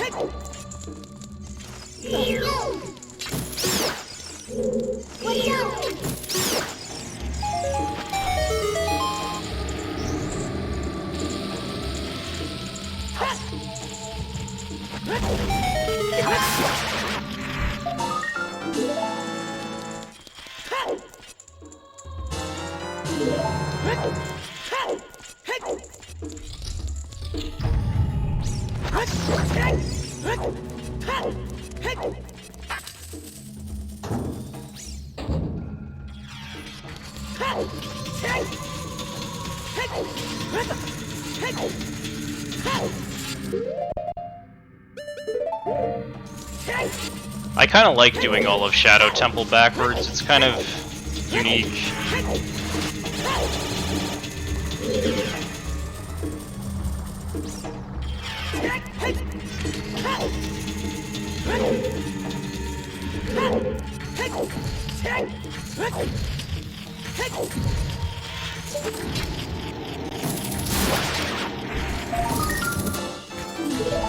Alright.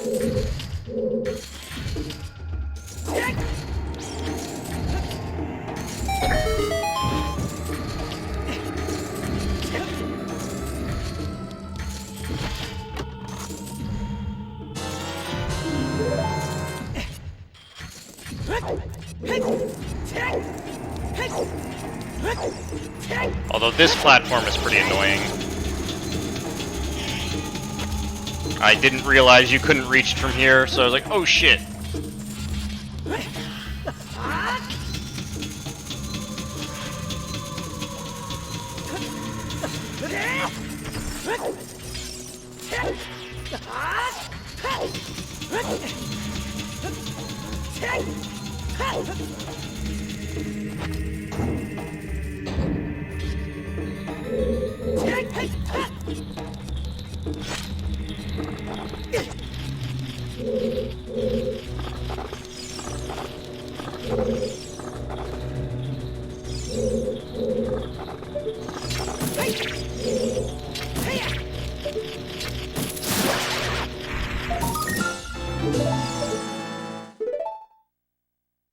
And we've already got FW down here.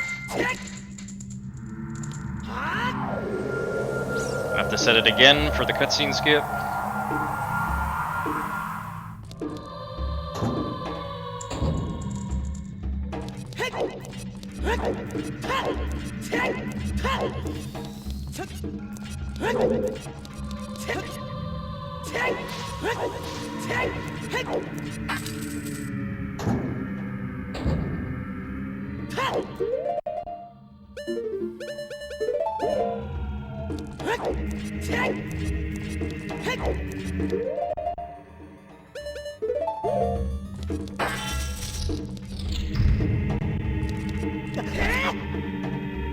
And fight Bongo, and then straight into Lax.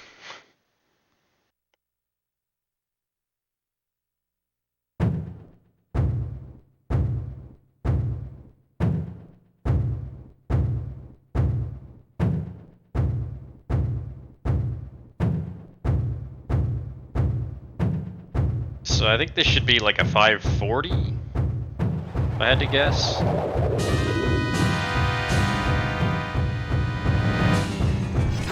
Which isn't too bad. Allowing myself a few hours for errors, I should be able to sub 8 with it, I think.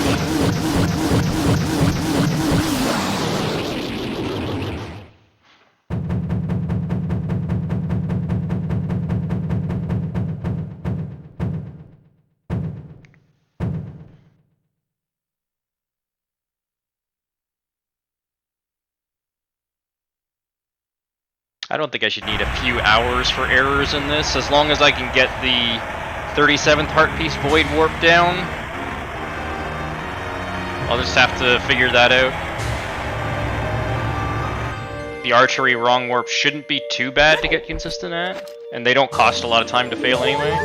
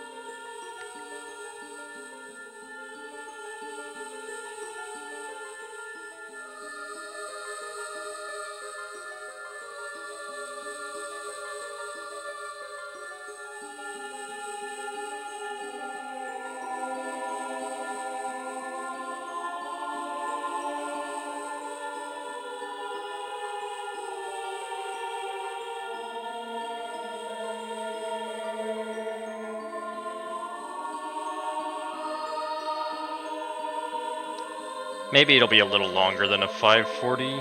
Might be more than 20 minutes of stuff left.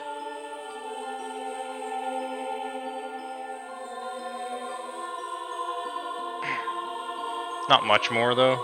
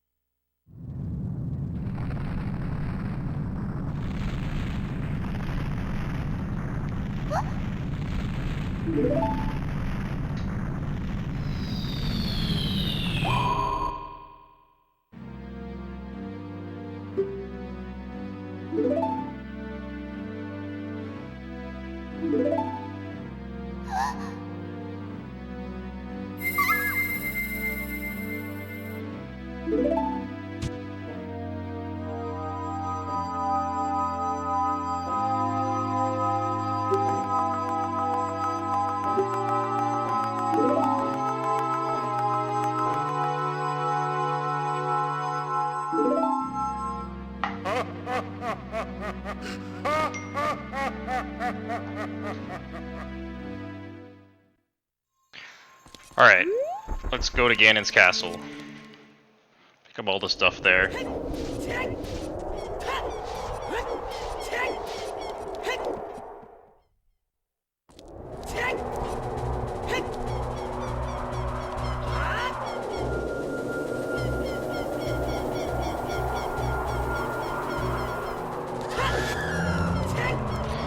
Now, I asked if credit warps were allowed in this category, and nobody told me they weren't, so I'm gonna do one. Because otherwise I would have to do collapse skip with no explosives. Again.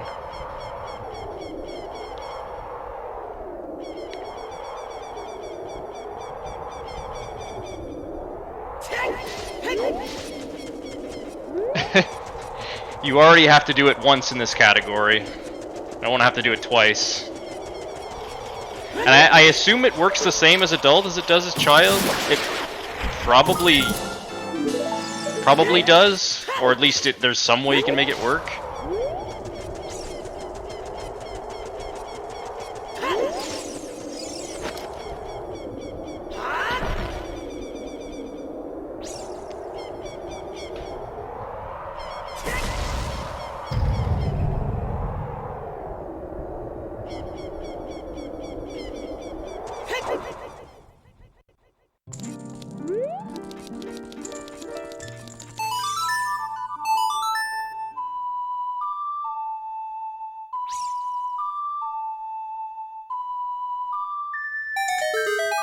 I do still need Golden Gauntlets and Ganon's Castle boss key, though.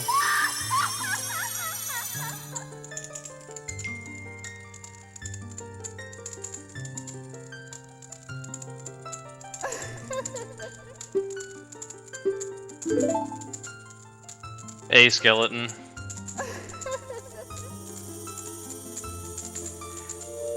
I'm almost done.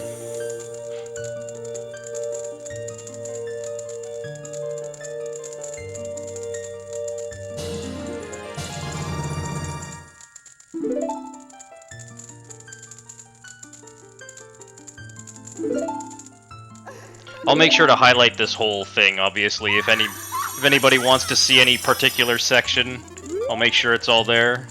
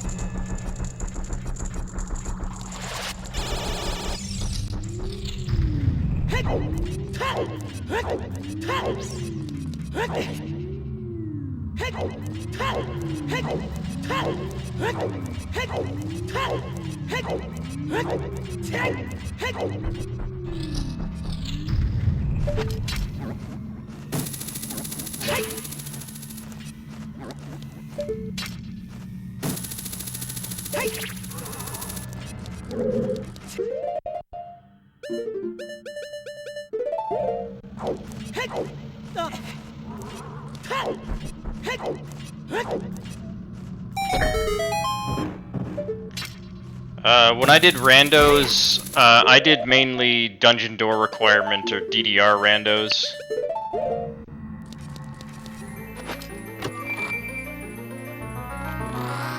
Actually, those are exclusively what I did.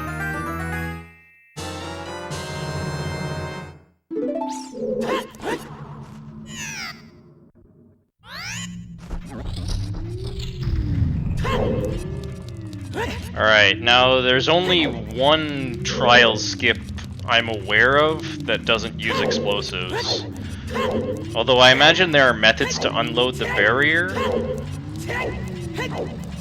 but I'm not sure about how good those are, so there is this very ancient method of trial skip.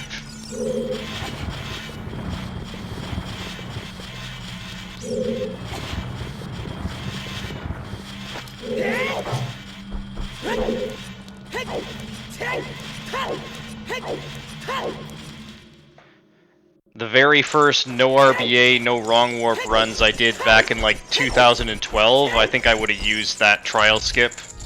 Probably just because it's easier.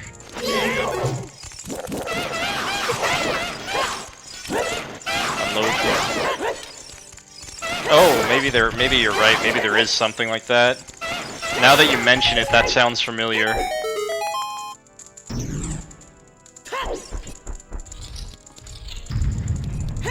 Probably faster than Spirit Trial method.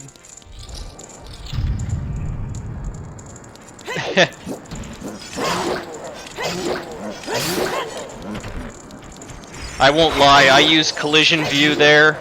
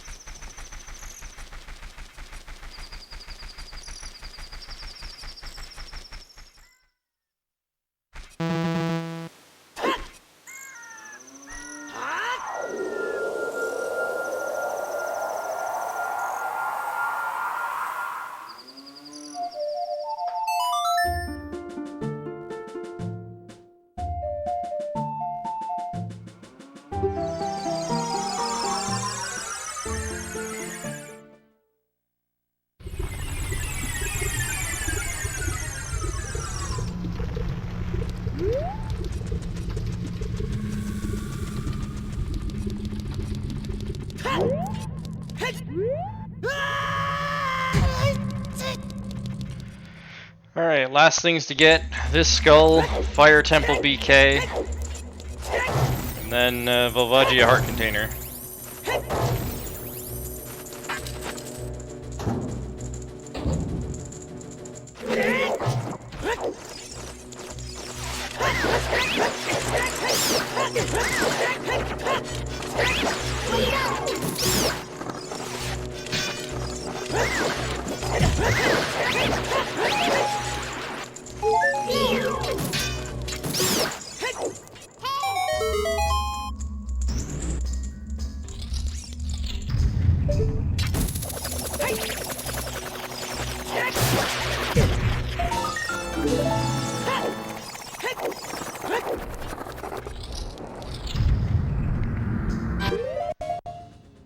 I actually have sticks for this flare dancer.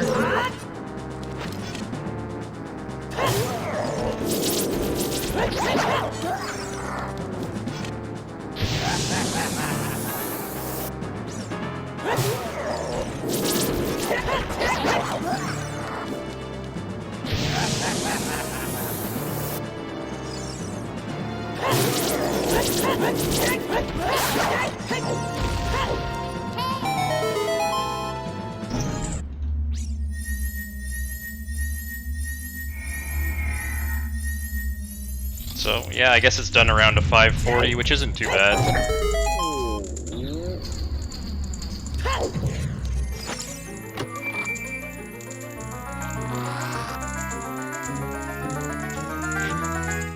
Yeah, that would have just been a 5 rupee.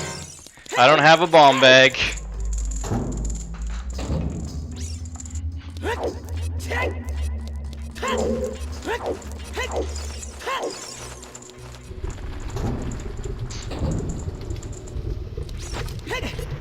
I don't know why I went this way. It doesn't matter though.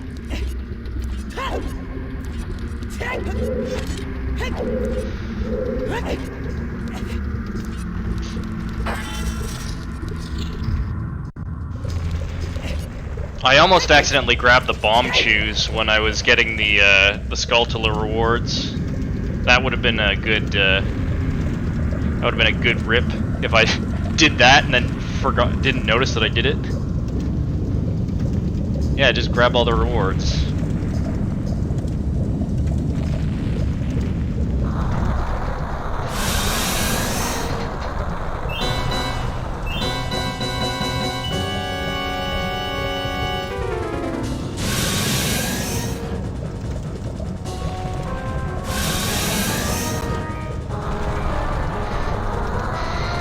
Fighting Volvagia with no bombs also sucks.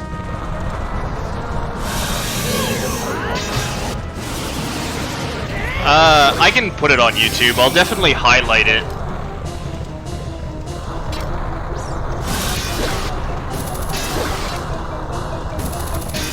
I had no idea how many times I had to hit, so I just hit a bunch of times.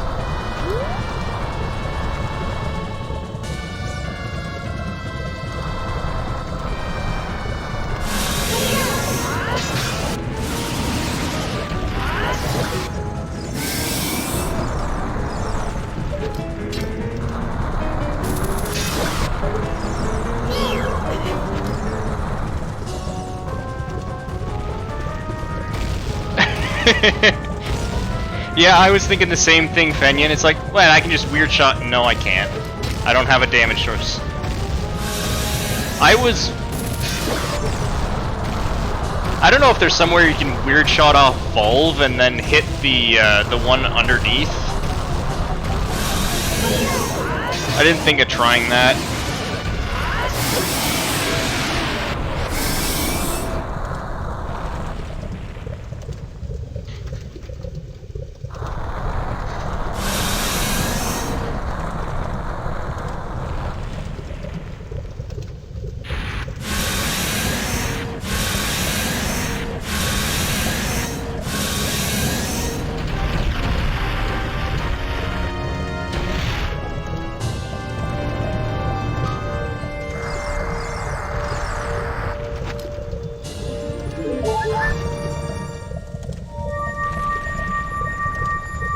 Yeah, thanks for the GGs. It was fun to make this one.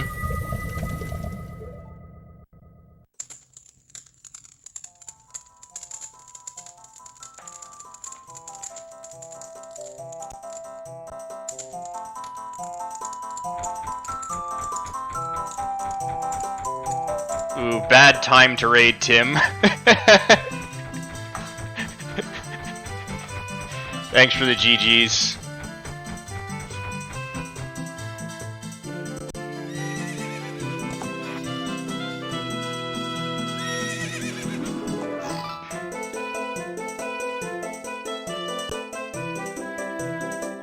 Yeah, this was a fun one to make, and finished about the time I expected. So doing this RTA should be perfectly viable.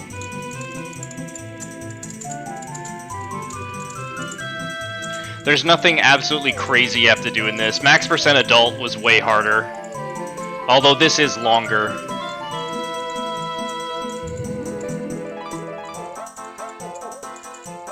"37th Heart Piece" is the only thing that could really potentially kill me.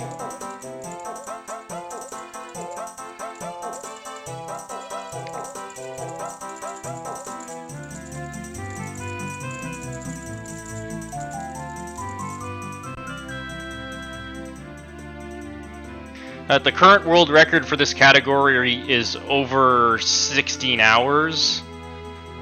So I feel like I should be able to beat that.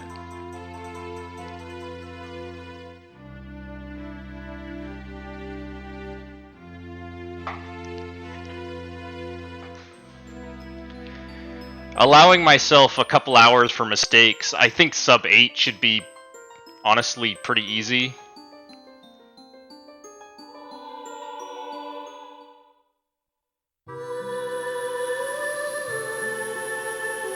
But I'll have to work on coming up with some more RTA viable setups for stuff. Nehru's is a pain in the ass. The archery wrong warps are not terrible, but they could be frustrating. Yeah, Dungeon Fire set that record.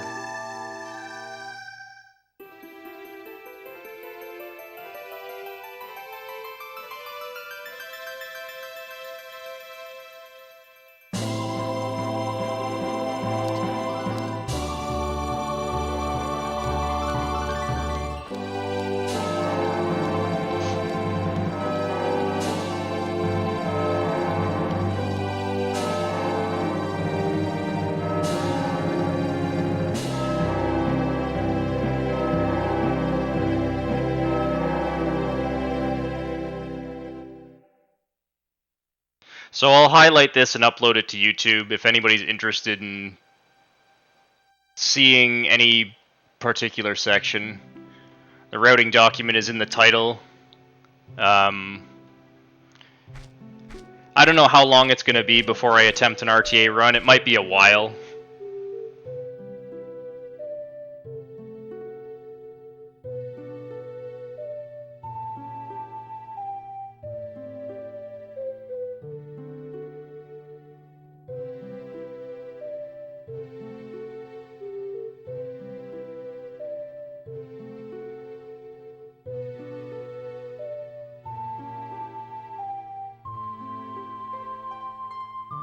Actual runs. I don't know about plural runs.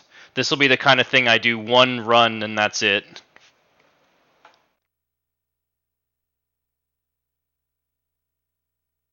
There is quite a decent amount of scary stuff. Like, the entire section from doing Child BA up until, like, the end of Child 3.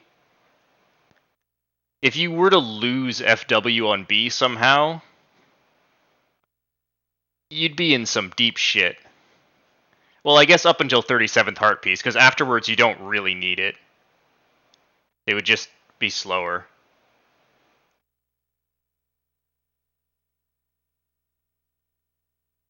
But yeah, if you were to lose FW on B as Child before getting 37th, that would be a huge rip.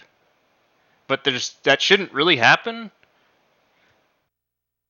I mean, you have so much health. You're not going to mistakenly die.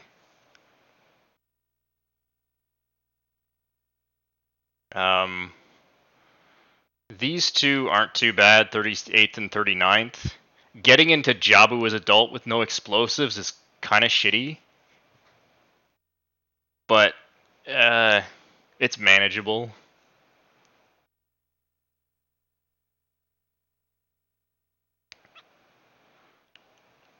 And other than that, there's nothing really horrible you have to do.